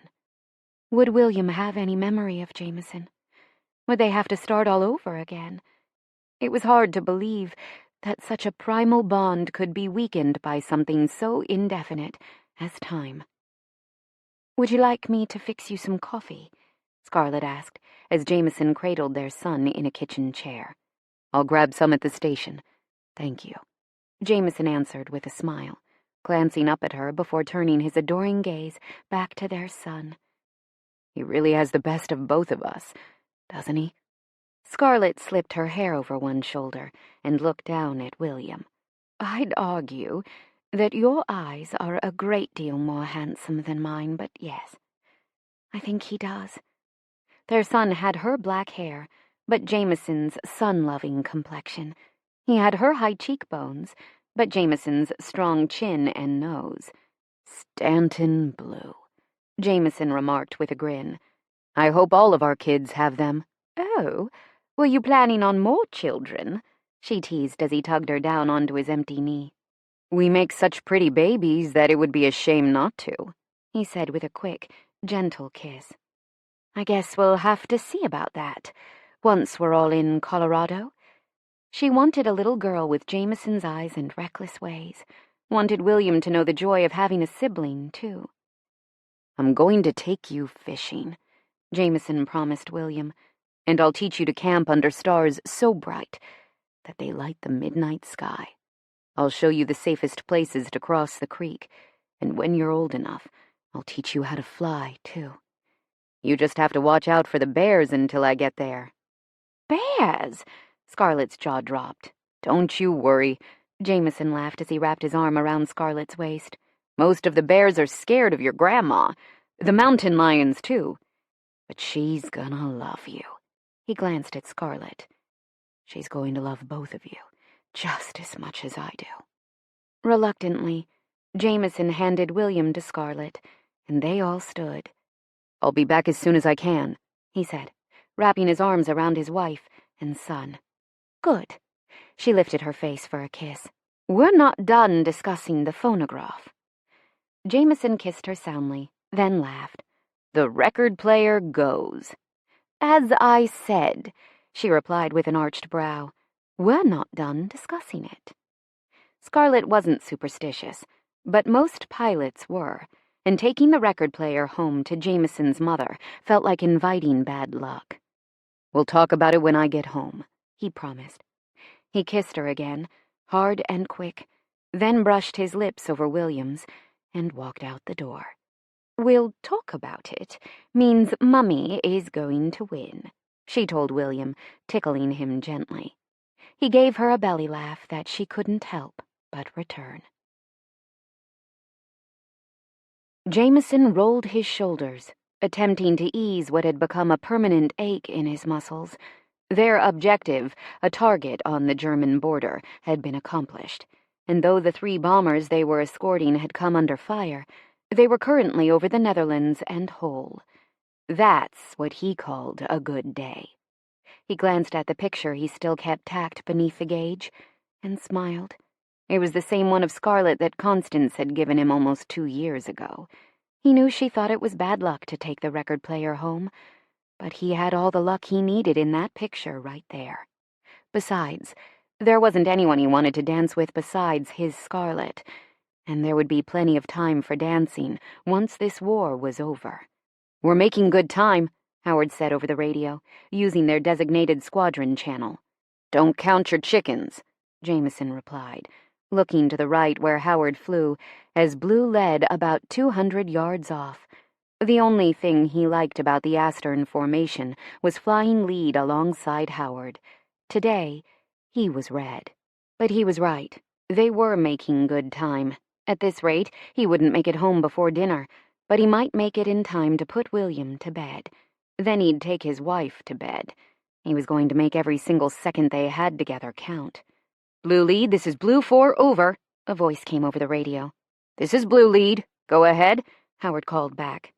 The thing Jameson hated about the Astern formation was it left their newest pilots, those with the least combat experience, in the back. "I think I saw something above us." The shaky voice broke toward the end. That had to be the new kid, the one who had just come in last week. "You think? Or you know?" Howard asked. Jameson looked up through the glass of the cockpit, but the only thing he saw on the cloud layer above them were their own shadows from the dying sun. "I think. Red lead, this is Red 3, over," Boston said across the radio. "This is Red lead. Go ahead," Jameson answered, still scanning the sky above them. "I saw something too." The hairs on the back of Jameson's neck stood at attention. "Above, at 2 o'clock!" Boston shouted. He'd barely gotten the words out when a formation of German fighters broke through the cloud cover, firing down upon them. "Split the flights!" Jameson shouted to the radio. In his peripheral vision, he saw Howard bank hard right, and Cooper, who was flying white lead to the left, banked the same. Jameson pulled on the stick, climbing sharply, leading his men to higher ground. In a dogfight, he who had the elevation had the upper hand. Clear of the blue flight, Jameson turned to face the enemy, locked the first fighter in his ring sight, and let the world fall away. He fired at the same time the German did, and the glass just behind him shattered as they nearly skimmed each other in a flyby. "I'm hit!" Jameson shouted, checking his gauges. Wind whipped through the cockpit, but she held steady. Oil pressure was fine. Altitude stable. Fuel level stable. "Stanton!" Howard's voice broke. "I think I'm okay," Jameson responded. The fight was below them now, and he banked hard left, heading back into the fray. The dive brought a new rush of air through the cockpit, ripping Scarlett's picture from the rim of the gauge. It was gone before Jameson could even try to catch it. The radio was a cacophony of calls as the German fighters headed for the bombers. His goggles protected his eyes, but he felt a warm trickle down the left side of his face and lifted his gloved hand quickly. It came away red. "It's not bad," he said to himself. It must have been the glass. He'd be dead if he'd taken a direct shot. Punching through the cloud cover, he kept his finger on the trigger and sped toward the nearest fighter, who happened to have a Spitfire in his sights. Adrenaline flooded his system, honing his senses as he dove faster. The German's first shot missed. Jameson didn't. The German fighter fell from the sky in a plume of black smoke, disappearing into the thick fog of the clouds beneath them. "Got one!" Jameson shouted. But his victory was short-lived as another fighter, no, 2 other fighters, came up behind him. He pulled back on the stick hard, climbing as he banked right, narrowly missing what he considered to be a standing appointment with death as shots whizzed by. "That was a close one, baby," he said quietly, as if Scarlett could hear him across the North Sea. Dying wasn't an option, and he had no intention of doing so today. "I've got one on my tail!" the new kid shouted across the radio as he passed directly under Jameson, the German fighter hot on his heels. "I'm coming," Jameson responded. He felt the shot, as though someone had hit the bottom of his seat with a sledgehammer, before he even saw the other fighter. The aircraft still responded, but the fuel gauge began a steady decline that could mean only one thing. "This is Red Lead," he said as calmly as he could manage across the radio. "I've been hit, and I'm losing fuel." He'd landed without an engine before. It wasn't pretty, but he could do it again. The only question was if they were still above land or the sea. Land would be better. Land he could handle. Sure, he might get taken as a POW, but he'd grown up in the mountains, and his evasion skills were top-notch. "Red Lead, where are you?" Howard called over the radio. The fuel gauge hit empty, and the engine sputtered, dying.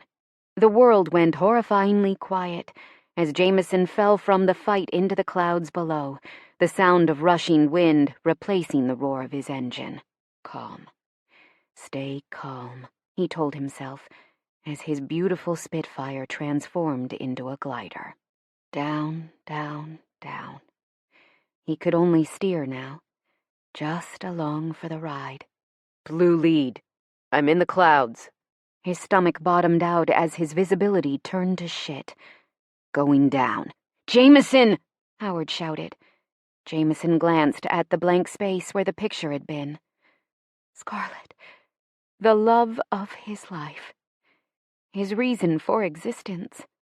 For Scarlett, he would survive. No matter what lay beneath the clouds, he'd make it through for them, Scarlett and William. He braced. Howard, tell Scarlett I love her. Chapter 29. Noah. Scarlett, my Scarlett, marry me. Please have mercy on me and be my wife. Days here are long, but the nights are longer. That's when I can't stop thinking about you. It's odd to be surrounded by Americans now, to hear familiar phrases and accents when all I long for is the sound of your voice. Tell me you can get leave soon. I have to see you. Please meet me in London next month. We'll get separate rooms. I don't care where we sleep, as long as I get to see you. I'm dying here, Scarlett. I need you. Was it coincidence? Proof? Did it even matter? I clicked among the 4 documents my lawyers had sent over an hour ago. 3 death certificates, 1 marriage license. My phone vibrated on the desk, and my gaze snapped to the screen. Adrian. I hit the decline button and cursed my asinine hopes for jumping at every call. Of course it wasn't Georgia, but there I was hoping anyway. My chest ached at the thought of her, and I rubbed the spot over the physical organ like it would help ease the pain. It didn't. I missed everything about Georgia, not just the physical things like holding her or seeing her smile either. I missed talking to her, hearing her perspective, which was always different from mine. I missed the way her voice charged with excitement when she talked about the work with the foundation, the way the light had come back into her eyes as she got her feet under her and started to rebuild her life. I wanted to be a part of that life more than I wanted my next 2 contracts. Adrian called back. I declined. My little sister had stayed by my side while I packed my luggage in the small bedroom at Granham Cottage. We'd taken the same flight back to New York. Not that I remembered much of it through the haze of heartbreak and my own self-loathing screaming in my ears. Despite her best efforts to see me home, we'd parted ways at the airport, and I'd ignored the rest of the world ever since. Unfortunately, the world wasn't ignoring me. Adrian's name flashed across my screen again, and a stab of worry broke through. What if she's in trouble?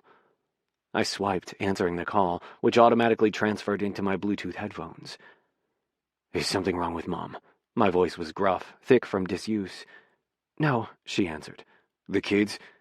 No, now if you... Mason? Everyone is fine but you, Noah, she said with a sigh. I hung up and went back to staring at my computer. The images attached to the email were grainy, clearly scanned copies of the originals, and had taken me 6 days and a call to my lawyers to receive. Adrian called again. Why the hell couldn't everyone just leave me alone? Licking my wounds wasn't a spectator sport. What? I snarled, answering it when I really wanted to chuck the damned thing out the window. Open your front door, jerkface, she snapped and hung up. I drummed my fingers on the desk, wishing it was polished cherry and not contemporary glass, and I was about 9,000 feet higher and 1,600 miles away. Then I took a deep breath, pushed my chair back, and walked to the front door of my apartment, throwing it open. Adrian stood at the threshold, her coat buttoned up to her chin, juggling a carrier tray with 2 cups of coffee and her cell phone in the other hand, her mouth moving quickly as she pushed her way past me into the apartment. I jerked my headphones off, letting them hang around my neck as I shut the door. The least you could do is tell me you're alive. I caught the tail end of her lecture. I'm alive. Apparently. I've been out there knocking for at least 10 minutes, Noah. She arched a brow. Sorry, noise-canceling headphones. I pointed to the set of bows around my neck and headed back to the office. I'm in the middle of some research. You're in the middle of wallowing, she countered, following me. Whoa, she murmured as I sank into my office chair. I thought the Stanton book was done. She motioned to the pile of Scarlett's books that littered the coffee table in front of the couch. It is, as you well know, hence why I was in the middle of Manhattan and not Poplar Grove. You look like shit. She pushed aside 2 manila files and set the drink carrier on the space she'd cleared. Have some caffeine. Coffee isn't going to fix this. I tossed my headphones onto a pile of research and leaned back in my chair. But thank you. It's been 8 days, Noah. She unbuttoned her coat and shrugged out of it, draping it across the chair she'd commandeered across from my desk. And 8 excruciating days and sleepless nights. I couldn't think straight, couldn't eat, couldn't stop wondering what was going through Georgia's head. And enough wallowing! She took a cup from the carrier and leaned back, her posture so much like mine that it was almost laughable. This isn't you. I'm not exactly at my best. My eyes narrowed. And aren't you supposed to be the compassionate one in the family? Only because the role of stubborn asshole was already taken. She sipped her coffee. The corners of my mouth lifted. Well, look at that. He lives. She saluted me with a cup. Not without her, I said quietly, glancing at the Manhattan skyline. Whatever this was, it wasn't living. Existing, maybe, but not living. You know, I used to think the term falling in love was an oxymoron. It should be rising, right? Love is supposed to make you feel like you're on top of the world. But maybe that phrase is so popular because actually making it work is rare. Everyone else just crashes at the end of it. It's not over, Noah. Adrian's face softened. I've seen you two together. The way she looked at you. There's just no way this is how it ends. If you'd seen the way she looked at me in that office, you might think differently. I really hurt her, I countered quietly. And I promised I wouldn't. Everyone makes mistakes, even you, but holding up in your apartment and burying yourself in whatever this is, she motioned to the disaster zone of my desk, isn't going to win her back. I folded my arms across my chest. Please do tell me more about what I should be doing to win back the woman I blatantly, deliberately lied to for weeks. Well, when you put it that way, her nose wrinkled. At least you didn't cheat on her like her ex. I'm not sure arguing that a liar is better than a cheater is really the way to go on this one. I rubbed the bridge of my nose. I used my best weapon, words, and played with semantics to get what I wanted, and it bit me in the ass plain and simple. There's no coming back from that with her. So you're saying she's a Darcy? Adrian tilted her head in thought. I'm sorry? You know, her good opinion once lost is lost forever. She shrugged. Pride and Prejudice, Jane Austen. I know who wrote Pride and Prejudice, and I'd argue that Georgia is one of the most forgiving people I know. She'd given her mother chance after chance. Good, then fix this, she nodded. You're right. Love, the good, the real, the life-changing is rare. You have to fight for it, Noah. I know you've never had to before, that women have always come easily to you, but it's because you never cared enough to try to keep someone around before. Fair point. This was all new territory for me. You live in a world where you can script everything someone says, and one grand gesture makes everything instantly better. But the truth is that relationships are work in the real world. We all screw up. We all say something we regret or do the wrong thing for the right reasons. You're not the first guy who might need a good grovel. Tell me, honestly, have you been saving this speech? I leaned across the desk and took my coffee from the carrier. For years, she admitted with a grin. How did I do? 5 stars. I gave her a thumbs up, then downed the offered caffeine. Excellent. Time to rejoin humanity, Noah. Get your haircut, shave, and please, for the love of God, take a shower because it smells like funk and takeout in here. I gave my shoulder a discreet sniff and couldn't argue. Instead, I glanced at the invitation Adam had messengered over a couple of days ago. As much as I hated it, there was one other person who might be able to answer the question that had been eating away at me for the last couple of months. The question Georgia had never asked Scarlett. My job here is done. Adrian stood and slipped her coat on. Rejoin humanity, huh? Yep, she nodded, fastening her buttons. Want to be my +1? I picked up the invitation and handed it to her. These things are so boring, she groaned, but read it over. This one won't be. Paige Parker is a major donor. I lifted my brows. I'll bet you anything Damien Ellsworth will be there. Adrian's eyes flared with surprise, her gaze darting to mine, then narrowing. Someone has to keep you out of trouble. I'm free that night. Pick me up at 6. You always did like a good show. I laughed. She scoffed and walked straight out of my office. I heard the front door shut just as the text alert went off on my phone. Georgia. I read both endings. My heart stopped as I watched 3 little dots scroll along the bottom of the message, indicating that she wasn't done typing. Georgia. Go with the real one. You did a great job at portraying her grief, her struggle getting there, and her eventual happiness when she married Brian. My eyes slid shut against the tidal wave of pain that washed over me.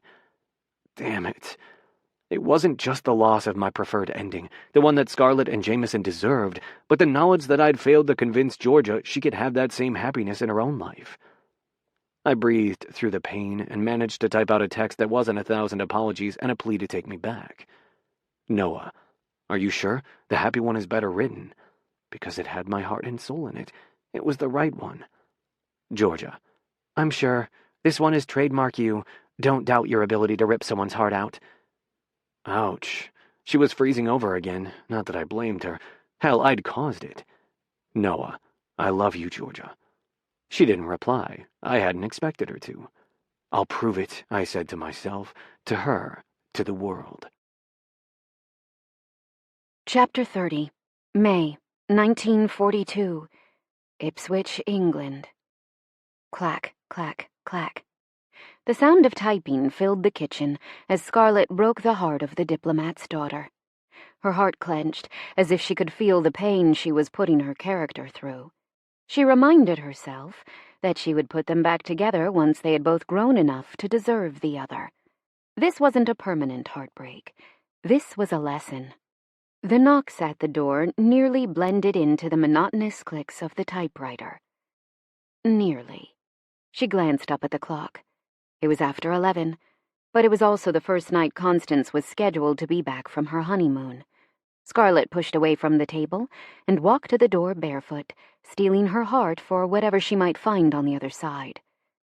Who knew what that monster could have done to her little sister in the last week? She plastered a smile on her face, then opened the front door. She blinked in confusion. Howard stood on her doorstep, dressed in uniform, his face drawn and pale. He wasn't the only one. Behind him stood other faces she recognized, all in uniform with eagles on their shoulders. Her stomach pitched, and she gripped the doorframe with white knuckles. How many? How many of them were here? Scarlett, Howie said, clearing his throat, then his voice broke.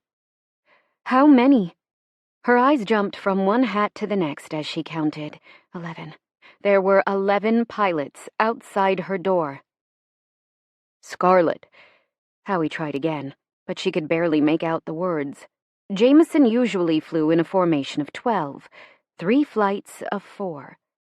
11 of them were here. No. This wasn't happening. It wasn't possible. Don't say it, she whispered as gravity shifted beneath her feet.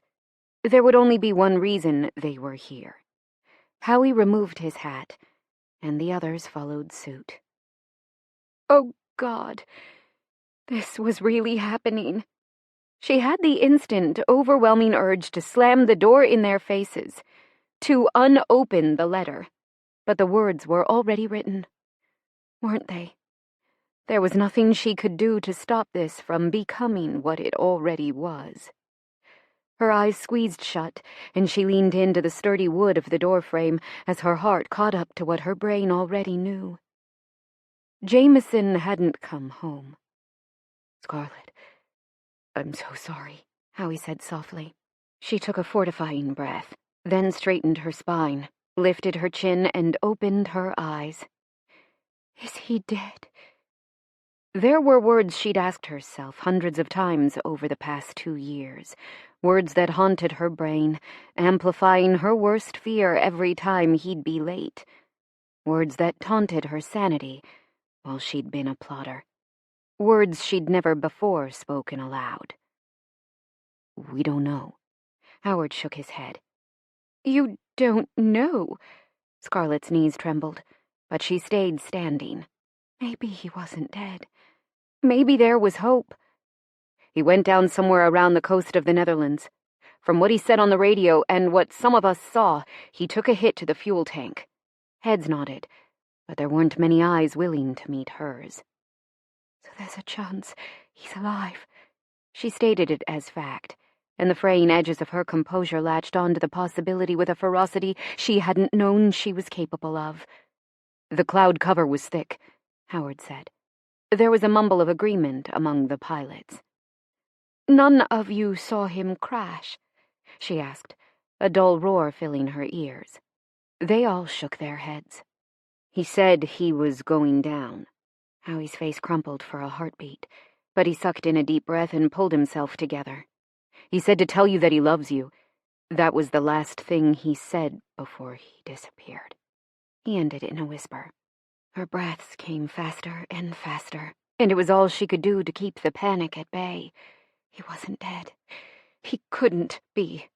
It simply wasn't possible to live in a world where he didn't exist, and therefore he couldn't be dead. "So what you're saying is that my husband is missing." Her voice seemed to come from outside her body, as though she wasn't the one really speaking. In that moment, she felt cleaved in two. There was one Scarlett speaking, standing in her doorway, seeking any logical reason to believe Jameson might still be alive. The other Scarlett, the one who was gaining ground, screamed silently from the depths of her soul. "Scarlett?" a higher, familiar voice asked. The gathering of pilots parted as Constance walked up the pavement. "What's going on?" She asked Scarlett first, but when no answer could pass her lips, Constance filled the doorway beside her and faced Howie. "What is going on?" "Jameson's missing." His voice didn't break this time, as though it had become easier to say, as though he was accepting it. "Where?" Constance asked, her arm encircling her sister's waist to steady her. This wasn't right. It was Scarlett's job to comfort Constance, not the other way around. "We're not 100% sure," Howie admitted. "It was right along the coast of the Netherlands, so we're not sure if he managed to land or if he went down in the sea," Scarlett finished in her own head. The odds of surviving the crash, and even being taken prisoner, were better than those of outlasting the cold of the sea. "You're going to look, right?" Scarlett asked, her breath catching. "Tell me you're going to search for him." It wasn't a request. Howard nodded once, but there was no hope in his eyes. "At first light," he confirmed. "We have the general coordinates from when we were attacked." Another thread to hold on to, another sliver of hope. He wasn't dead. He couldn't be. "And you will tell me what you find." Another demand. "No matter what it is, Howie. Wreckage or nothing. You will tell me." "You have my word." Howie turned his hat in his hands. "Scarlett, I'm so sorry. I never wanted—" "He's not dead yet," Scarlett blurted. "He's missing. Find him." The pilots nodded to her and made their farewells, all filing back to the small line of cars they'd driven from the airfield. Howie was the last to go, and he seemed to work with himself, struggling for words, but when they didn't come, he left, too. Scarlett stood in her doorway, Constance's arms around her waist as the cars drove out of sight. She needed to go inside, needed to close the door. They were still under blackout, but she couldn't make her feet move. She was a statue, frozen in that moment, held together only by denial and a cracking plaster facade of will. "Come on, love," Constance said soothingly as she ushered Scarlett inside. "He's not dead. He's not dead. He's not dead." Scarlett whispered the mantra, her heart doing its damnedest to convince her mind not to crumble. She would know, right? If her heart was still beating, then Jameson's had to be as well. And William, no, don't open that door. Constance supported most of Scarlett's weight as she brought her to the sofa. "It will be all right," she promised, just as Scarlett had promised her on the supply room floor. She went blessedly numb as she looked up into her sister's eyes. "I would have left the letter unread." Constance sank into the sofa beside her, then gripped Scarlett's hand. There was nothing they could do now but wait. Chapter 31. Noah. Jameson, I swear I felt my heart break into a million pieces the second I watched you leave, and yet every tiny shard of that broken heart loves you. I can't fathom that you're so far away, not when you're everywhere I look here. You're standing beneath the tree, inviting me to fly. You're tucked into the corner booth at the pub, holding my hand beneath the table. You're standing on the pavement, waiting for me when my watch is done. I feel you everywhere. I know you're training the new pilots in Eagle Squadron, not flying combat missions, but please be careful. Stay safe for me, my love. We'll figure this out. We have to. All my love, Scarlett. I didn't think you'd come, Adam said as we hovered on the edges of the charity event just beyond the crush. I almost didn't, I admitted, nodding at an acquaintance across the floor. My brow furrowed slightly, thinking of how small and intimate Georgia's party had been compared to the C and B scene of all this. You haven't responded to my email. Adam sighed. You spent a month avoiding all mine. Consider it payback. He rolled his neck and tugged at his bow tie. She's not going to change her mind. My eyes continued to scan the crowd, seeking the one person I'd come to see. Make her. Adam raised his brows. No. My eyes narrowed as I spotted the indie film crowd to the left. Besides, she won't answer my calls. It's been 2 weeks, so there's a chance it's intentional at this point, I said with a self-deprecating smirk. You really want to go down as the guy who let his own ego get in the way of Scarlett Stanton's happy ending? That's not what happened. Nope, he wasn't there either. I turned toward Adam, but looked over his shoulder, continuing my search. Well, that's what it looks like, and that's what all the reviews are going to say, he sighed. Is it badly written? I challenged. Of course not. It's you. He shook his head in frustration. Then it stands.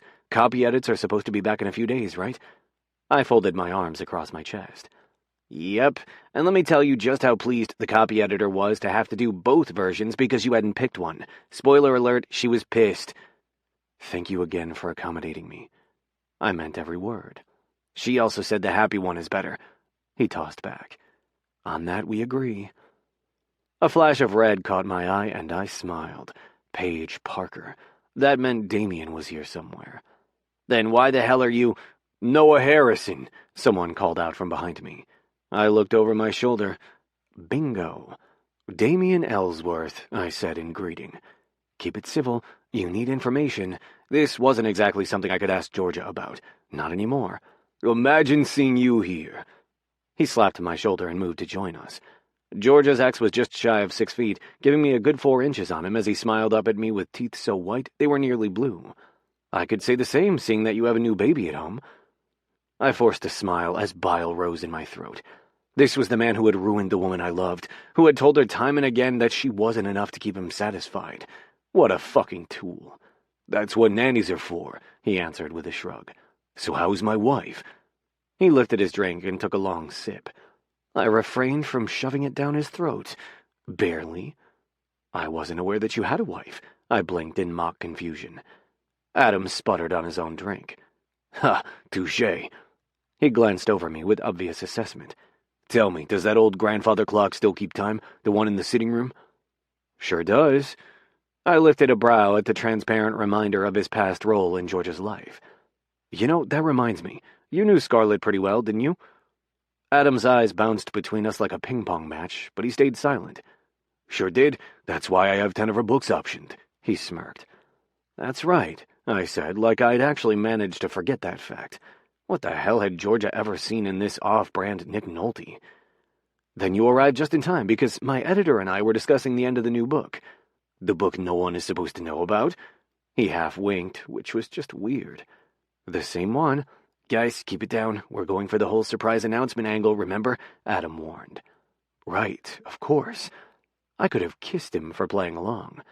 Anyway, Adam and I were discussing the end of Scarlett's story, and there was one piece of the puzzle I didn't quite get out of Georgia while I was in Colorado. I exaggerated a wince. Well, you know better than most how open she isn't.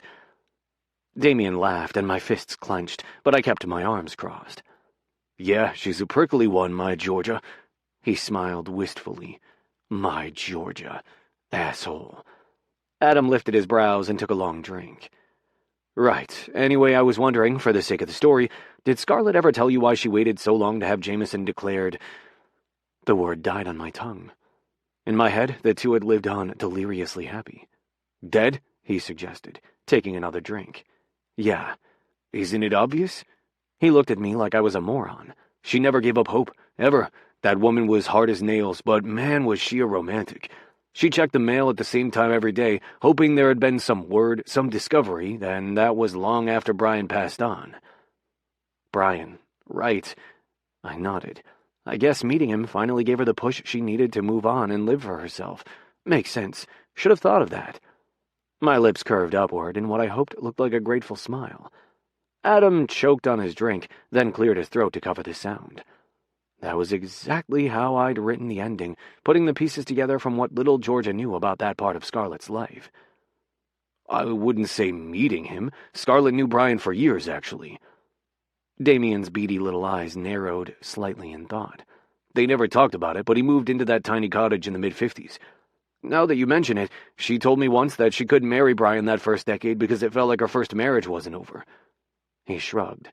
Guess she finally realized it was. I mean, I think waiting 40 years is long enough, don't you? My stomach sank. Hey, baby. Paige Parker hooked her elbow through his. You ready to sit down? I'm chatting business, he told her, then leaned down to whisper in her ear when she pouted. The blonde was pretty, but she wasn't Georgia.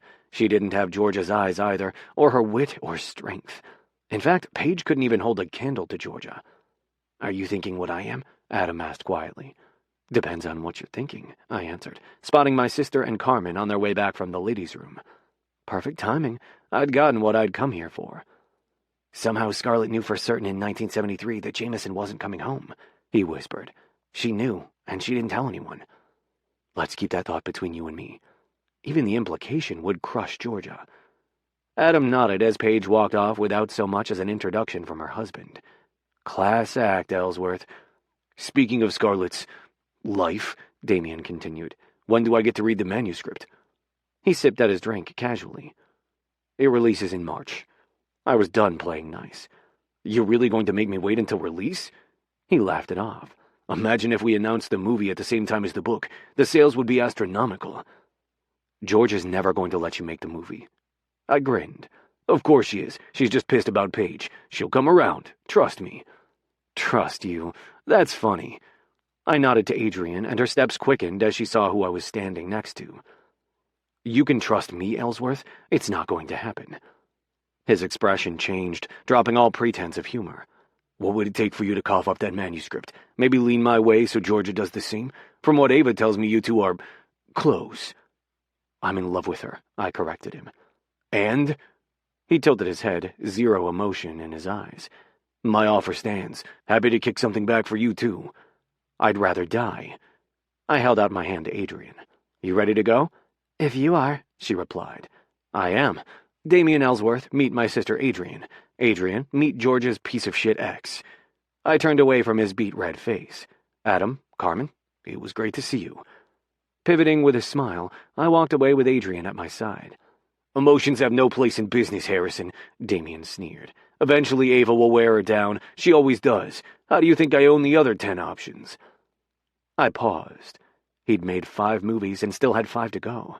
I'd seen the way she dug her heels in for Scarlett's wishes, so then why did she give up? Sometimes the only way to keep what you need is to let go of what you want. Her words from that day at the creek.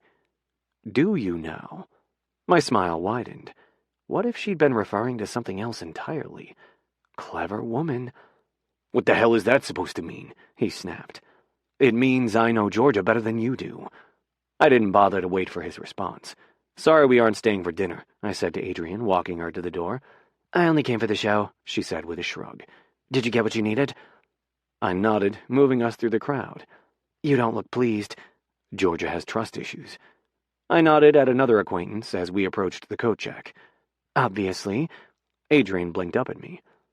What would you do if you knew the only person in the world Georgia trusted completely had lied to her for her entire life? Are you certain? She paled, her eyes widening. About 90%, give or take. You have to be 100, and then you have to tell her. I cursed. That's what I figured. Getting Georgia back just became a lot more complicated. Chapter 32. June, 1942.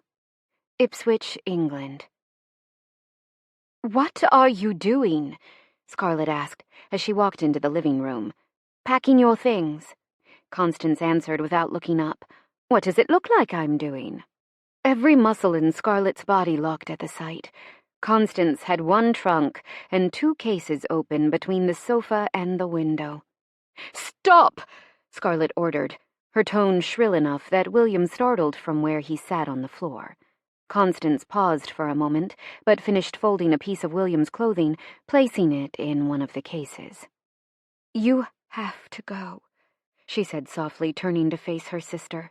Scarlett's eyes burned, but she blinked back tears, just as she had for the last 2 days. "I'm not leaving him." "Of course you're not. You're taking him with you." Constance looked pointedly at William. "You know damn well I mean Jameson." Constance lifted her chin, and in that moment resembled Scarlett far more than Scarlett resembled herself. "They have searched twice. Twice is nothing." Scarlett crossed her arms in front of her chest, fighting to hold herself together. "Just because they've searched that stretch of coastline doesn't mean he didn't land somewhere else.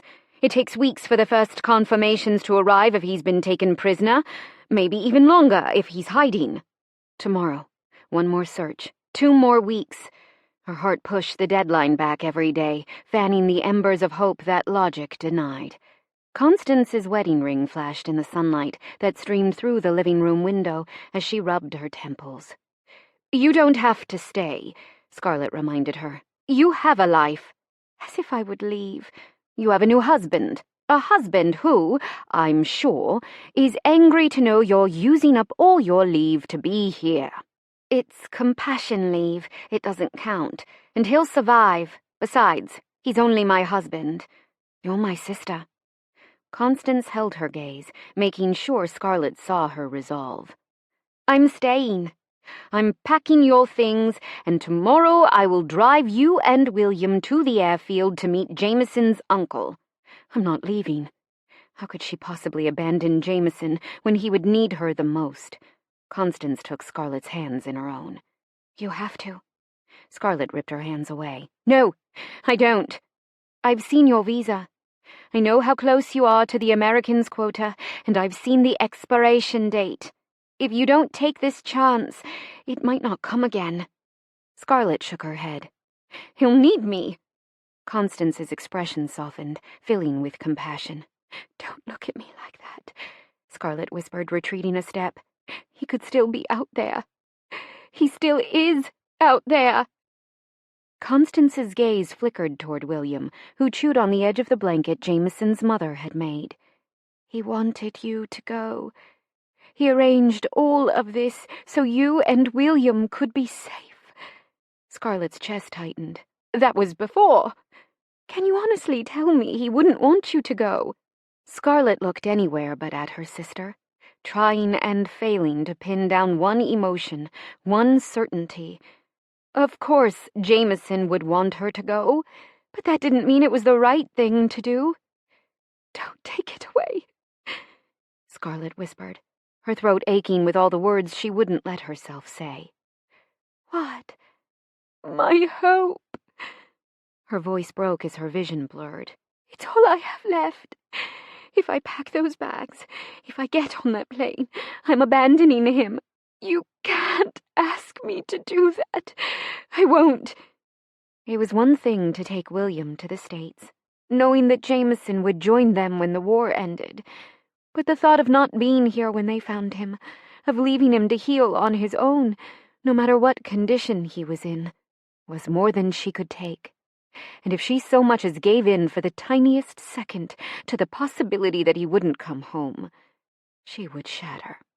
"You can wait for Jameson in the States just as easily as you can wait here. Where you are doesn't change wherever he is," Constance argued. "If there was a chance Edward had survived, would you have left?" Scarlett challenged. "That's not fair." Constance flinched, and the first tear broke free, sliding down Scarlett's face. "Would you? If I had William to worry about? Then yes, I would have left." Constance looked away, her throat working as she swallowed. "Jameson knows you love him. What would he want you to do?" Another tear fell, then another, as though the dam had broken. as her heart screamed in silent agony at the truth it was forced to acknowledge. Scarlett scooped her son into her arms and pressed a kiss to the soft skin of his cheek. For William.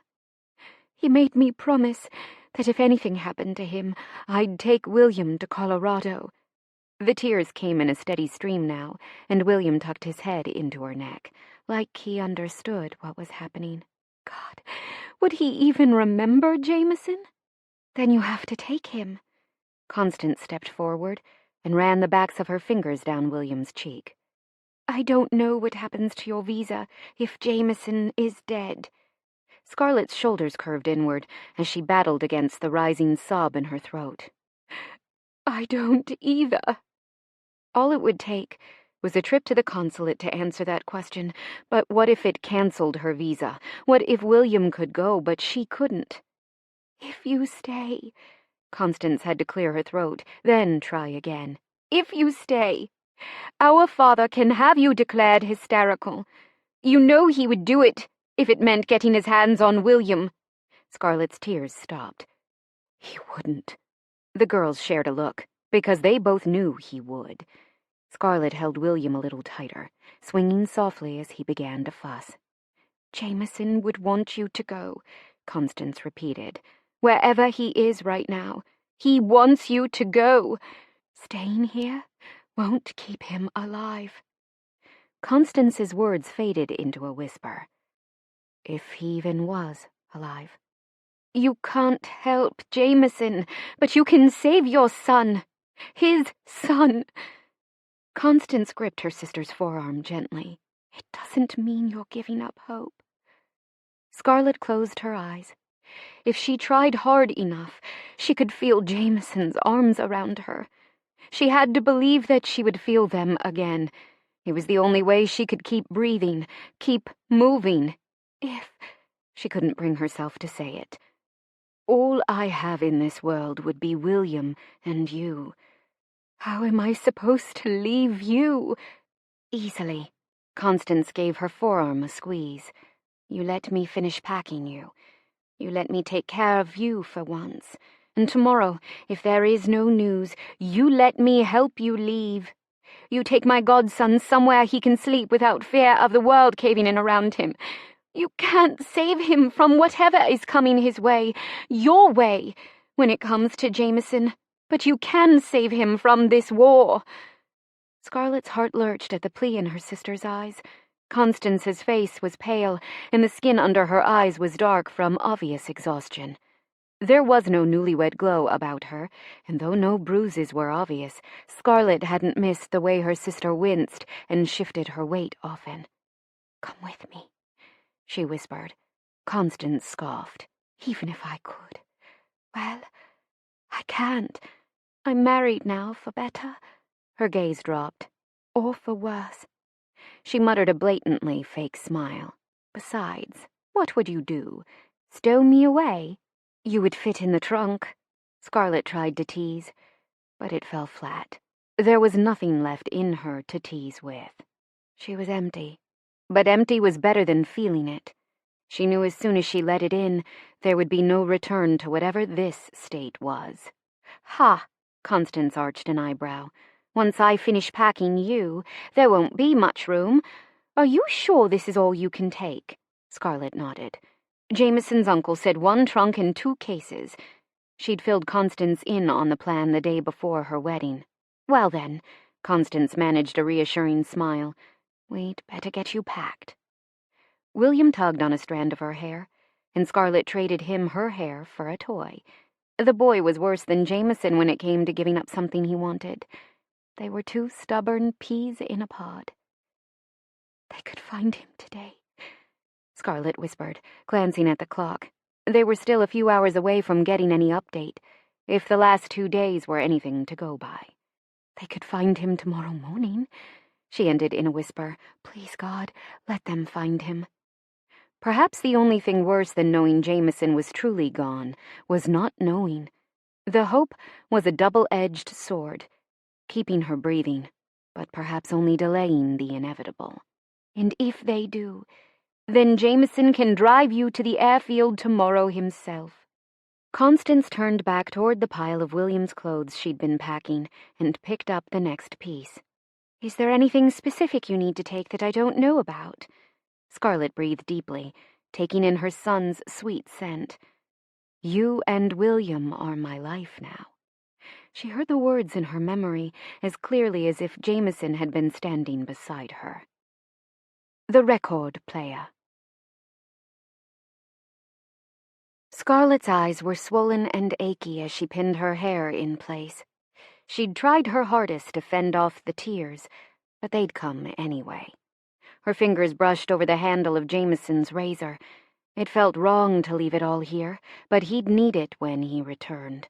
She walked down the hall and took one last look at William's nursery, her heart bleeding out as she pictured Jameson in the rocking chair with his son. She closed the door gently and headed for their bedroom. Her handbag was on the bed, neatly packed with all the papers she would need tomorrow. It was surreal, thinking that she would be in the United States in less than 24 hours if all went according to plan. They would be a world away, leaving Jameson and Constance behind. The emptiness of it was almost more than she could bear, but she would keep her promise. For William. She sat on the edge of their bed, reached for Jameson's pillow, and clutched it to her chest. It still smelled like him. She breathed deeply as countless memories washed over her, drowning her in their intensity. His laughter, his eyes when he told her that he loved her, his arms wrapped around her in sleep, his hands on her body as he made love to her.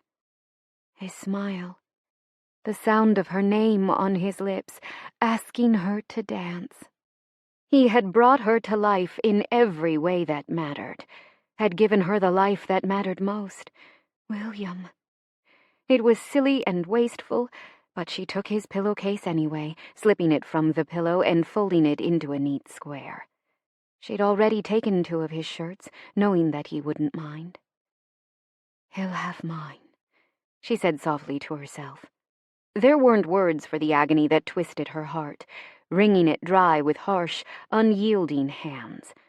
It wasn't supposed to be like this. "There you are," Constance said from the doorway with William on her hip. "It's time." "Can't we give them just a few more minutes?" "Can't we give me a few more minutes?" That's what she really meant. Today would be the last day the 71st would actively search for Jameson. As of tomorrow, the missions would resume, and surely they'd keep an eye out when they flew over that area. But after today, the unit would move on. Jameson would be another MIA. "Not if we want to make it to the airfield in time," Constance replied quietly. Scarlett glanced over the dresser and the wardrobe that still held his uniforms. "Once, you asked me what I would give to walk through that first house we lived in, back at Curtin in Lindsay. I didn't know. I never would have asked if I'd thought this would happen," Constance whispered, her eyes heavy with apology. "I never wanted you to feel this." "I know." Scarlett ran her fingertips over the folded pillowcase.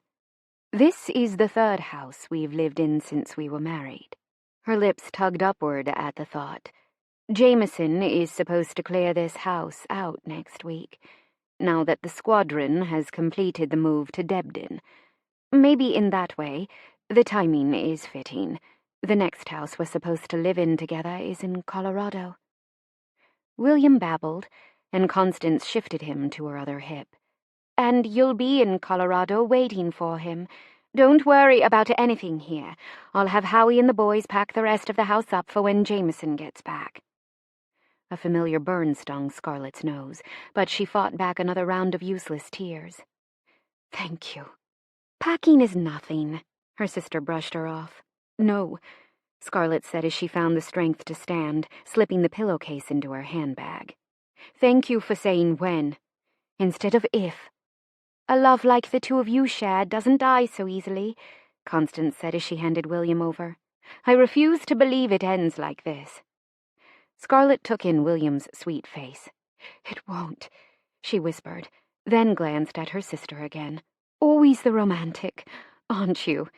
Speaking of romance, I packed both hat boxes with your typewriter. That trunk weighs a ton, but it's in the car. Howie had stopped by earlier and helped with the luggage before heading to the airfield. Thank you. She'd spent last night at the typewriter before Constance insisted on packing it, but she hadn't brought their story up to date. She made it as far as their last day together, but hadn't been able to bring herself to what came next. Partly because she hadn't accepted the events of the last 3 days, and partly because she didn't know how it would end. But for those few hours, she'd let the pain slip away and had fallen into a world where Jameson was still in her arms. That's where she wanted to live, where that day was her own little eternity. Holding William in the crook of her arm, she managed to open her handbag and remove the letter she'd written when she woke this morning. I don't know where to leave this, she admitted softly, showing the envelope to her sister with Jameson's name clearly inked on the outside. Constance reached for the envelope, taking it gently from Scarlett's hands. I'll give it to him when he returns, she promised, then tucked it into the pocket of her dress. With them both out of uniform, Scarlett by force and Constance by choice, since she was on leave, it was easy to believe they'd never put them on, that the war hadn't yet happened. But it had. And though the dresses were softer than the WAAF uniforms they'd both spent so much time in, both women were harder on the inside. Scarlett adjusted the hat on William's head and tugged on the sleeves of his jumper. It was June now, but still chilly for the little one, and would only get colder where they were going. With one long, last, wistful look at their bedroom, Scarlett sent up yet another prayer that God would bring Jameson home to her, and then she walked out. She held herself together as they made their way to the car, keeping her head high as Jameson would want. Scarlett slid into the passenger seat and held William close as Constance took the wheel. The engine roared to life, and before Scarlett's heart could overrule her mind, they pulled away from the house, driving toward Martlesham Heath. They were barely a few minutes into the drive when the air raid sirens blared. Scarlett's gaze snapped toward the sky, where she could already make out the outline of bombers overhead. Her stomach dropped. "Where's the nearest shelter?" Constance asked, her voice steady. Scarlett glanced at their surroundings. "Turn right." William cried, his face turning a ruddy shade of red as the sirens screeched out their warning. The pavement filled with civilians, all racing toward the shelter. "Pull over," Scarlett ordered. "We'll never make it with the streets crowded like this. We'll have to go on foot." Constance nodded, immediately parking the car along the left side. They exited the car, then raced down the street toward the shelter as the first explosions sounded. There wasn't enough time. Her heart raced as she clutched William to her chest and ran with Constance at her side. They were a block away. "Faster!" Scarlett shouted as another earth-shaking boom sounded behind them. The word had barely left her mouth when the telltale sound of a high-pitched whistle filled her ears, and their world blew apart. The relentless ringing in her ears was only broken by the sound of William's cry. Scarlett pried her eyes open, pushing past the pain that screamed through her ribs. It took a few disoriented seconds to get her bearings, to remember what had happened. They'd been bombed. Minutes. Hours? How much time had passed? "William!" He cried again, and Scarlett rolled to her side, nearly weeping with relief at the sight of his tearful face wailing beside her. She brushed the dirt and dust from his cheeks, but his tears only smeared the streaks. "It's okay, love. Mummy is right here," she promised, pulling him into her arms as her eyes swept over the destruction around them. The blast had blown them into a garden bed, which had miraculously sheltered William. Her ribs ached, and her ankle protested, but other than those small inconveniences, she was okay. She struggled to sit, holding William against her chest, and startled at the sight of blood slowly oozing from a gash on her shin. But she gave it only a cursory glance as dread filled her chest, replacing the ache in her ribs. Where was Constance? The building they'd been running by was nothing but a heap of rubble, and she coughed when her lungs took in more dirt than air. "Constance!" she screamed, panic overtaking her. The iron fence of the garden they'd landed in was broken, and through the gap of the bars, Scarlett caught a glimpse of red. "Constance!" She struggled to her feet, her lungs and ribs protesting with vehemence as she staggered toward the scrap of fabric she recognized as Constance's dress. Her arm caught on something, and she gazed down with confusion. Her handbag was still looped around her arm, and she'd snagged it on one of the iron bars. She yanked it free and stumbled a few more feet before falling to her knees at Constance's side, careful to keep William from the harsh blocks of stone that lay around his aunt. That lay on his aunt. No, no, no. God couldn't be this cruel, could he? A scream built up in Scarlett's throat, then ripped free as she used one arm and all her strength to shove the offensive, ugly piece of masonry from her sister's chest. The warmth drained from her body, her soul, as she stared at Constance's dust and blood-covered face. "No!" she screamed. It couldn't end like this. This couldn't be Constance's fate. William began to cry harder, as if he too felt the light grow dimmer in the world. She gripped her sister's hand, but there was no response. Constance was dead. Chapter 33. Georgia. Dear Scarlett, marry me. Yes, I mean it. Yes, I'm going to ask you again and again until you're my wife. It's only been 2 days since I left Middle Wallop, and I can barely breathe. That's how much I already miss you. I love you, Scarlett, and it's not the kind of love that fades with distance or time.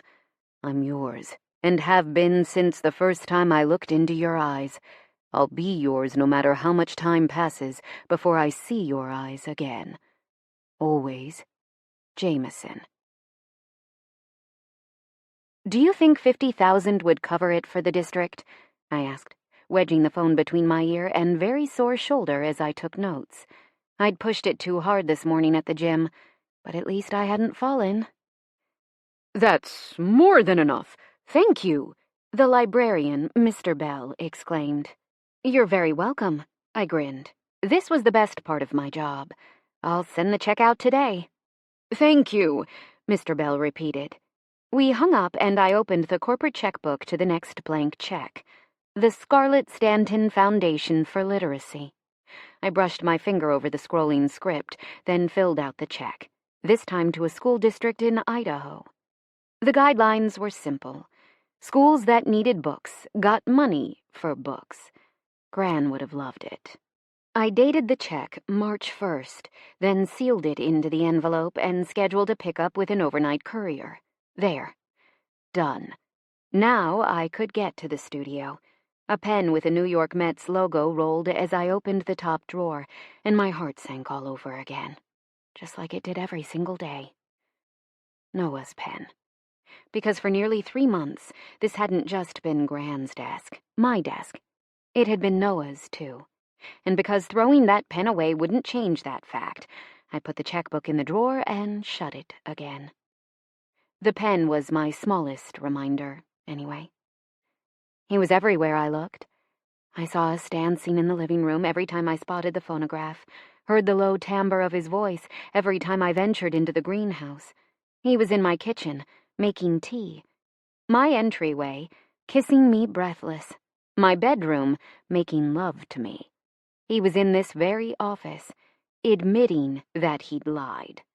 I sucked in a deep breath but didn't push away the pain, feeling it was the only way through it. Otherwise, I'd be the same shell I'd been after Damien. The doorbell rang, and I took the envelope to the entryway, but it wasn't the courier on the other side when I opened the door. I blinked in pure disbelief, my jaw dropping an inch before I snapped my mouth shut with an audible click.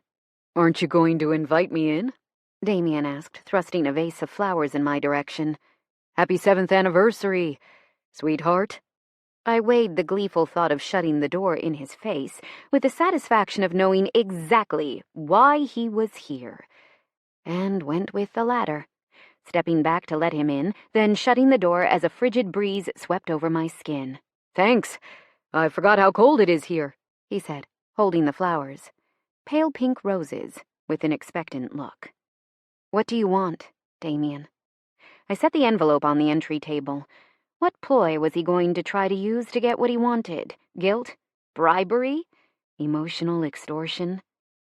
"I wanted to talk business." His brow furrowed as he realized I wasn't taking the flowers, and he put them next to the envelope. "So, logically, you got on a plane to Colorado instead of calling?" I crossed my arms.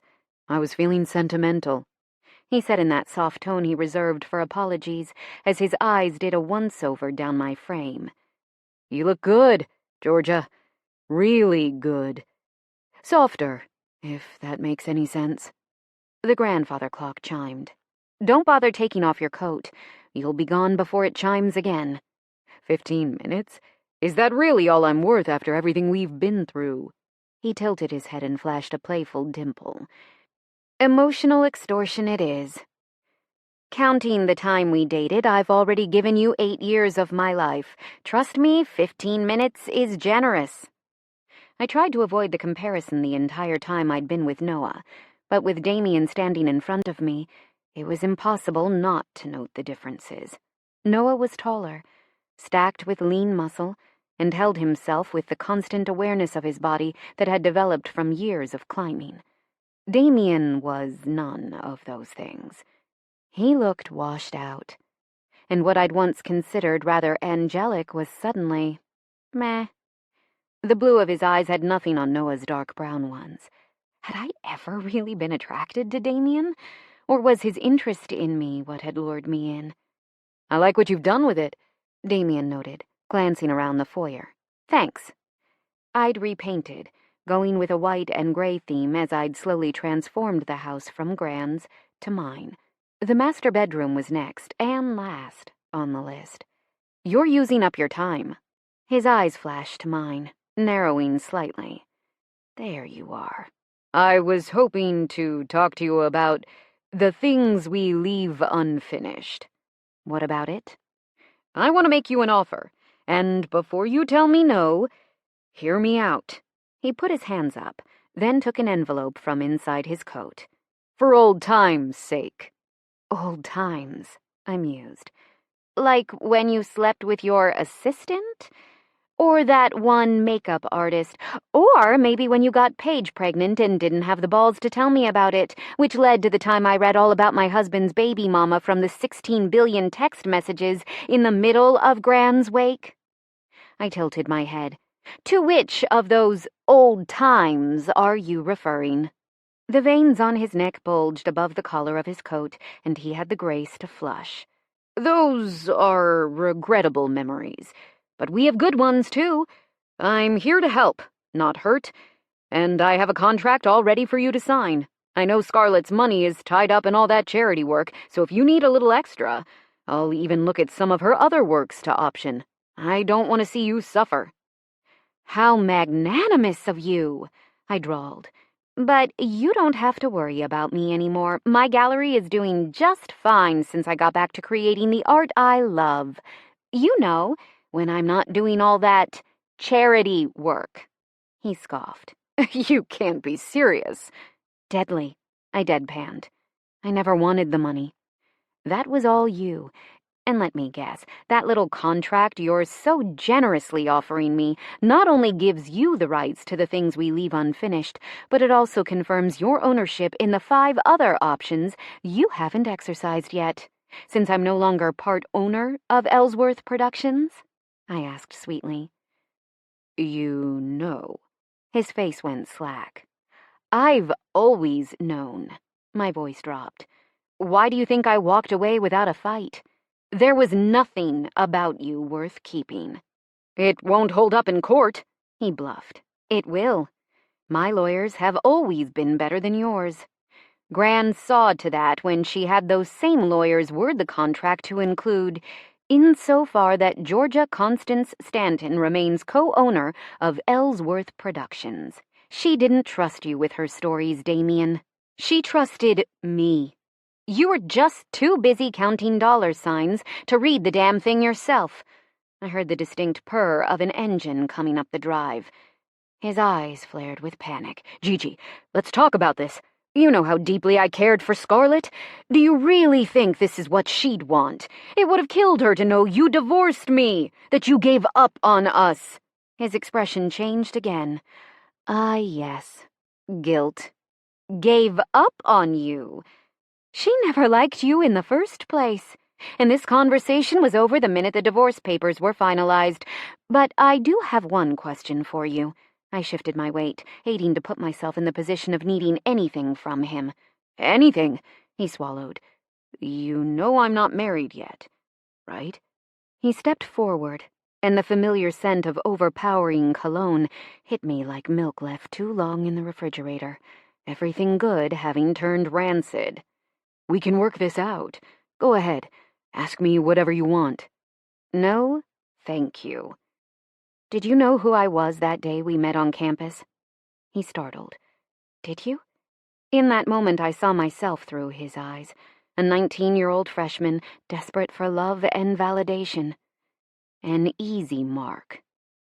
Yes, he admitted, raking his hand over his hair. And I know who you are now, Gigi. Yes, I've made some bad choices, but I've always loved you. Right.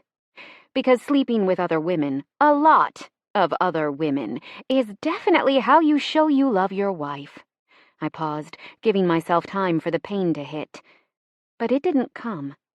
Oddly enough, my mother warned me. My front door flew open and Hazel stumbled in, her hair windblown and her eyes wild. Oh my God, you have to come watch! She stopped suddenly, her eyebrows hitting the ceiling at the sight of Damien.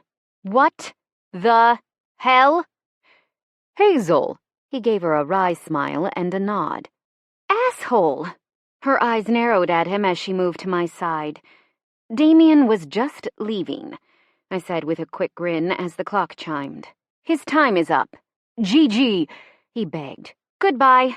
I walked to the door and held it open. Give my best to Paige and... What did you name your son? Damien Jr. Of course you did. I motioned to the open door. Drive safely now. The pass gets slick this time of year. The sound of the door shutting was more satisfying now than it had been the day I'd left our New York apartment. Did you tell him? Hazel asked, unzipping her coat and hanging it in the hall closet. About the options? I did. It was fun. I grinned and tucked my hair behind my ears. Now, what did you fly in here in a tizzy about? Oh! Her eyes popped wide. You have to get online right now. She grabbed my hand and yanked me into the office, all but shoving me into the chair, while she brought up YouTube, full screen, and typed Noah's name. Hazel, I warned her softly. The last thing I needed was to see Noah on video, traipsing around New York like he hadn't broken my heart in a million pieces. It's not what you think. She clicked on a video of a popular morning show, and I tapped my toes impatiently through the 5 seconds of ads before it began playing. Hold on, it doesn't start until about halfway through, and I damn near spit out my coffee. She clicked toward the middle of the video, skipping the first 10 minutes. Does he think he is? The female anchor asked her partner, who shook his head. You don't do that to Scarlett Stanton. You just don't. I'd have to argue that the publisher must have known what they were getting when they hired Noah Harrison to finish it, he countered. Oh, God, I whispered, my stomach dropping out of my body and off the face of the earth. Knowing Noah might get some negative press for my choice and seeing it were two different things. It gets worse, Hazel muttered. How much worse? I wasn't sure I could take it. Watch. I'm not the only one to cry foul, the anchor said, putting up her hands. Early review copies are out, and spoiler alert, it's not pretty. Publication Quarterly calls it, and I quote, an egotistical attempt to outshine the foremost romance novelist of her day. The audience booed, and my hands shot up to cover my mouth. That's not fair. I said through the gaps of my fingers. It gets worse, Hazel repeated. How? Are they going to burn a cardboard cutout of Noah? I challenged. Would it bother you if they did? She asked with mock innocence. I shot a glare her way. The New York Daily took it a step further, saying, Scarlett Stanton is rolling over in her grave.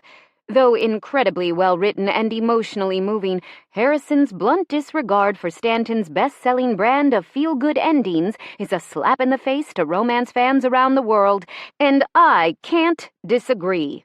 Make it stop. My hand slid from my mouth to cover my eyes as they flashed a picture of Noah. 1 more minute.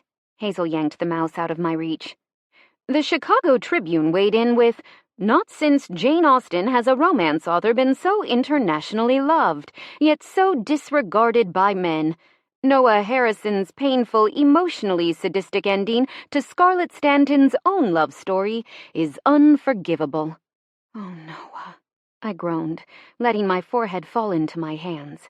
But maybe the best review, as always, comes from Scarlett Stanton herself, who said, no one writes painful, depressing fiction masquerading as love stories like Noah Harrison. The anchor sighed. Honestly, what was the publisher thinking? You don't bring a man into a corner of the industry that women had to claw out for themselves amid the slut-shaming mommy porn jokes and let him walk all over the very thing that defines the genre. You just don't. Shame on you, Noah Harrison. Shame on you. The anchor pointed to the camera, and the segment ended. At least they didn't set him on fire, I muttered, staring at the computer screen in horror. They just had your gran do it, Hazel noted. They're not being fair to him. It's a beautiful, poignant ending. I leaned back in the chair and crossed my arms. It's a fitting tribute for what she went through in real life. And he had nothing to do with trashing the genre. That was all me. Newsflash, G. No one reads romance for real life, she sighed. Also, that man is so in love with you that I can't even... anything. I can't. She perched on the edge of the desk and faced me. Don't, I whispered as my heart cracked, the hastily constructed scabs breaking open. Oh, I'm going to. She moved so I couldn't look away. That man just trashed his career on an international stage for you. He trashed his career out of contractual obligation, I countered. But the damage was done. My entire body ached with missing him, just like it did every day. Add on the hatred he was getting over my choice, and I was ready to bury myself in a gallon of Ben & Jerry's. Keep telling yourself that, she shook her head. He's Noah Harrison. If he wanted out of the contract, he would have gotten out. He did this for you, to prove that he would keep his word. He lied, and for no good reason. Frustration welled up, doing its best to overpower the pain. I wouldn't have kicked him out in December if I'd known he'd finished the book. I was already in love with him. My hands flew to my mouth. Ha! Hazel jabbed her finger at me. I told you! It doesn't matter. My arms fell to my sides. The ink isn't remotely dry on my divorce. It hasn't even been a year. My spine stiffened. Isn't there a rule somewhere that you have to take some time for yourself before shoving all your baggage at the next man? Okay, 1, there's no rule. 2, I've seen Noah's arms. He can carry all your baggage and then some. Her face scrunched. Shut up. She wasn't wrong. 3, you're not your mom, G. You'll never be your mom. And honestly, you were pretty much alone in the 6 years of that shitty marriage. You've had plenty of time for yourself, but if you think you need more, then take it. Just do the world a favor and tell the man. I sagged against the back of the chair. It's impractical. We live on opposite sides of the country. Besides, it's been 3 weeks since he tried to call. He's probably over it. His rebound rate is astronomical. If by rebound rate you mean he's only been seen in public with his sister, then I agree. She arched a brow at me. I love you. But you have to get out of your own damned way. He loves you. He screwed up. It happens. Owen screws up every 3 days, apologizes, makes up for it, and then screws something else up 3 days later. You figure it out as you go along. She glanced at her wedding ring and smiled. What do you screw up? I asked. I'm perfect. Besides, we're not talking about me. Her phone rang and she stood so she could get it free. Hey, babe, wait. Say that again? Colin did what with the scissors while you were in the bathroom? How short is short? Her voice pitched shrill. Oh, shit. I hopped up from the chair and raced for the hall closet, yanking her coat off the hanger and shoving it at her as she strode out the door. No, don't try to round it out. She waved at me frantically in farewell, then opened her car door. No, I'm not mad. It could have happened to me, too. It'll grow back. Her voice cut off as she got into the car. Good luck, I called out as she drove the semicircle back to the main road, only to have her spot taken by the courier. 1 second, I said, dashing back inside to grab the envelope, and brought the roses, too. Here, Tom, take these for your wife. You sure? He asked, eyeing the roses. Absolutely. Hold on, I have a delivery for you, he said, exchanging my envelope and the roses for a medium-sized package. I signed for it, noting the return address of Gran's lawyer. Right. It would have been my 7th wedding anniversary. At least she wasn't here to see what a hot mess that had ended up being. I carried the package in, shut the door, then plopped down on the bottom step of the staircase, setting the box next to me. Noah Harrison's painful, emotionally sadistic ending to Scarlett Stanton's own love story is unforgivable. I sighed and stared at the box, wishing there was some easy answer to all of this, or maybe there was, and Hazel was right. I was standing in my own way. I leaned forward and took my cell out of my vest pocket, then opened my messages and typed out a text. Georgia, I'm so sorry about the reviews. I truly was. But my heart wouldn't stop screaming joyfully that he'd kept his promise. The message showed delivered, not read. Who knew when he'd get around to seeing it anyway? Or maybe he'd never open it. From ice queen to hot mess. Not sure that's an improvement, I muttered. Picking up Gran's package, the tape gave way easily, which was convenient, since I didn't have Noah. Or his pocket knife. Inside there were 3 manila envelopes. The one labeled, Read Me Second, was thickest. I set it and the third to the side, then opened the one designated first and pulled out a letter. My heart throbbed, bittersweet at the sight of her handwriting. Dearest Georgia, today is your wedding anniversary. If I'm right about the decline of my health, it's your 7th. That 7th was a big one for your Grandpa Brian and me. He had just been diagnosed. Everything went sideways, and it was all we could do to hold on to each other. I hope your 7th goes smoother. But just in case it doesn't, I thought it was time you truly understand the depth of love that created you. You, my dearest one, are the product of generations of love. Not just the infatuations that some experience, but true, deep, soul-mending loves that even time cannot separate. I hope by now you've cleaned out my closet. No, not that one. The other one. Yes, that one, where all the shirts have been replaced by pages, courtesy of that little typewriter that has been my constant companion through the joy and the heartache. I hope you found the little alcove in the back of the second shelf. If not, go look. I'll wait right here. Found it? Good. This was the work I could never bring myself to truly end. The work that was started for my darling William. I'm sorry I never let you read it while I was with you. My excuses are endless. But the truth is, I was afraid you'd see straight through me. You'll find that it ends on what had been, up until then, the hardest day of my life. The day I lost my sister, my best friend, while still reeling from the loss of the love of my life. That day has only since been eclipsed by the snowy evening that stole William and Hannah. Our family has never been without our share of tragedy, has it? The story is yours to read now, Georgia. Take your time. I've dabbled with it over the years, adding bits and pieces from memory, then setting it aside. Once you reach the end, once you're there with me on that war-torn street in Ipswich, covered in dust, I want you to read through the letters bundled at the top of the manuscript. These are the true testament to the love that created you, the fact behind the moments of embellished fiction. Once you feel that love, taste the acrid smoke of the last air raid on your tongue, and are ready for what happened next. Open the next envelope in this package.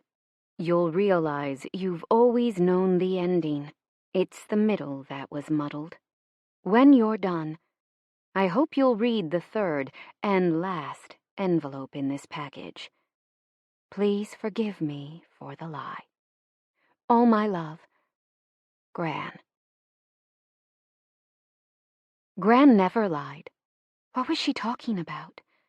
My fingers shook as I opened the thickest envelope. I'd already read the manuscript and the letters, wept with gut-wrenching sobs when Scarlett had been notified that Jameson had gone missing, and again when she realized Constance had been killed. I slipped the stack of papers free and skimmed my fingers over the familiar, hard strikes of Gran's typewriter. Then I read. Chapter 34, June, 1942, Ipswich, England. Scarlett wasn't cold anymore. The chill had gradually faded to blessed numbness as she stared at her lifeless sister. Was this the price for William's life? For hers? Had God taken Jameson and Constance as some sort of divine payment? Shh, she whispered in William's ear, over the ringing in her own, trying to soothe him. There was no one left in the world who could soothe her. Everyone she loved besides William was gone. He raised a sticky hand to her face, and Scarlett blinked at the blood on his palm, her heart stopping.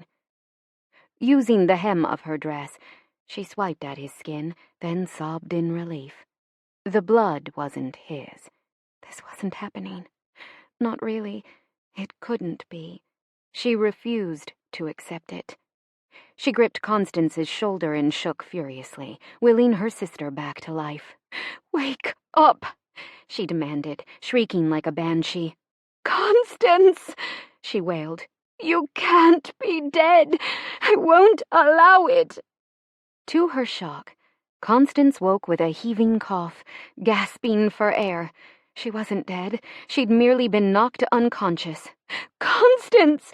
she cried, her chest heaving as she sobbed in relief, leaning over her sister and balancing William carefully. "Can you move?" Constance looked up at her with glazed, confused eyes. "I think so," she answered, her voice croaking like a frog. "Slowly," Scarlett ordered as she helped her sister upright. Constance's face was battered, blood seeping from a gash above her left eye, and her nose was clearly broken.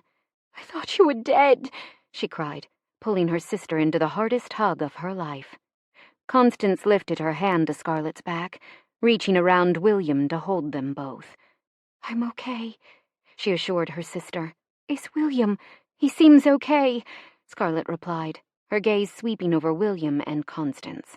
The cold had returned, and her head swam as though she were under water. "Is it over?" Constance asked, glancing at the destruction surrounding them. "I think so," Scarlett answered, noting the lack of sirens. "Thank God!" Constance hugged her sister once more before drawing back, stricken. The look in her eyes raised the hairs on the back of Scarlett's neck. "What is it?" she asked, as Constance gawked at her blood-soaked hand, moving William along her hip. Scarlett wiped at the blood with a somewhat clean patch of her dress. Air gushed from her lungs in relief. Lucky. They'd been so lucky today. "It's all right," she assured her sister with a shaky smile. "It's not yours." Constance's eyes flared as her gaze swept down Scarlett's torso. "It's yours," she whispered. As if Constance's words triggered Scarlett's body, shattering the rallying defenses of shock, agony ripped through her back, and searing pain exploded in her ribs. Scarlett gasped, as it overtook her, her eyes sweeping down the spreading bloodstain across her blue plaid dress, the same one she'd worn for that first date with Jameson. It all made sense. The cold, the pain, the lightheadedness. She was losing blood. Her balance gave way, and she collapsed on her side, barely managing to shelter William's head from hitting the pavement. "Scarlett!" Constance yelled, but the sound struggled to cut through the fog in her head. Instead, she focused on her son. "I love you more than all the stars in the sky," she whispered to William, who had stopped crying and lay on her arm, staring at her with eyes the same shade as her own. "My William." In that moment of chaos and shrieking sirens, it all became so clear, as if she could see the threads of fate that had woven this tapestry, leaving home, serving beside her sister, meeting Jameson on that dusty road, falling head over heels in love. It wasn't their path in jeopardy. That was already set. Only William's was undecided. "It was all for you, William," she whispered, her throat clogging, forcing a gurgle. "You are so loved. Never doubt that." Constance hovered above them, her mouth agape as she studied Scarlett's back. Her lower lip trembled as she kneeled closer. "You have to get up. We have to get you to hospital." "I'm all right," Scarlett smiled as the pain faded once more. "You have to go," she managed to say through wet, gasping breaths. "I'm not going anywhere!" The panic on Constance's face tore at Scarlett's heart like nothing else could. This was something she couldn't save Constance from. She couldn't even save herself. "Yes, you are." She shifted her gaze back to William. "He needs to learn to camp," she said without looking away from his face. Jameson's face. "And to fish. And to fly." That was what Jameson had wanted, for their son to grow up safe from the bombs that had brought this exact moment. "And you can teach him all of that," Constance cried. "But we have to get you to hospital. Hear the sirens. They're nearly here." "I wanted more time with you," she said to William, each word harder than the last. "We both did." "Scarlett, listen to me!" Constance shrieked. "No, you listen," Scarlett said before a cough racked her body, blood bubbling past her lips. She managed a waterlogged breath and locked her eyes on her sister. "You swore you'd protect him. With my life." Constance repeated the vow. "Get him out of here," Scarlett ordered, mustering all of her strength. "Take him to Vernon." Constance's eyes flared with understanding as tears streaked through the dust on her cheeks. "Not without you." "Promise me you'll care for him." Scarlett used what was left of her energy to turn her head toward her beautiful, perfect son. "I promise," Constance cried, her voice breaking with tears. "Thank you," Scarlett whispered, gazing at William. "We love you." "Scarlett!" Constance sobbed, cradling the back of her sister's neck as Scarlett's eyes unfocused. "Jameson," Scarlett whispered with a faint smile. Then she was gone. "No!" Constance screamed, the sound overtaking the shrill wail of the sirens. William's face scrunched as he let loose the cry that echoed her own. Where was the ambulance? Certainly something could be done. This wasn't how this ended. It couldn't be. Bits of debris dug into her knees as she leaned over Scarlett and lifted William into her arms, cradling his head against her chest, unblinking, unfeeling, as the world swirled around them. "Ma'am?" someone asked, crouching at her side. "Are you and your baby all right?" Constance's brow knit as she tried to make sense of the man's words. "My sister," she said in way of explanation. The man looked at her with pity, glancing between Scarlett's fallen frame and her eyes. "She's gone," he said as kindly as he could. "I know," she whispered, her lips trembling. "Can I get some help over here?" the man called back over his shoulder. 2 other men appeared, crouching to her eye level. "We'll take care of her. You need to get to hospital. You're bleeding." "I have a car." Constance nodded, her eyes wide and unfocused. When the men asked for identification, she handed them her handbag. Her mind had shut down, as though it had reached its limit for trauma, for heartbreak. Edward, Jameson, Scarlett. It was too much. How could one person feel so much sorrow and not die from it? Why was she kneeling, nearly unscathed amid the rubble that had taken her sister? Constance staggered to her feet, holding William to her chest as the men loaded Scarlett into an ambulance. "Promise me you'll protect him." Scarlett's word whispered through the cacophony of the street, consumed her very being. She tightened her hold on William, tucking his head under her chin. This was where it ended. No more grief, no more bombings, no more loss. William would live. Ignoring the calls of the men around her, Constance grabbed the handbag at her feet and picked her way across the pavement, slipping twice on shrapnel as people appeared on the pavement, emerging from their shelters. She had to get William to Vernon. She had to get him on that flight.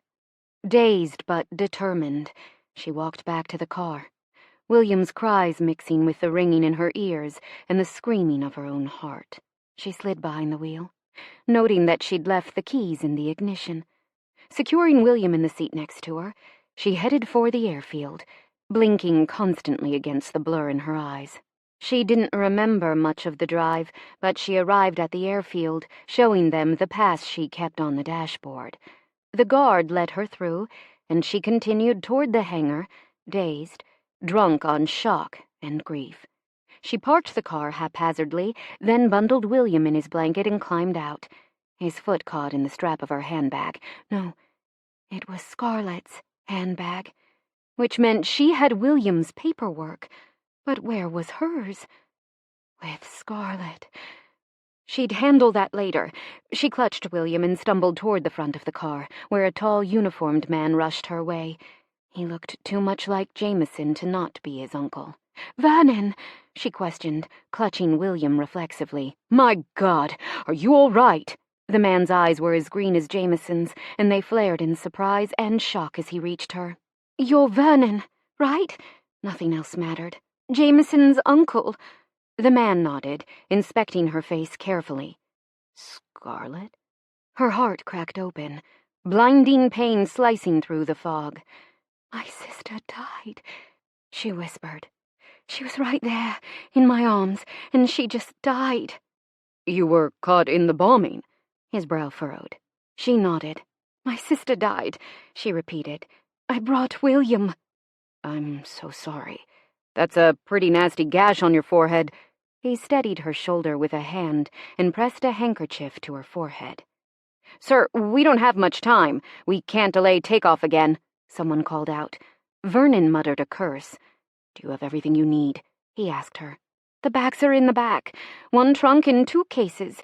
Just like Jameson said." Her voice broke. "I packed them myself." Vernon's face fell. "They'll find him," he swore.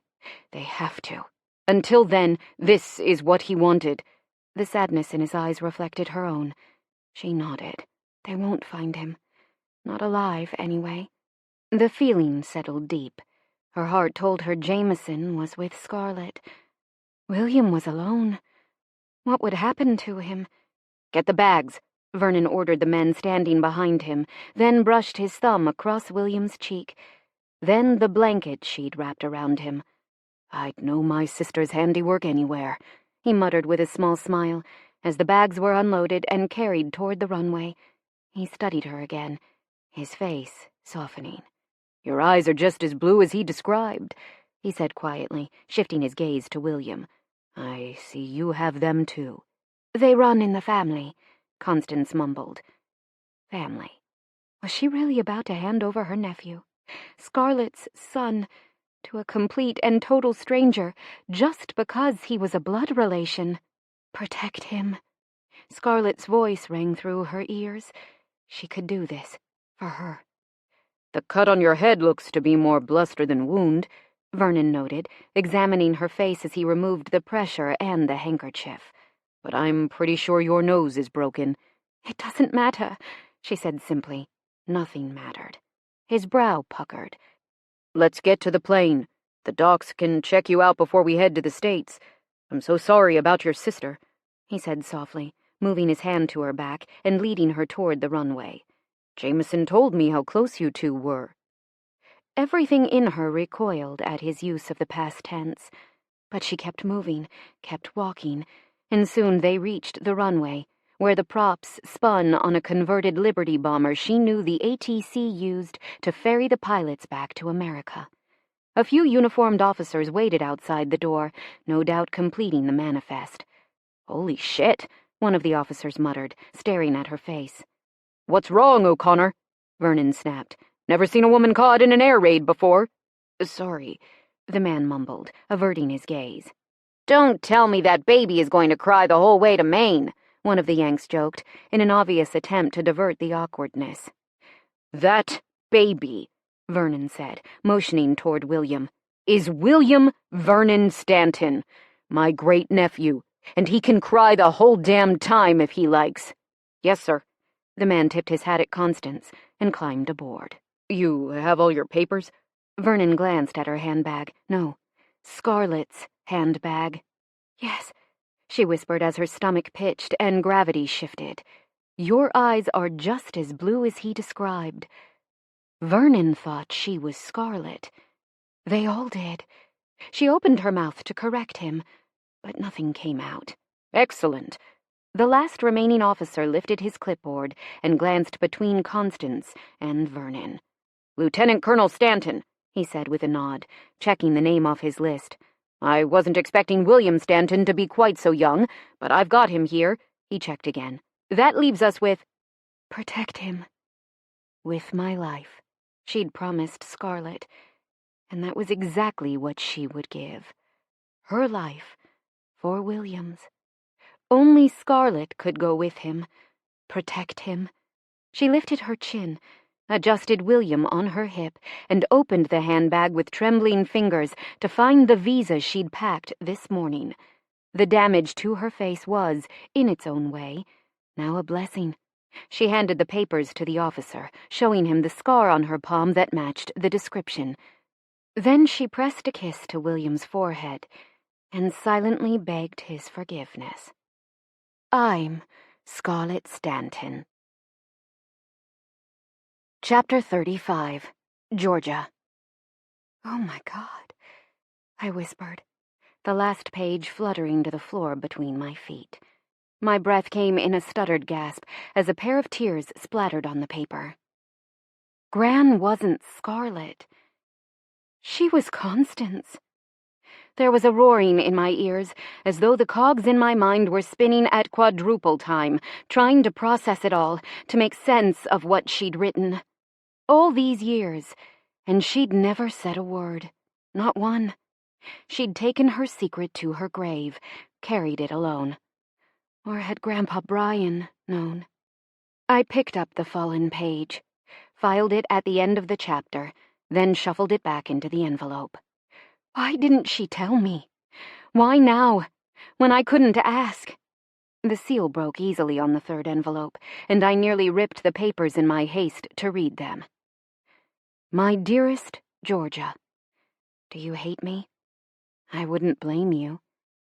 There were certainly days where I hated myself, where I signed her name and felt every inch the fraud I was. But this letter isn't for me. It's for you. So allow me to answer the obvious questions. As we flew over the North Atlantic, William fell asleep, zipped in and warm with Vernon. That's when the reality of what I'd done hit hard. There were so many ways it could go wrong, and yet I couldn't come clean. Not with William in the balance. It would only be a matter of time before the truth was revealed, and I was forced back to England. All I needed was enough time to meet Jameson's family, to know for certain that William would be in good hands. I had to play the part. I took paper and pen from the handbag, then bid farewell to Constance, knowing that posting this letter would only serve to help convince my family that William was out of reach. 2 days after we arrived in the States, I posted that letter and stumbled upon a British paper in the lobby of our hotel. It listed the recent casualties from the June air raids. My heart stopped the moment I read Constance Wadsworth, listed among the dead. That's when I remembered that it was my handbag the ambulance drivers had taken with my sister. Heaven help me. That's when I realized I could stay with William, not just until he was settled, but forever. To my mother, father, and Henry, Constance was dead. No one had challenged it. I was free. But only as Scarlett. My temporary lie became my life. Vernon took me to immigration, where I was given a new identification card, this time with my picture. My face was still swollen from the bombing, my nose bandaged until the moment the photographer flashed his camera. The other identifying features, the scar and our beauty marks, matched perfectly as they always had. Jameson's family was so warm, so welcoming, even in the face of their unbearable grief. I watched the light slowly die in his mother's eyes as the months, then the years passed, and no news came from the front about Jameson's disappearance. I didn't have to feign grief. My sorrow was all too real for the loss of Jameson and Edward, but mostly my sister. From the moment I was born, she'd been at my side. We'd been educated together, sworn to see the war through together, and yet there I was, raising her son in a foreign country that was now my own, practicing her signature over and over, then burning the pages so no one would be suspicious. The first real challenge came the day Beatrice asked when I planned to begin writing again. Oh, I looked like my sister and even sounded like her. I knew the most intimate details of her life, but writing? That had never been my talent. Perhaps I should have told them then, but the fear of being separated from William was more than I could bear. So I pretended to write when no one was looking. I retyped The Diplomat's Daughter page by page, fixing grammatical errors and tweaking a few passages, so I could honestly say I'd written something in it. I realized that lies were easier when they were based on truth, so I injected truth at every possible turn. I didn't submit The Diplomat's Daughter for publication. Beatrice did the year the war ended, the year we finished The Gazebo at the Bend in the Creek, where Jameson asked Scarlett to wait for him. That was the year Beatrice accepted what I'd already known. Jameson wasn't coming home. I helped build a gazebo for a future that only existed in my imagination, a future where love and tragedy didn't walk hand in hand. The problem with signing that first book deal was the request for the second, the third, the fourth. I went through the hatbox, used her partial chapters, her plot notes, and when my own heart failed, I simply imagined she was beside me, hiding in our parents' house, walking the long roads, sitting at that kitchen table telling me what happened next. In that way, she lived in every book I typed, then the ones I wrote as the hatbox emptied. I had the house built big enough for Jameson's family, and we moved. Then Brian came along. Oh, Georgia, I fell for his warm eyes and soft smile that very first year he rented the cottage. It wasn't the same as I'd felt for Edward. That had been a once-in-a-lifetime love, but it was steady, warm, and as gentle as the spring thaw. After Henry, well, I needed gentle.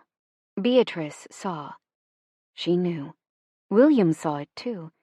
He never voiced his disapproval, never made me feel guilty.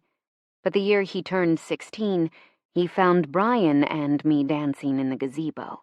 The phonograph disappeared the next day. He had his father's smile, and his passion for life, and his mother's eyes and steel will. He was the best thing I'd ever done with my life, and the day he married Hannah, the love of his life, he told me it was time to marry mine. I told him the love of my life had been taken by the war. That was the truth. He told me Jameson would want me to be happy. That was true, too. Every year, Brian asked. Every year I said no. Georgia, there exists within me a gray, shadowy place where I am both the girl I was and the woman I became that day, both Constance and Scarlett. And in that gray place, I was still married to Henry Wadsworth, though he had remarried and moved his new family onto the land I'd ruined myself to protect. The land where he'd buried my sister in his one and only romantic gesture. And perhaps the girl who had been so egregiously abused took a perverse pleasure that she could bring his life toppling down by simply admitting that she was alive. The woman I was refused to allow the shadow to dim Brian's light, refused to bring him into a marriage that would ultimately be as fraudulent as I was. But I could never tell him the truth. That would have made him complicit in my crimes. He stopped asking in 1968. The day I read that Henry Wadsworth had died of a massive stroke, I raced to the veterinary clinic where Brian worked and begged him to ask me again. Only after William had given his blessing did I tell the lawyers to start the paperwork for Jameson. I married Brian 17 years after we met, and the decade we were married was the happiest of my life. I found my happily ever after, never doubt that. William and Hannah had tried so long for a child, and Ava was the apple of their eye and mine. I wish you had known her before the accident, Georgia. Tragedy has a way of breaking gentle things and soldering the shattered pieces together in ways we can't control. Some it remakes into stronger, more resilient creatures. In others, the pieces fuse before they heal, leaving only razor-sharp edges. I can offer you no other explanation or excuse for the way she's cut you over the years. You, my sweet girl, were the light of my very long life. You were my reason to slow down, to live with more intention, less fear. You, Georgia, who remind me so very much of my sister. You have her indomitable will, her strong heart, her fierce spirit, and her eyes, my eyes. I pray that this package finds you happy and madly in love with the man you've deemed worthy of your heart. I also hope you've realized by now that man isn't Damien, not unless he's had an epiphany between what is now your 6th year of marriage and when you open this on your 7th anniversary. And yes, I get to say that because I'm dead. When I was alive, you were determined, and heaven help the soul who tries to change your stubborn little mind. Some lessons we simply have to learn for ourselves. So why tell you, now that I'm gone? Why lay this truth at your feet when I trusted no one else? Because you, more than any other Stanton, need to know that it is love that brought you here. I've never seen another love like Scarlett and Jameson's. It was one of those fated lightning strikes, miraculous to see up close, to feel the energy between the two when they were in the same room. That is the love that lives in your veins. I've never seen another love like I had for Edward. We were twin flames. But I've also never seen another love like I had for Brian, deep and calm and true. Or another love like William's for Hannah, achingly sweet. But I have seen the same love that I had for William the day I stepped onto that plane. It lives in you. You are the culmination of every lightning strike and twist of fate. Do not settle for the love that hones your edges and turns you brittle and cold, Georgia. Not when there are so many other kinds of love waiting for you. And don't wait like I did, wasting 17 years because I'd left one bitter foot in my past. We're all entitled to our mistakes. When you recognize them for what they are, don't live there. Life is too short to miss the lightning strike, and too long to live it alone. This is where my story ends. I'll be watching over you to see where yours leads. All my love, Gran. Tears dripped down my face as I finished the last page. And they weren't the pretty silent ones. Oh no, I was a snotty mess. She'd lived 78 years of her life as Scarlett, never being called by her own name, never letting someone else help carry the burden of what she'd done. She'd borne the deaths of Edward, Jameson, Scarlett, Brian, then William and Hannah, yet hadn't hardened under the grief. I left the letter on the steps, then clutched my phone and stumbled to the office, snatching the framed picture of Scarlett and Jameson from the desk. I hit my knees in front of the bookshelf cabinets and dug through the contents to find the same albums I'd shown to Noah months ago. William. The first picture of Gran had been taken in 1950, long enough after the Ipswich bombing that no one would question any physical differences. She hadn't just shied away from the camera lens, she'd studiously avoided it. I studied both pictures, needing to see it for myself. Scarlett's chin was slightly sharper, Constance's lower lip a bit fuller, same nose, same eyes, same beauty mark. But they were not the same woman. People see what they want to see. How many times had she said that to me over the years? Everyone had simply accepted that Constance was Scarlett because they'd never had reason to question it. Why would they when she had William? The gardening, the tiny style differences Noah had spotted, the baking. It all made sense. I flipped through the album until I found her wedding picture to Grandpa Brian. There was real, true love shining in her eyes. Noah's ending had been truer to life than he could have known. But it wasn't Scarlett's ending. It was Constance's. Scarlett had died on a ruined street nearly 80 years ago. Jameson couldn't have been far off. They hadn't been apart for long. They'd been together all this time. I sucked in a shaky breath and wiped my tears on my sleeve as I fumbled with my cell phone. If Gran had lived a lie to give me this life, then I owed it to her to live it. The message I'd sent to Noah still hadn't been read, but I called him anyway. 4 rings. Voicemail. The guy didn't even have a personalized message, and I wasn't about to pour my heart out on a voicemail anyway. Besides, with the reviews out, it was no wonder he wasn't answering. I gasped. Reviews were out. Stumbling to my feet, I slid into the chair at my desk, then clicked through my emails until I found Adam's number. Adam Feinhold, he answered. Adam, it's Georgia, I blurted. Stanton, I mean. I figured it wasn't the state calling, he drawled dryly. What can I do for you, Ms. Stanton? It's a bit heavy around here today. Yeah, I deserve that, I admitted, cringing like he could see me. Look, I tried Noah first. I have no clue where he is. He left me a message that he was off on some research trip, and he'd be back in time for any release promo we need. I blanked. Noah's gone? Not gone. Researching. Don't stress. He does it every book but yours, since you know the research had already been done. Oh, my heart sank. So much for seizing the lightning bolt. You know the guy is pretty much dying over you, right? Adam said softly. And I say that as his best friend, not his editor. He's miserable. Or at least he was miserable. This morning he just sounded pissed. But that was after the reviews came out.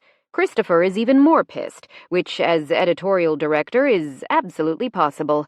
Trust me. I was 24 hours too late to tell him I'd been wrong. Really wrong. But maybe I could show him. At least I could try. Did Noah really edit both versions? Yep. Copy edits and all. Told you. He's a mess over you. Good, I smiled, too happy to clarify that statement. Good? Yep, good. Now go get Christopher. Chapter 36. Noah.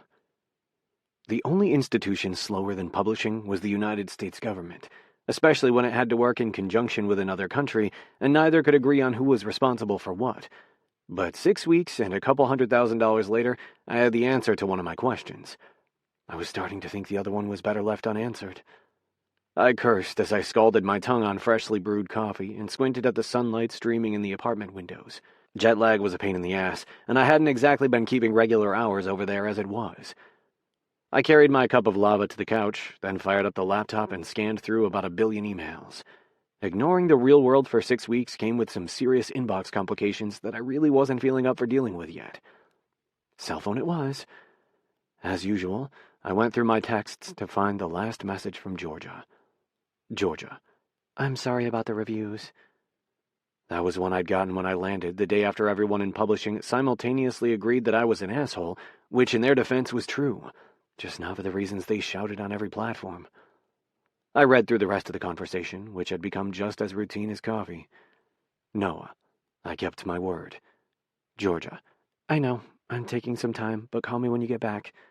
Noah, will do. That was it. That was where we left it. She was taking some time, which roughly translated into leave me the hell alone. So I did, for 6 fucking weeks. How much more time did the woman need? Also, did that time include today? Was I supposed to call now that I was home, or give her more time? It had been 3 months since she'd raised that stubborn, stoic chin and thrown me out on my ass for the lie I'd been ridiculous enough to tell. 3 months since those eyes had welled with tears I'd put there. 3 months, and I still loved her so much I ached with it. I couldn't have written a more lovesick character, and I had the circles under my eyes to prove it. Mom called, and I answered. Hey, Mom, I just got back last night. Did you get your copy messengered over? Usually I took my latest copy myself, but I wasn't sure I could live through seeing her face once she realized what I'd done to Scarlett Stanton's last work. It came by courier last night. I'm so proud of you. Shit, she sounded so happy, because she hadn't read the ending yet. Thanks, Mom. My laptop started pinging next to me as the Google alerts filed in with more reviews. I really had to turn that crap off. I love it, Noah. You really outdid yourself. I can't even tell where Scarlett's words end and yours begin. Well, I'm sure you'll figure it out once you get to the end. It's pretty obvious, I groaned, sliding lower into the couch. There was a special hell for people who disappointed their mothers. And I just need you to know that I'm sorry. Sorry? For what? Just wait, you'll see. I should have stayed overseas, but even that distance wasn't far enough to save me from the wrath of my mother.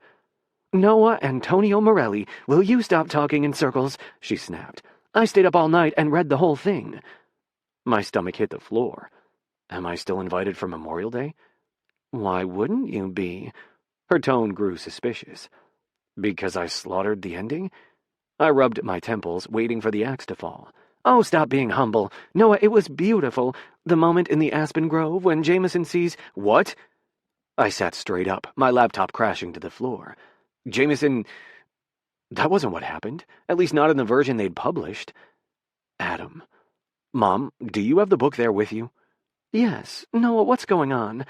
I'm not sure, honestly. Do me a favor and flip to the front where the copyright is. Adam had to have printed a special edition for her. Holy shit, I owed him big time. I'm there. Is it a special edition? Well, not if first editions are special. What the actual hell? I grabbed my laptop off the floor and opened the first Google alert. It was the Times, and the first line knocked me on my ass. Harrison seamlessly blends Stanton's vision. Mom, I love you, but I have to go. I clicked down the row of alerts. They all said variations of the same thing. Okay, I love you, Noah. You should get more sleep, she said in that kindly authoritarian way she'd always had. I will. Love you too. I hung up and dialed Adam. He picked up on the first ring. Welcome home. How was the trip? You fired up to start next year's release? Why was everyone so damned chipper this morning? Harrison seamlessly blends Stanton's vision with his own take on classic romance. This one shouldn't be missed. The Times, I read. Nice. Are you serious? How about this one? I snapped. We've been had. How the bait and switch of the decade led to a surprised and relieved fandom, the Tribune. My hands curled into fists. Not bad. Almost looks like we meant to do it, huh? Adam, I growled. Noah, what the hell did you do to my book? I roared. It was all ruined. Everything I'd put on the line for her had been ripped away. She'd never forgive me for this, never trust me, no matter how much time I gave her. Exactly what I was told to do by the only person who had the contractual right to tell me to do it, he said slowly. There was only one person who could approve changes without me, and her time was officially up. Chapter 37, Georgia. Talk about swoon, Hazel sighed. Yeah, that was a good part. I switched the phone to my other ear and finished washing the dirt off my hands. The seedlings were coming along, and in just a few weeks, they'd be strong enough to be transplanted into the garden, right in time for the weather to be kind enough to allow it. And holy wedding night scene, Batman! I have to know, was that your gran? Or is there a little Noah in there? Because it was so hot that I took myself down to Owen's office. Stop right there, because I do not need that mental picture the next time I go to the dentist. I dried off my hands and tried not to think of exactly how much of that was Noah. Guess he'd set out to prove me wrong about the unsatisfying comment I'd made that day in the bookstore. Fine, but seriously? Hot. Yeah, I said as the doorbell rang. You sure you don't want to come over for dinner? She asked as I walked through the hallway and into the foyer. I hate the thought of you eating pizza on a night like tonight. You should be celebrating. Gran would have loved this book. I'm fine. And yeah, she sure would have. Hold up, my pizza is here. I swung open the door. My heart slammed to a standstill, then took off at a gallop. Georgia. Noah stood in my doorway, glaring down at me with a smolder that instantly turned my mouth to ash. Hazel, I have to go. Really? You won't reconsider? Because we'd love to have you. Yeah, I'm sure. Noah's here, I said as casually as I could manage, given the fact that I couldn't breathe. 3 months of longing slammed into me with the force of a wrecking ball. Oh, good. Ask him about the sex scene, would you? She quipped. He arched a dark brow, obviously having heard her. I think that conversation might have to wait. He looks a little perturbed. My grip tightened on the door handle simply to keep myself standing. Self-preservation demanded I look away from those dark brown eyes, but the laws of magnetics wouldn't let me. Wait, you're not kidding, are you? Her voice lost all its humor.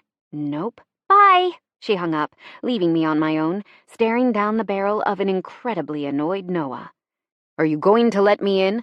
He asked, tucking his thumbs into his pockets. It should have been criminal to look as good as he did. Are you going to yell at me? I asked. Yes. Okay, then. I stepped back as he walked in. I closed the door, then leaned back against it. He pivoted in the entry, leaving only a few steps between us. That distance was too much, and not enough, all in the same breath. I thought you were going to call me when you got back, I started weakly. I'd been prepared for a lot of things today, but seeing him wasn't one of them. Not that I was complaining. He narrowed his eyes, then reached into his back pocket and whipped out his cell, pushing 2 buttons. My phone rang. Are you kidding me? I asked, spotting his name on the screen. He raised his phone to his ear in blatant challenge. I rolled my eyes, but answered it. Hi, Georgia, he said, his voice dropping low and turning my insides to mush. I'm back. When did that happen? I asked. My cheeks heated as I realized I was actually talking to him on the phone in the middle of my foyer. He flat out smirked. Ugh! I groaned, and we both holstered our phones in our back pockets. Answer the question. 18 hours ago, he replied, shoving the sleeves of his sweater up his forearms, 6 of which I've slept. I spent 1 figuring out what you'd done, then a total of 11 booking a flight, getting to the airport, actually flying, renting a car, and driving all the way from Denver. Fair enough. Have you had enough time? He stuck his thumbs in his pockets again. Or would you still like me to leave you alone? Me? I squeaked. You were the one who disappeared. I figured you'd be back in a week, maybe 2, not 6. You could have called and told me. Sent an update, or a carrier pigeon. Something. You told me you were taking time in to call when I got back. Those are some pretty specific instructions, Georgia, and it fucking killed me to follow them. Oh, why did you change the ending of the book? He asked abruptly. Here we go. Oh, right, that. I folded my arms under my breasts, wishing I'd chosen something a little better than jeans and a long-sleeved tee. This conversation called for armor. Or lingerie. Yes, that. He lifted his brows. Why did you change it? Because I love you! His eyes flared. Because I love you, I repeated, this time managing not to yell. And you were right about the ending. I was wrong. And I didn't want to trash your career because I was being bitter and cold and sharp. He was on me before I finished the sentence, his body pressing mine against the door, his hands in my hair, his mouth kissing me into blissful oblivion. God, I'd missed this. Missed him. I kissed him back with everything I had, lacing my arms behind his neck as he picked me up, one hand under each thigh. I locked my ankles at the small of his back. Closer. I needed to be closer. Over and over, he took my mouth with deep, swirling strokes of his tongue, setting me on fire like a match dropped into a pool of gasoline, like a lightning strike to tinder. Wait, he said against my mouth, then jerked back like I'd bitten him. We can't do this yet. His chest heaved. What? My feet found the floor, and a heartbeat later, he was in the center of the foyer with his hands laced over his head. What are you doing? This all went to shit before because I hid something from you. Awkward time to point that out, but okay. I leaned back against the door, struggling to catch my breath. He hadn't been the only one to keep secrets. I guess, in the interest of full disclosure, I should tell you that I can have kids. I thought. His brow knit, 2 little lines appearing in his forehead. Not that it matters, but that was never an issue for me. Biology isn't the only way to parent. Well, thank you, but I can. I didn't want to have them with Damien, so I didn't go off my birth control. Didn't want to know what kind of mother I'd be in that situation. I also didn't tell him that. Huh. Okay. Well, I've spent the last 6 weeks between England and the Netherlands. He fished a small white envelope out of his front pocket. Doing book research, Adam told me. This was what he'd stopped us for? We could have been naked by now, and he wanted to chat book research? Not exactly.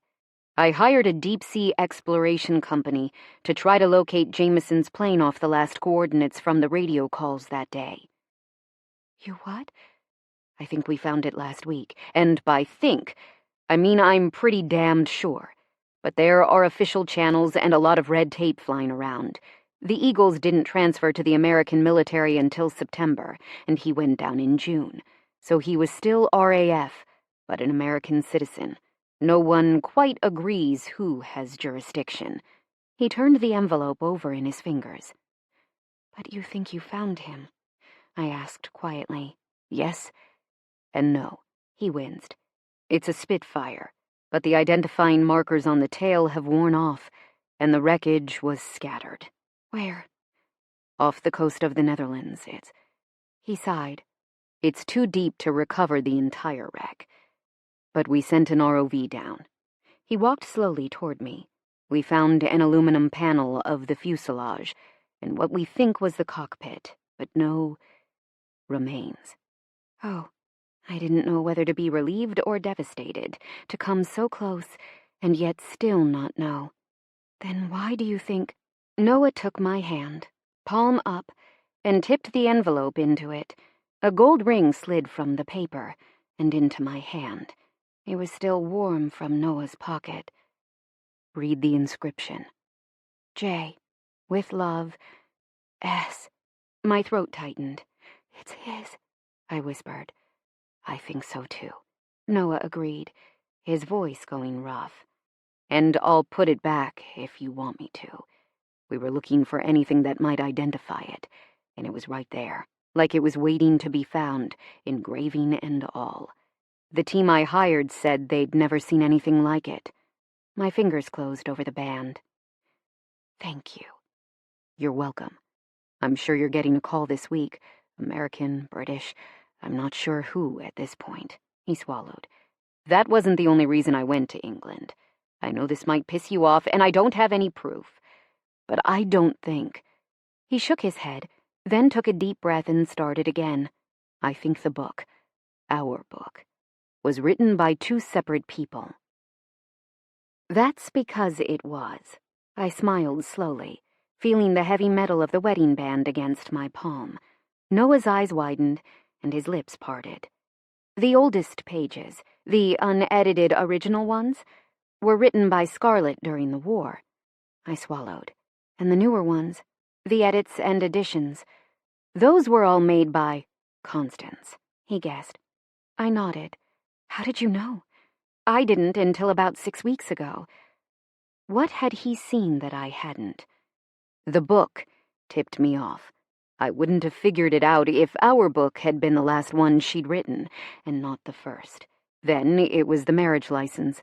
She told Damien it took her years to remarry because it didn't feel like her first marriage was over, which was easily interpreted that she was still in love with Jameson. Until I found the death certificate for Henry Wadsworth and the years matched up. It wasn't enough, just a hunch. And I didn't want to shatter your trust in her without having a damn good reason, but I decided to stop digging before anyone noticed. Constance, told me. She wrote it all down the year before she died and had it delivered. Once I read it, I called you, but you were already gone, so I called Adam. And changed the end of the book. I nodded. "Because you love me." His eyes searched mine. "Because I love you, Noah. And because Gran had her happy ending in real life. She fought for it. She didn't need you to craft it for her. She'd already earned it, already lived it. You gave Scarlett and Jameson the story they deserved. The crash, the evasion, the Dutch resistance. All of it. You finished a story that fate had wrongfully cut short. Gran? She couldn't do that. She left it unfinished because she couldn't let them go. Couldn't let Scarlett go. You set them free." He cradled my face in his hands. "I would have done it for you. Would have given you whatever you wanted no matter what anyone else thought." "I know," I whispered. "Because you love me. Because I love you, Georgia. And I'm done living without you. Please don't make me." I wound my arms around his neck and arched to brush my lips across his. Colorado or New York? Autumn in New York. August and September, at least. He smiled against my mouth. Colorado winter, spring, and summer. "For the leaves?" I guessed, nipping his lower lip gently. "For the Mets."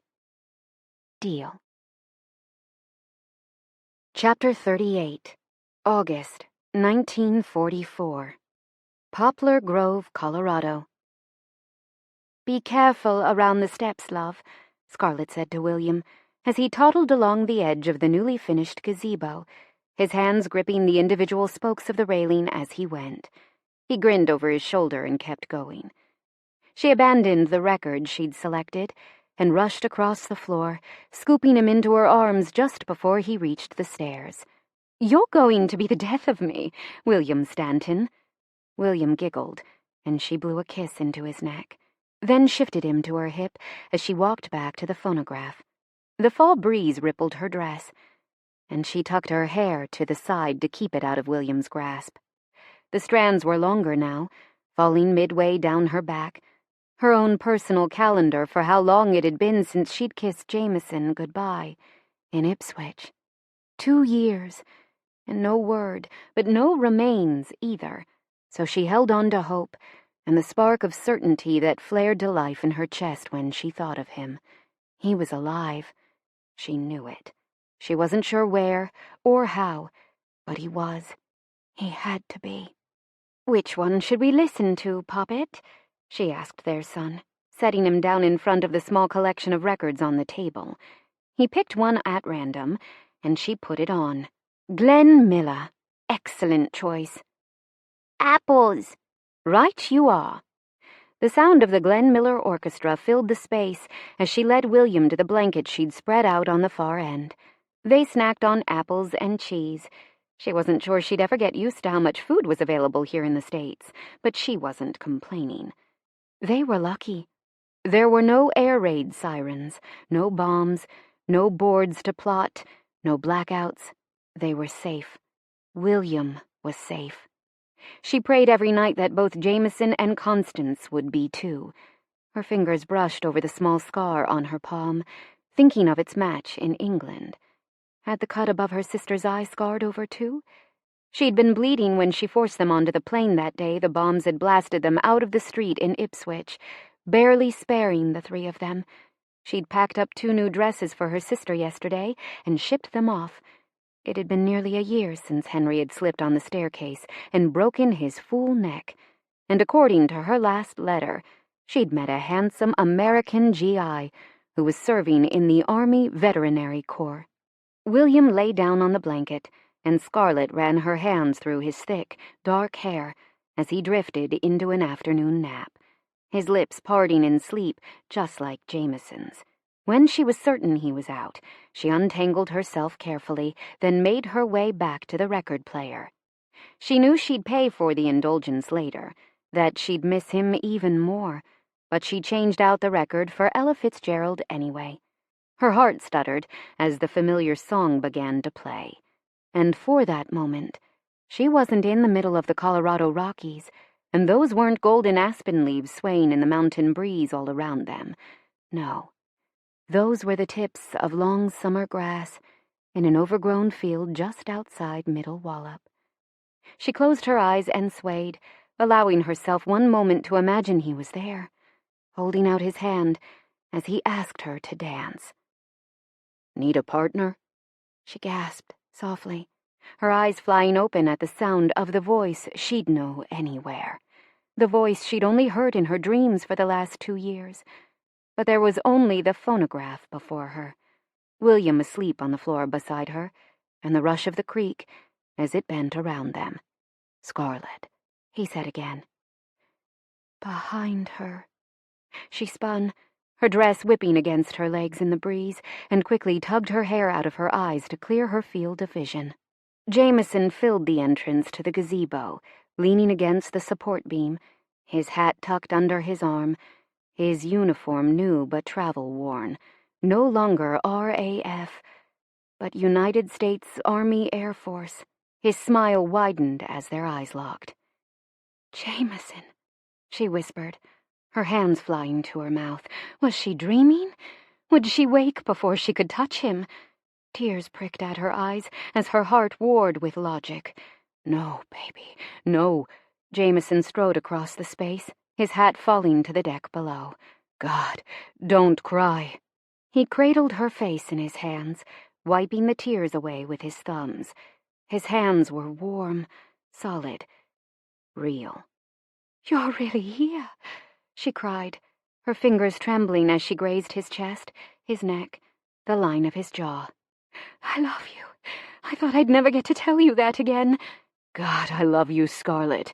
I'm here," he promised, his gaze sweeping over her hungrily, starved for the sight of her, the feel of her against him. Years and miles, battles and crash landings hadn't changed a single thing, hadn't dimmed his love for her. "I'm here," he repeated, because he needed to hear it too, needed to know they'd made it against all the odds that had come their way. He tilted her face toward his and kissed her long and slow, breathing her in, tasting apples and home and Scarlett, his Scarlett. "How?" she asked, locking her fingers behind his neck. "A lot of luck." He rested his forehead against hers and wrapped one arm around her waist, tugging her close. "And a really long story that involves a broken leg, a resistance operative who took mercy on me, and some very accommodating cows who didn't mind a hidden roommate for 3 months while my leg healed." She huffed a laugh, shaking her head. "But you're okay?" "I am now," He pressed a kiss to her forehead and splayed his hand wide over her lower back. I missed you every single day. Everything I did was to get home to you. Her shoulders buckled as a sob slipped past her lips, and his throat closed around the lump that had formed the second he'd seen her swaying with the breeze, waiting where the creek bent around the aspen grove. It's okay. We made it. Do you have to go back? She asked, her voice breaking. No. He tilted her chin and fell headfirst into those blue eyes.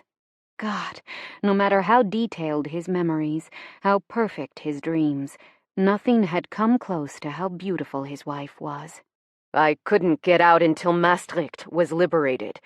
I spent a year fighting in secret with the Dutch resistance, and I know too much for them to chance me being captured, which means the only planes I'll be flying belong to my uncle, right here. So it's over? She asked, her voice edged with the same desperation he felt. It's over. I'm home. He kissed her again, sinking into her mouth as she gripped the lapels of his uniform, tugging him closer. You're home, she smiled, wide and brilliant. He dipped, locking his arms at the backs of her thighs, and lifted her to his eye level. Then he kissed her until he'd reacquainted himself with every line and curve of her mouth. A rustle caught his attention, and his breath stuttered at the sight of William asleep on the blanket, his hand tucked beneath his head. Slowly, he set Scarlett down. He's so big. She nodded. He's perfect. You want to wake him? Her eyes danced. Jameson swallowed, his throat and chest tight, as he glanced between his dreaming son and the love of his life. Perfect. It was all perfect, and better than anything he'd imagined during the long, empty nights and battle-torn days. He sank his hands into the silk of Scarlett's hair and grinned at his wife. In a few minutes. Her smile was slow as she leaned up for another kiss. In a few minutes, she agreed. He was home.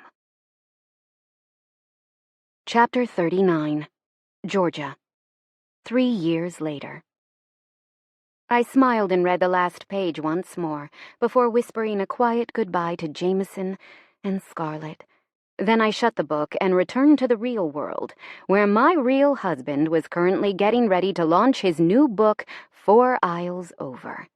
My thumb trailed across the names on the cover, one I'd known since birth but never met, and the other I'd met in this very spot, and would know for the rest of my life.